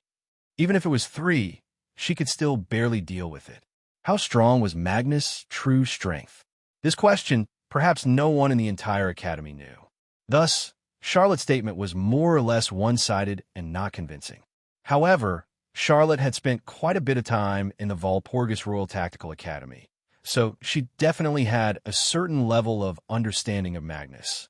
Therefore, even if this statement was too one-sided, it was enough to prove that Charlotte had a certain level of strength. I won't go easy on you. Charlotte withdrew all her expression and a cold aura emitted from her body. Anyway, you have an automaton that specializes in healing. As long as you don't destroy Eve's heart, it'll be fine. Sensing the aura coming from Charlotte, everyone knew that she was serious. Master, Ikaros and Astria reacted to Charlotte's hostility by looking at Wu Yin with an illusory frame in their eyes. Sensei, Kanon and Nagisa seemed nervous about the upcoming battle. However, they still used their determined gazes to show that they will follow Wu Yan's decision. Natsuki didn't say anything. For someone like her, who has been through countless battles, there was no need for her to express anything. She looked at the man in front of her with a calm expression. This time, the 5 girls all acted as if they were automatons, seeking to control their puppeteer's choice. I have no choice. Wu Yin smiled and looked at Charlotte. Then come at me. Go all out. Immediately, Charlotte raised her hand. Sigmund. Understood. In an instant, Sigmund flew onto Charlotte's raised hand, and his cat-sized body was instantly shrouded in black mist. That mist was the magic power rising from Charlotte's body. Wrapped in a black mist, Sigmund's body began to slowly expand. When the mist dissipated, a steel-colored dragon appeared before everyone's eyes. In an instant, Sigmund grew from the size of a kitten to a 3-meter-tall dragon with a length of at least 8 meters. The giant dragon seemed to have become a lot stronger. Its butterfly-like wings had become more developed. Its dragon eyes were decorated with a crimson light, and its dragon horns had become ferocious. It was as if it had suddenly grown from a young dragon. Roar! Sigmund roared, causing the air to tremble. A strong gust of wind swept out in all directions along with Sigmund's enormous body, causing the surrounding trees to rustle and leaves to dance in the air. Even the ground where Sigmund stood cracked inch by inch. Judging from the automaton's posture alone, Charlotte had clearly told everyone the extent of her strength. Sigmund, level 64, 7th stage? Looking at Sigmund roaring like a real dragon, Wu Yin had a pensive look in his eyes. As one of the top 13 of the academy, Sigmund's rank was at the 7th step. In that case, the rest of the 13 people meet NDS should also be around the same level. And a puppeteer usually only had one automaton. In other words, with 5 peak 7th stage automatons, if Wu Yin were to display the true strength of the girls, it wouldn't be hard for him to stand at the top of the academy. At the very least, he would be able to stand on the same level as Magnus, who also had multiple powerful automatons. Thanks to Charlotte, Wu Yin finally knew where he stood in this academy. Raster Kane. Then, the scene before him was filled with light.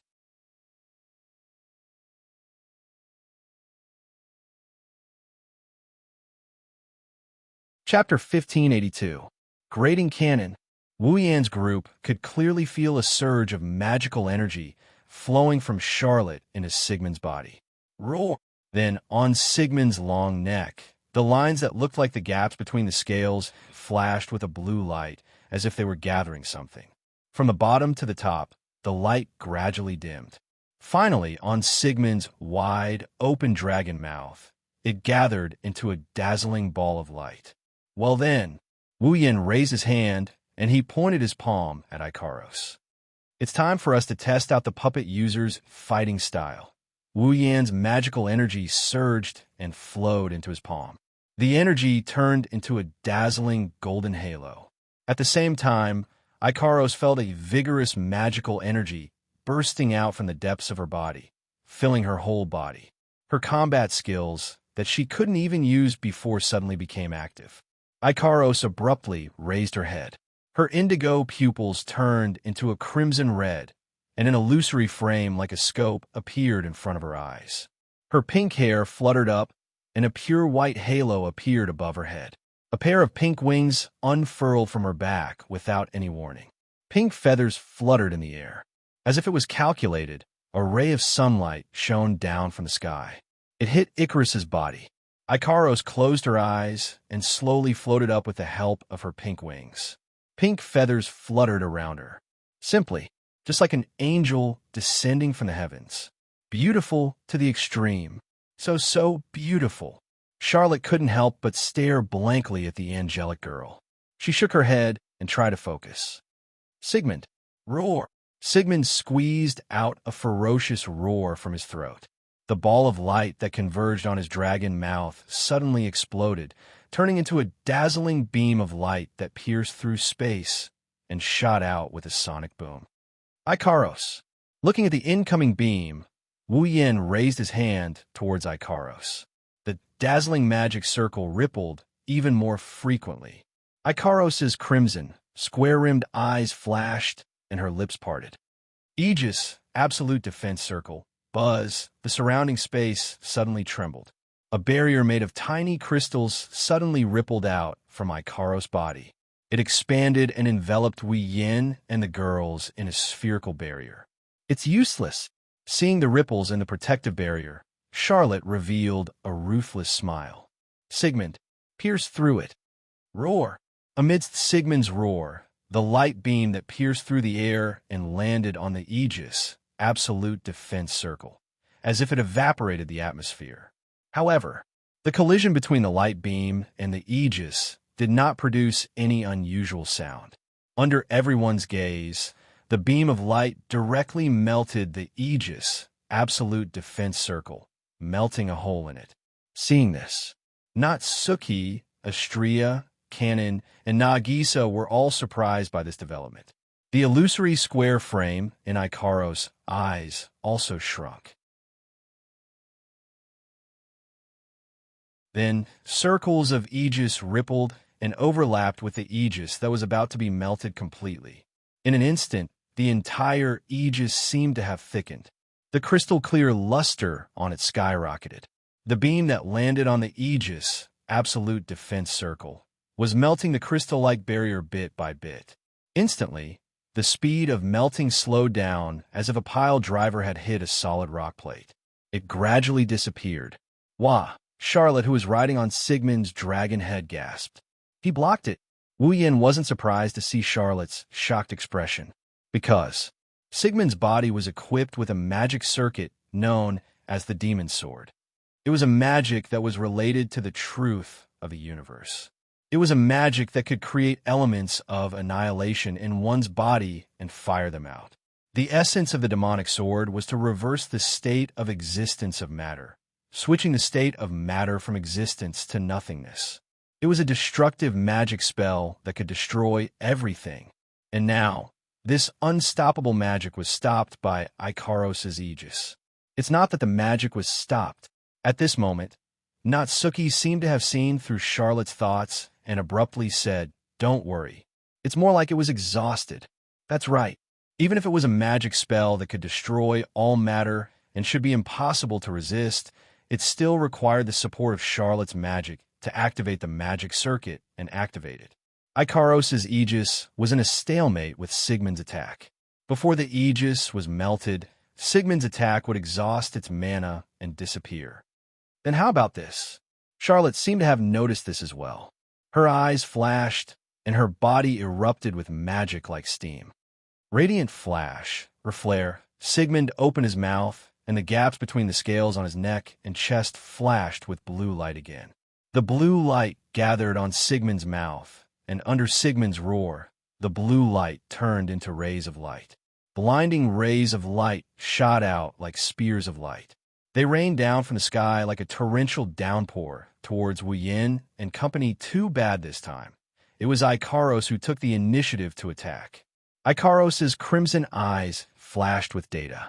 With a wave of her hand, the aegis, absolute defense circle, protecting everyone, shook and expanded in size. Bam! The aegis, which suddenly expanded, collided with the incoming light rain. In the instant of the collision, the aegis expanded again and exploded. Dong! The storm-like light spears were instantly affected by the explosion of the aegis, and all of them exploded, turning into balls of fire that filled the entire area. Charlotte's expression changed. He actually detonated the protective shield and engulfed all of Sigmund's attacks in the explosion, erasing them all. Whoosh! Just as Charlotte's expression changed, the sound of something breaking through the air reverberated. Amidst the sonic boom, a chain that was emitting a faint purple glow pierced through the air toward Charlot and Sigmund. Before the two of them could react, the chain had already reached Sigmund's massive body. Ding, ding, ding. A light clashing sound echoed. The lock of discipline circled around Sigmund's body and tightened, binding Sigmund. Whoosh, then, there was another air-piercing sound. A stream of light flashed, dragging a long tail of light like a meteor as it flashed through the space. Shortly after, he appeared on top of Sigmund's dragon head, right in front of Charlotte. Charlotte only felt a blur in front of her eyes, and a fragrance rushed into her nose. When she regained her vision, Charlotte was stunned. That's because in front of her, a young girl is floating in the air. Her dark red pupils rippled with an illusory, square frame, and a pure white halo floated above her head. Behind the young lady was a pair of pure white wings. White feathers drifted down from her body, imprinting themselves into Charlot's eyes. Under the protection of the white feathers, the angelic young girl held a vibrating lightsaber and placed it gently on Charlotte's neck. Charlotte's eyes widened to the limit. Astrea, of course, the one who led the battle to victory is Astrea. Astrea held the lightsaber in her hand. The illusory frame in her dark red eyes disappeared. Her stern expression was replaced by a smug one. Victory has been decided.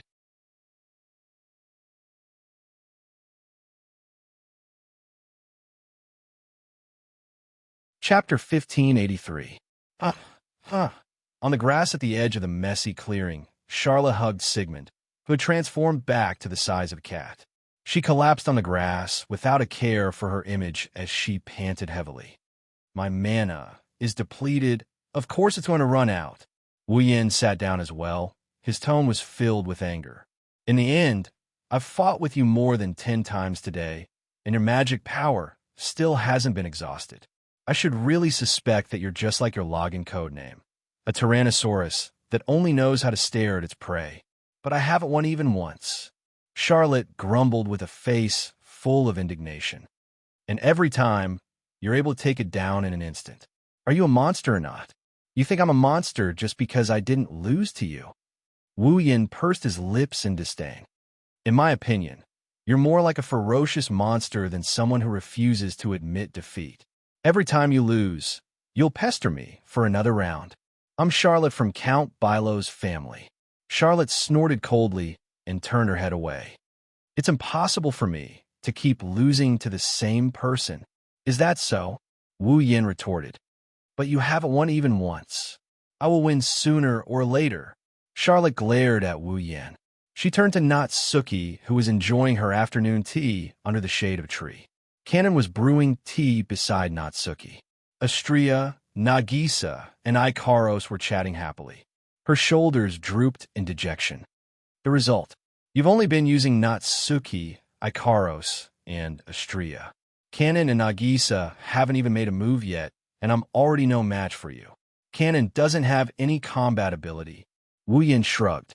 As for Nagisa, her situation is a little special. If she wants to fight, she has to transform into another form. Today is just a practice session. There's no need to summon Agarola. Agarola? Nagisa's other personality is called Agrora when she enters combat mode. Her other personality is called Agrora. Wu Yin didn't try to hide anything from Charlotte. He explained it to her in a straightforward manner. Nagisa can use her own power, but she has never participated in a battle before. Therefore, Nagisa can use her own power. In battle, Agarola will be able to bring out her true strength. Automatons have dual personalities? Charlotte couldn't help but exclaim in surprise. Your automatons are all rare breeds. Rare species? It was Wu Yan's turn to be confused. Ikaros has a defense that even Sigmund's demon sword couldn't penetrate.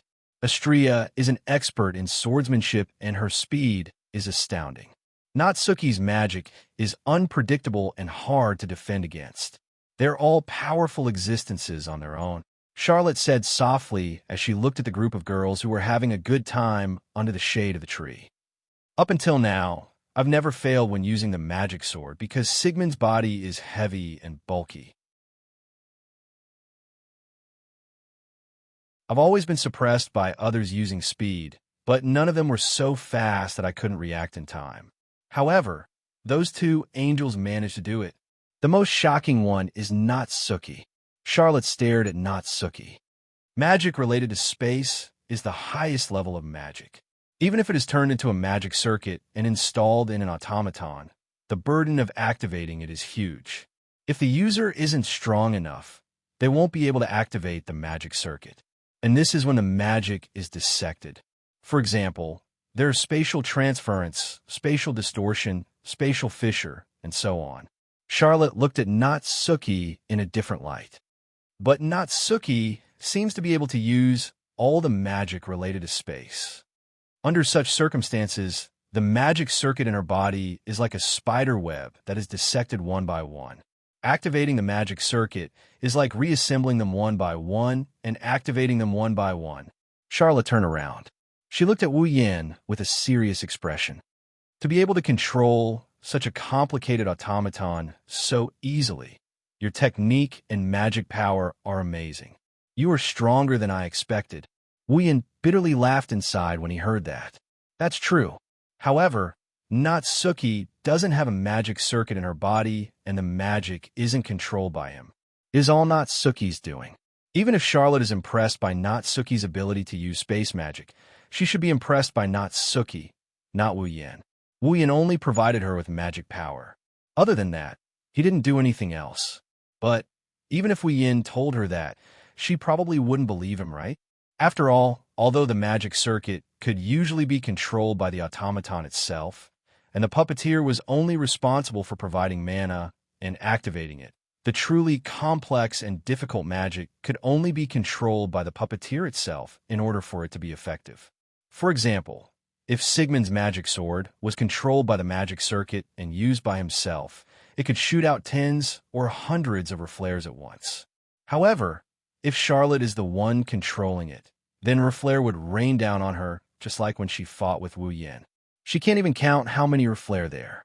It's not that the automaton has weaker control over the magic circuit than the user.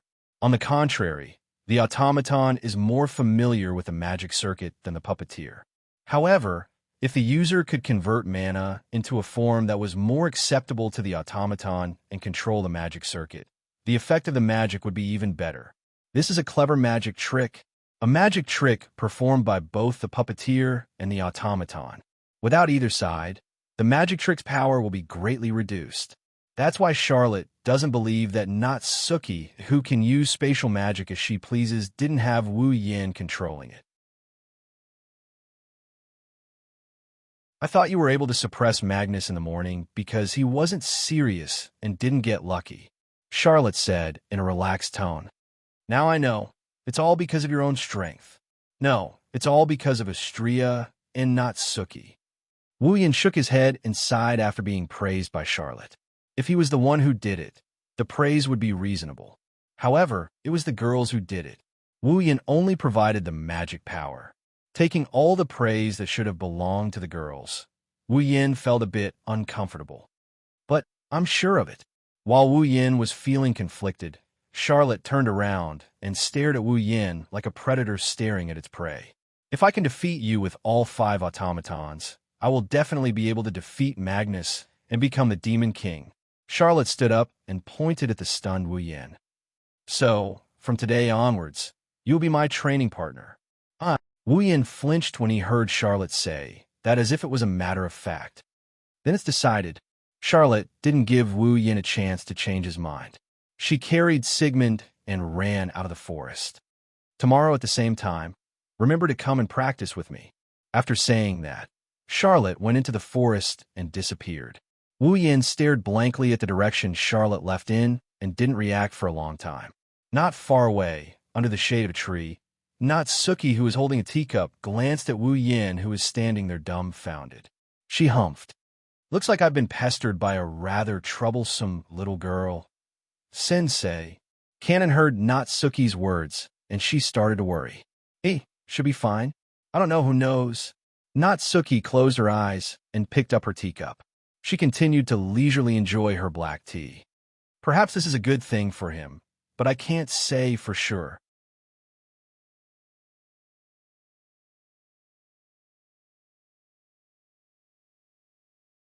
Chapter 1584. Dang, dang, dang, dang, dang, dang, dang. In the evening at dusk, the solemn sound of a bell reverberated from the tallest clock tower in the entire Walpurgis Royal Tactical Academy, turning into an invisible sound wave that gradually spread out. Amidst the melodious chimes of the bell, Wu Yin is walking alone in a corridor of the central lecture hall of Walpurgis Wang Liji Academy. Just now, Wu Yin received a notice that the academic test for new students is about to begin. The venue for the examination was the central lecture hall of the Walpurgis Royal Mechanical Academy. Only after participating in the test will the academy give Wu Yin a uniform and arrange a dorm room for him. That's why even though Wu Yin didn't care about his ranking in Walpurgis Academy and didn't want to participate in the night party, he still had to come here as a formality. It said that new students who don't participate in the test will have their enrollment revoked. It was clearly just a test, and if they didn't participate, they would even lose their status as a student. With such harsh rules, only the Walpurgis Royal School of Engineering could stand up to such standards. Even though he was unwilling, Wu Yin had no choice but to come. Natsuki, Ikaros, Astria, Nagisa, and Kanon stayed in their dorm room to pack up the things they bought after coming to the academy. After all, after the test, Wu Yin will be assigned to a dorm room and move out of there. The students have already finished their classes. They might even have finished their dinner by now. There's not a single person in the dimly lit hallway. Wu Yin could clearly hear the sound of their footsteps. It could also be heard clearly in the surroundings, making the atmosphere a little creepy. Under these circumstances, Wu Yin walked in a straight line until he reached the end of the corridor. Then, he abruptly made a turn and walked into another corridor. According to the staff member who came to inform them, the testing location was right in front of this corridor. The moment he turned into the corridor, Wu Yin heard a conversation. I can't stand it. I just had a train crash. I didn't even get a chance to rest, and now I have to take the test. At least give me some time to prepare and take a stroll around the academy. Absolutely not. Why? Lei Jun will definitely do something perverted with some vixen. That's why I have to forbid him. Just how perverted am I in your heart? Ugh, I don't want to be perverted with Yaya. I can't believe he's interested in a vixen on the streets. I just came to the academy, okay? Can't you just stay by my side?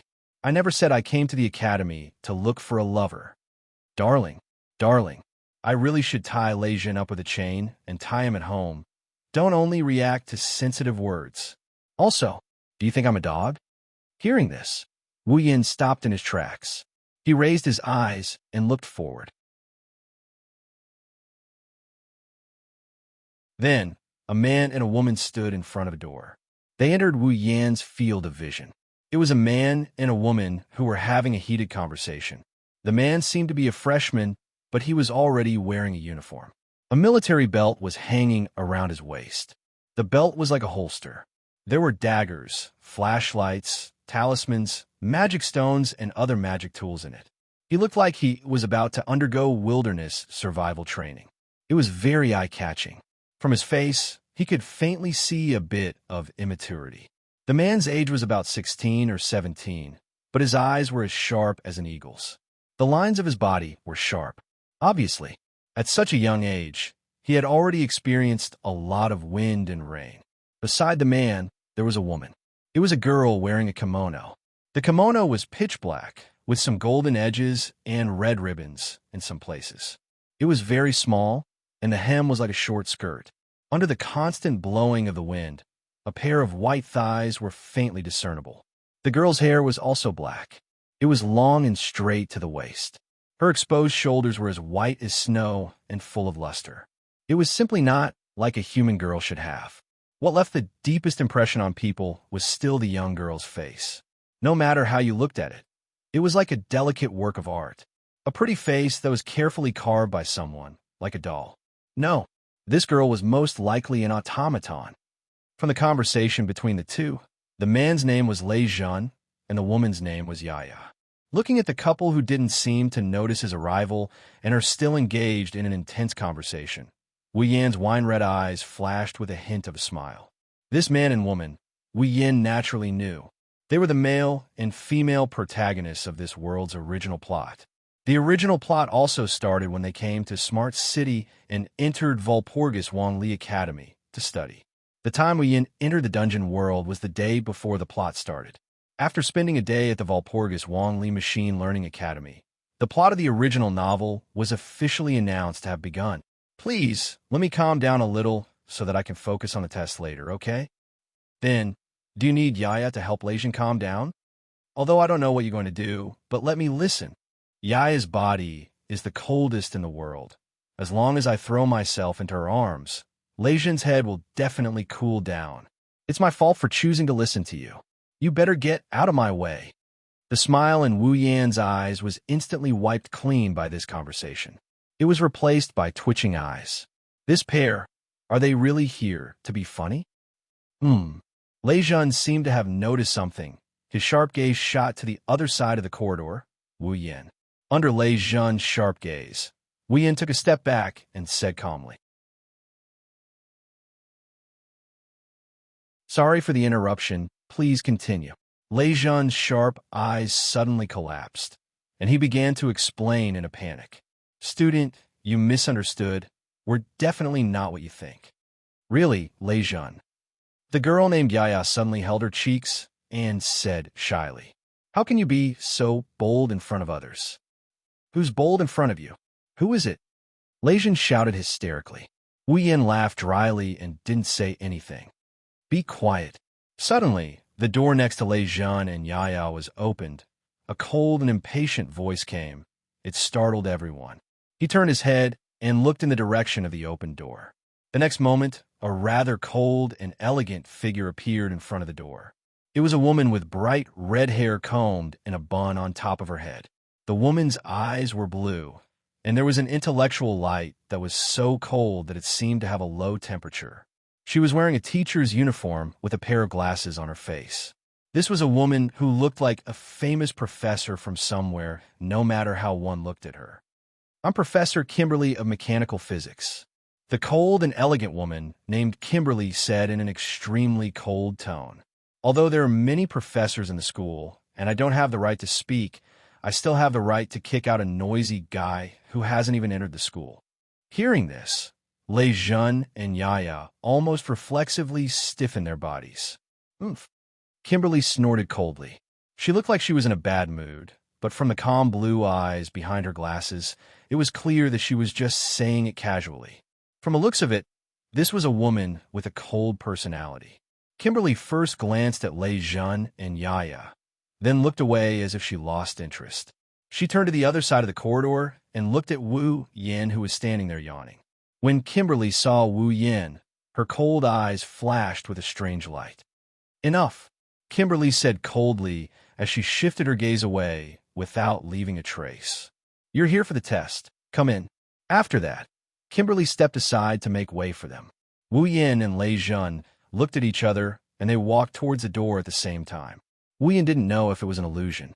He had a feeling that Kimberly's gaze was fixed on him the whole time.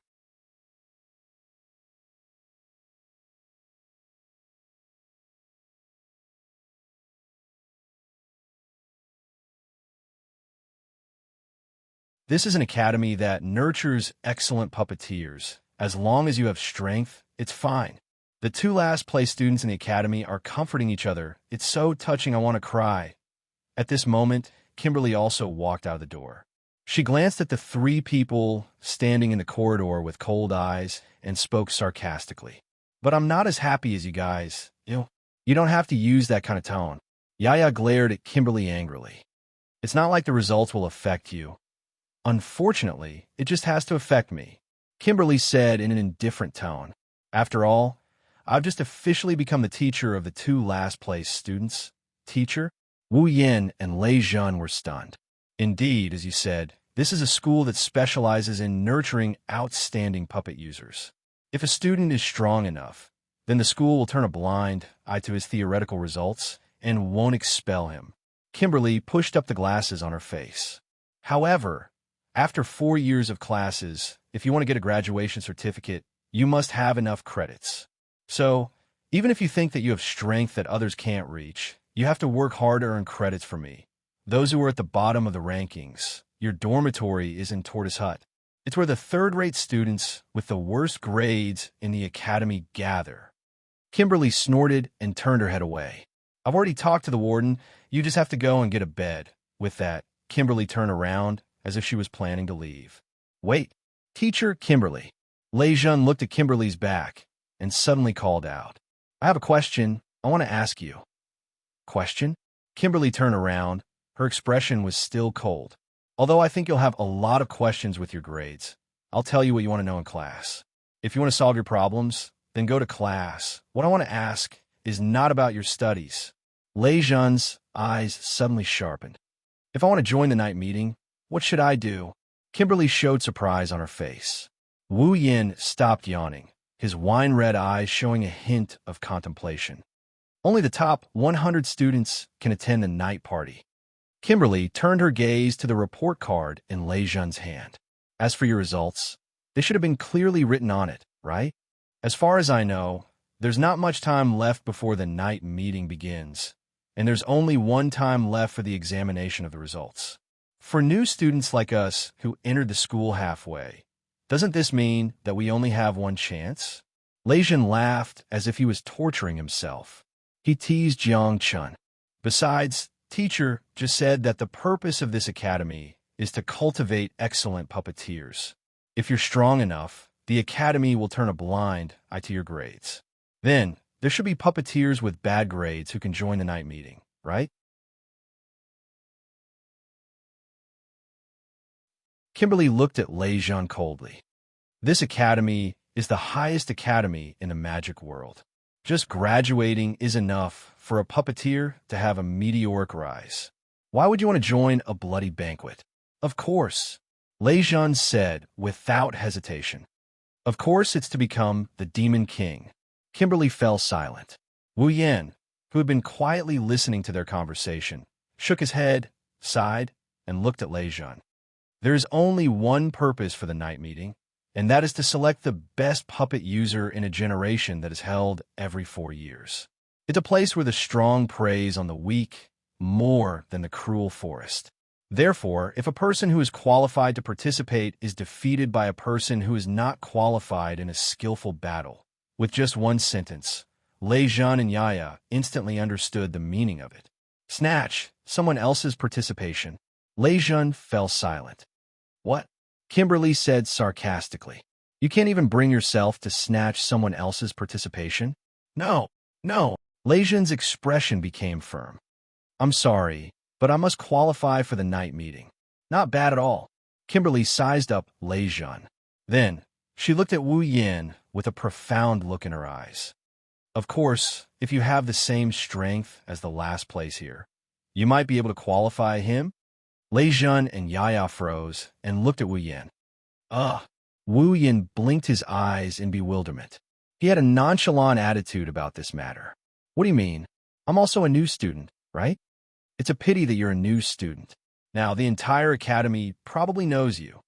Kimberly smiled for the first time. She smiled as if she saw an interesting toy.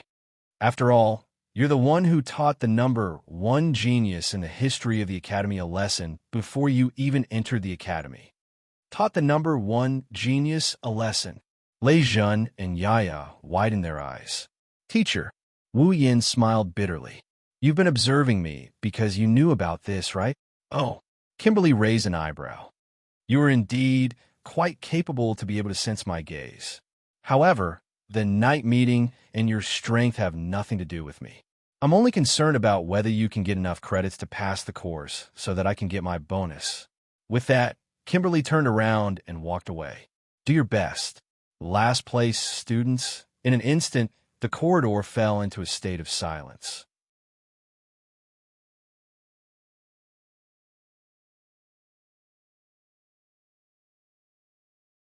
Chapter 1586. Valpurgis Royal Mechanical Academy, Main Street.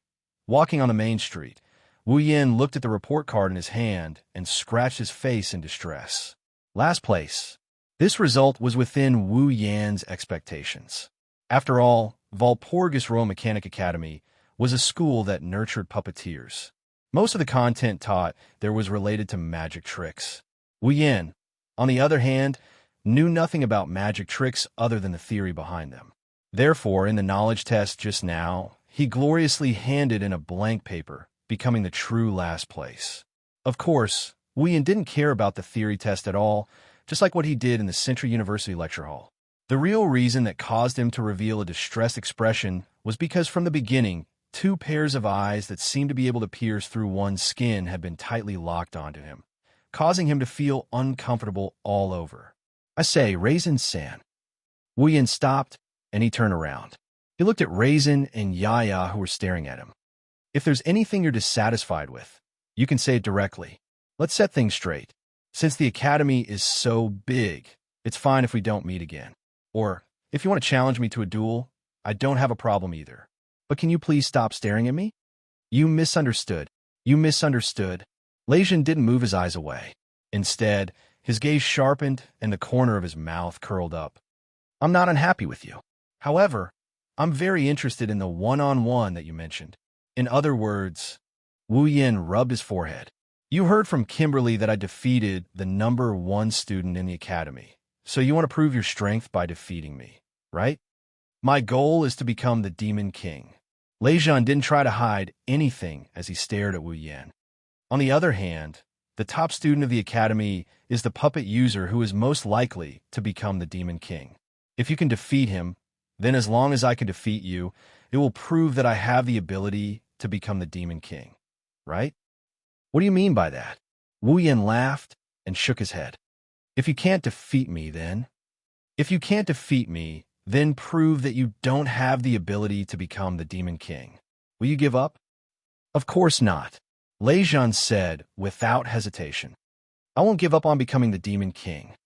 Then your provocation this time is meaningless. Wu Yan sneered. After all, regardless of whether you defeat me or not, you will still attend the night gathering, right? Lei Jun was speechless. Wu Yan. Also, there's one thing you're wrong about. Wu Yan slowed down. He shrugged. I didn't defeat the #1 student in the academy. It was just that they had the upper hand in a skirmish. If we really fight, we don't even know if we can win against them. But that's enough to prove that you're quite strong. Lei Jun looked at Wu Yan seriously. Teacher Kimberly said so. If I have the same strength as you, then it shouldn't be hard for me to qualify for the night gathering, right? Wu Yan cursed Kimberly in his mind. This cold and elegant teacher, who doesn't even seem to have any reaction to being teased, really knows how to find trouble for others. Lei Jun, your goal is to qualify for the night gathering, right? Wu Yan sighed and raised his hand. But please look carefully. I don't have any gloves, so I'm not a participant of the night gathering. Even if you defeat me, you won't be qualified to join the night gathering. Lei Jun stopped talking and stared at Wu Yan, silently telling Wu Yan that he hasn't given up on the idea of fighting Wu Yan. Wu Yan closed his eyes when he saw Lei Jun's expression. Then, he opened his eyes, and his wine-red eyes were filled with a cold expression. Enough is enough. Second from the bottom. As Wu Yan's voice sounded, a terrifying mana storm violently surged from Wu Yan's body like a physical impact. Dong!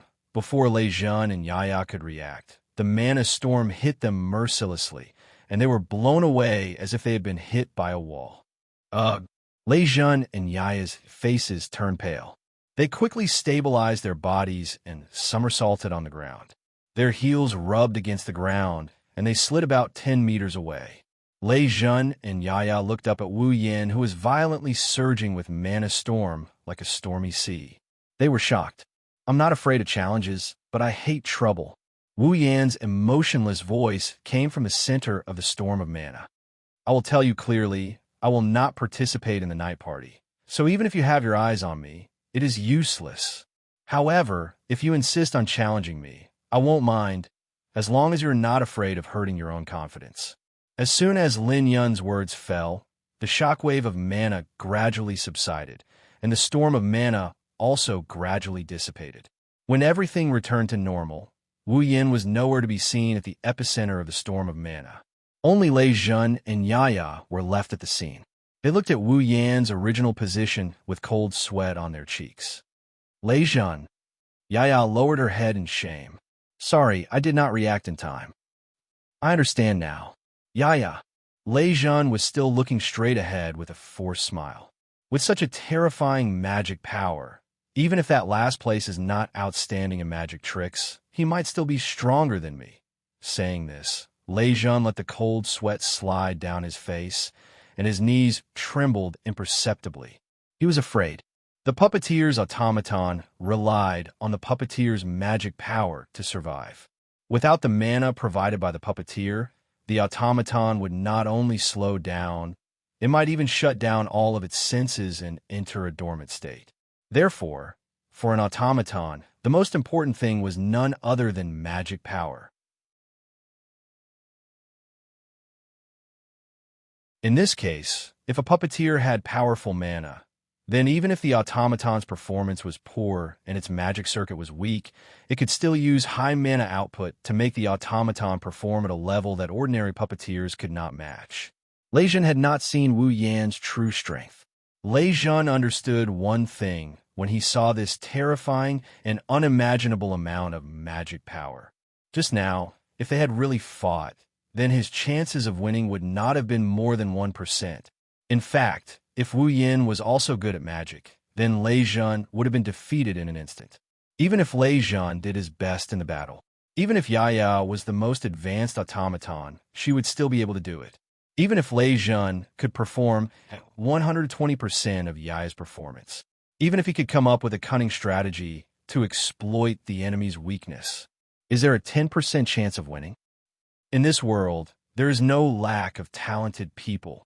The overwhelming difference in strength made Lei Jun feel as if the ground under his feet had turned into mud, causing him to sink continuously, and his smile became weak. Compared to those who are truly talented, I am just a dabbler. Yaya was speechless when she heard Lei Jun's self-deprecating words. She felt inferior to her own talent. She even felt despair. This is not the first time Lei Jun showed such feelings. After all, Lei Jun always thought he had no talent. As for Lei Jun, it had only been 2 years since he started to cultivate magic and practice his skillful magic. If he wants to win against those who started practicing magic and puppeteers from a young age, he has to put in more effort. If Raisin and Yaya knew that it hasn't even been a year since Wu Yin started cultivating his magic power, what would they think of him? As for magic, that's even more impossible. Taking a deep breath, Raisin closed his eyes. Wu Yin and a silhouette wearing a silver mask appeared in his mind at the same time. He spoke in a somewhat confused tone. Can I surpass them?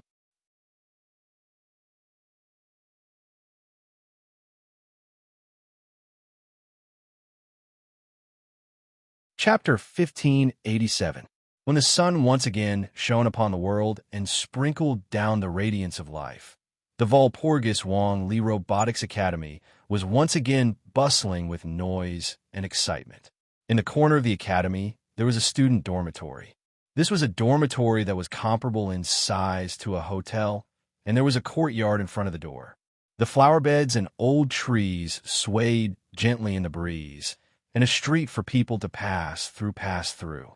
The old stone bricks seemed to be telling others about the years it had been through, and it gradually extended forward and connected to the door of the student dormitory. From the perspective of the environment, although this dormitory was a bit old, but in terms of size and design, it was comparable to some of the more famous hotels outside. It should be quite good to live in this dormitory. Even so, this dormitory that was not too bad was the smallest, oldest, and least welcome dormitory in the entire Walpurgis Royal Mechanical Academy. Tortoise Hut. This was the dormitory that only the group of students who ranked last in the Walpurgis Wong Li Academy would be arranged to live in. In other words, the students who lived in this dormitory were either problem children or poor students who fell behind others in the development of puppeteers. It was a dormitory that belonged to the poor students of the academy.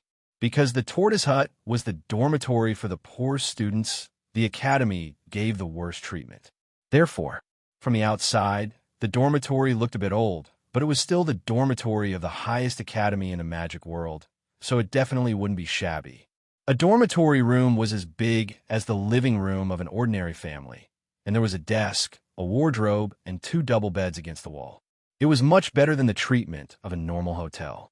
Of course, because the Tortoise Hut was the dormitory for the poor students, some rooms that weren't used often would inevitably have some mold, and dust would cover the floor.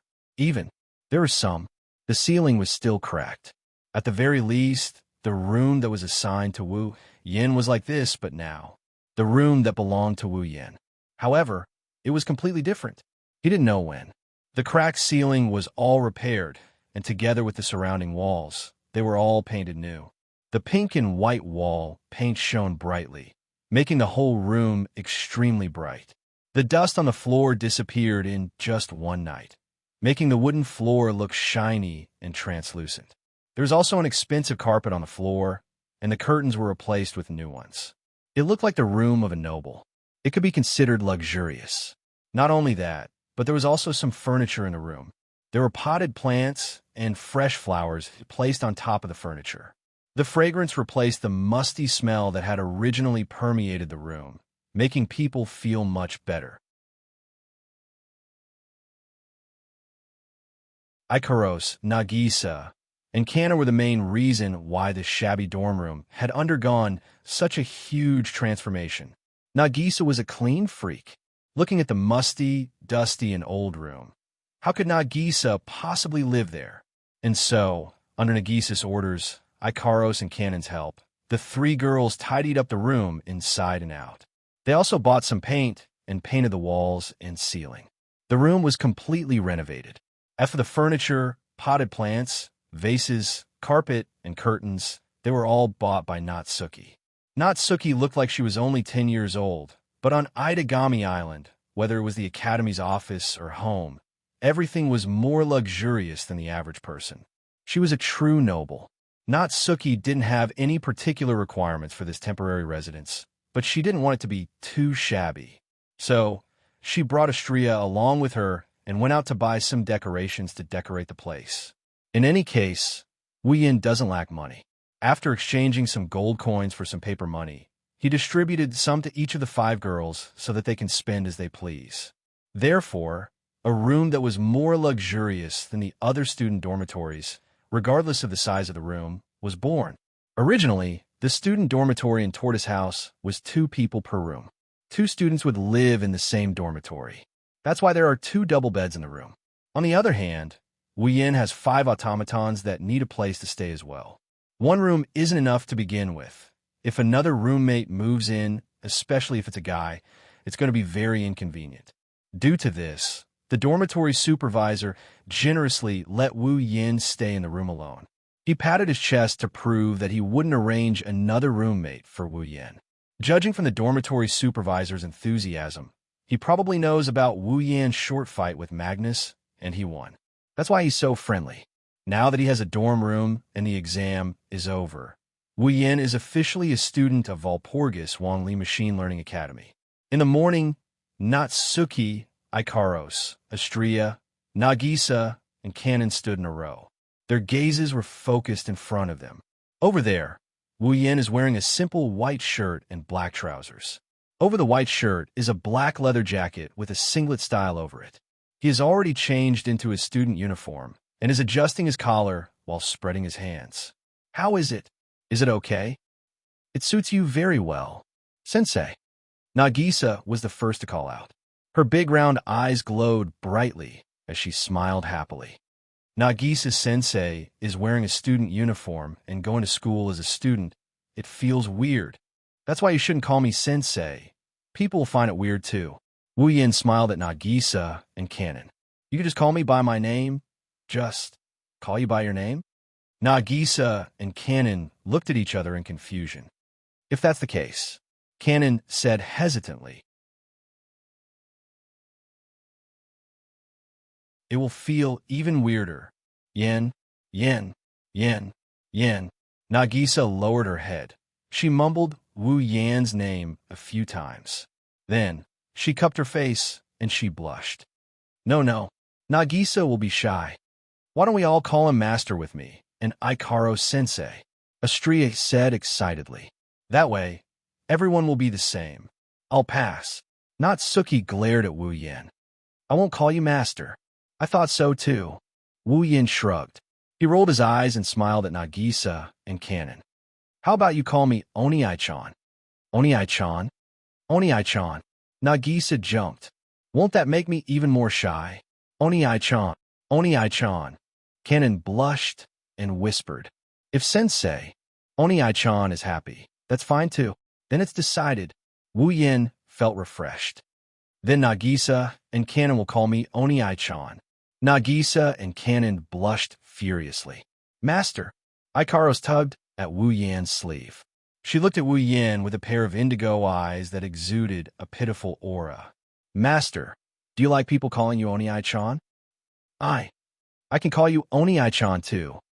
Astria puffed up her chest and looked at Wu Yin with hope. Is that okay? Master, Wu Yin felt an itch in his heart when he heard this. He wanted to nod and agree, but Natsuki shot him a cold glare. Don't get carried away. I think it's fine. Wu Yan's expression froze. He laughed dryly.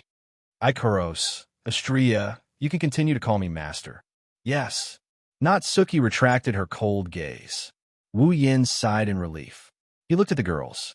Natsuki, Ikaros, Astria, Nagisa, and Cannon changed into new outfits.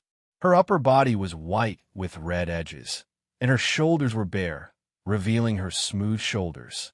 Her top was pulled down to her ankles, and her lower body was covered by a red short skirt. Her thighs were covered by a pair of white high socks, and her feet were wearing long boots. Wu Yin had the system extract images from his memories to replicate this outfit. It's an item that won't break no matter what kind of battle he goes through. Of course, this outfit won't break. It doesn't have any defensive capabilities. Looking at the girl's attire, Wu Yin couldn't help but feel nostalgic. After all, this is what Asuna used to wear when she was still the vice leader of the Knights of the Blood in Sao. Last night, Wu Yin wanted to exchange some clothes for the girls so that they wouldn't get damaged in a fight. As soon as outfit popped into his mind. For Wu Yin, as soon as graceful fighting style in SAO is probably the one that left the deepest impression on him. All right, Wu Yin got rid of his longing for Asuna, and he stood up. He spoke in a high-spirited manner. Let's go eat at the student cafeteria first. Let's go to class after that. Yes. The cheerful response echoed in the luxurious room. At this moment, a voice echoed in the dormitory from outside the room. A student from our dorm is going to challenge Magnus, a #1 student of the academy. Wu Yin and Co. fell silent when they heard this voice. You're tuning in to the Romance Rendezvous YouTube channel. We're so grateful for your support, and don't forget to subscribe to join us on this incredible journey through captivating stories. Your generosity through donations truly makes a world of difference, as it's the primary source of revenue that allows me to expand and enhance this channel for you. Thank you from the bottom of my heart for being a part of this adventure.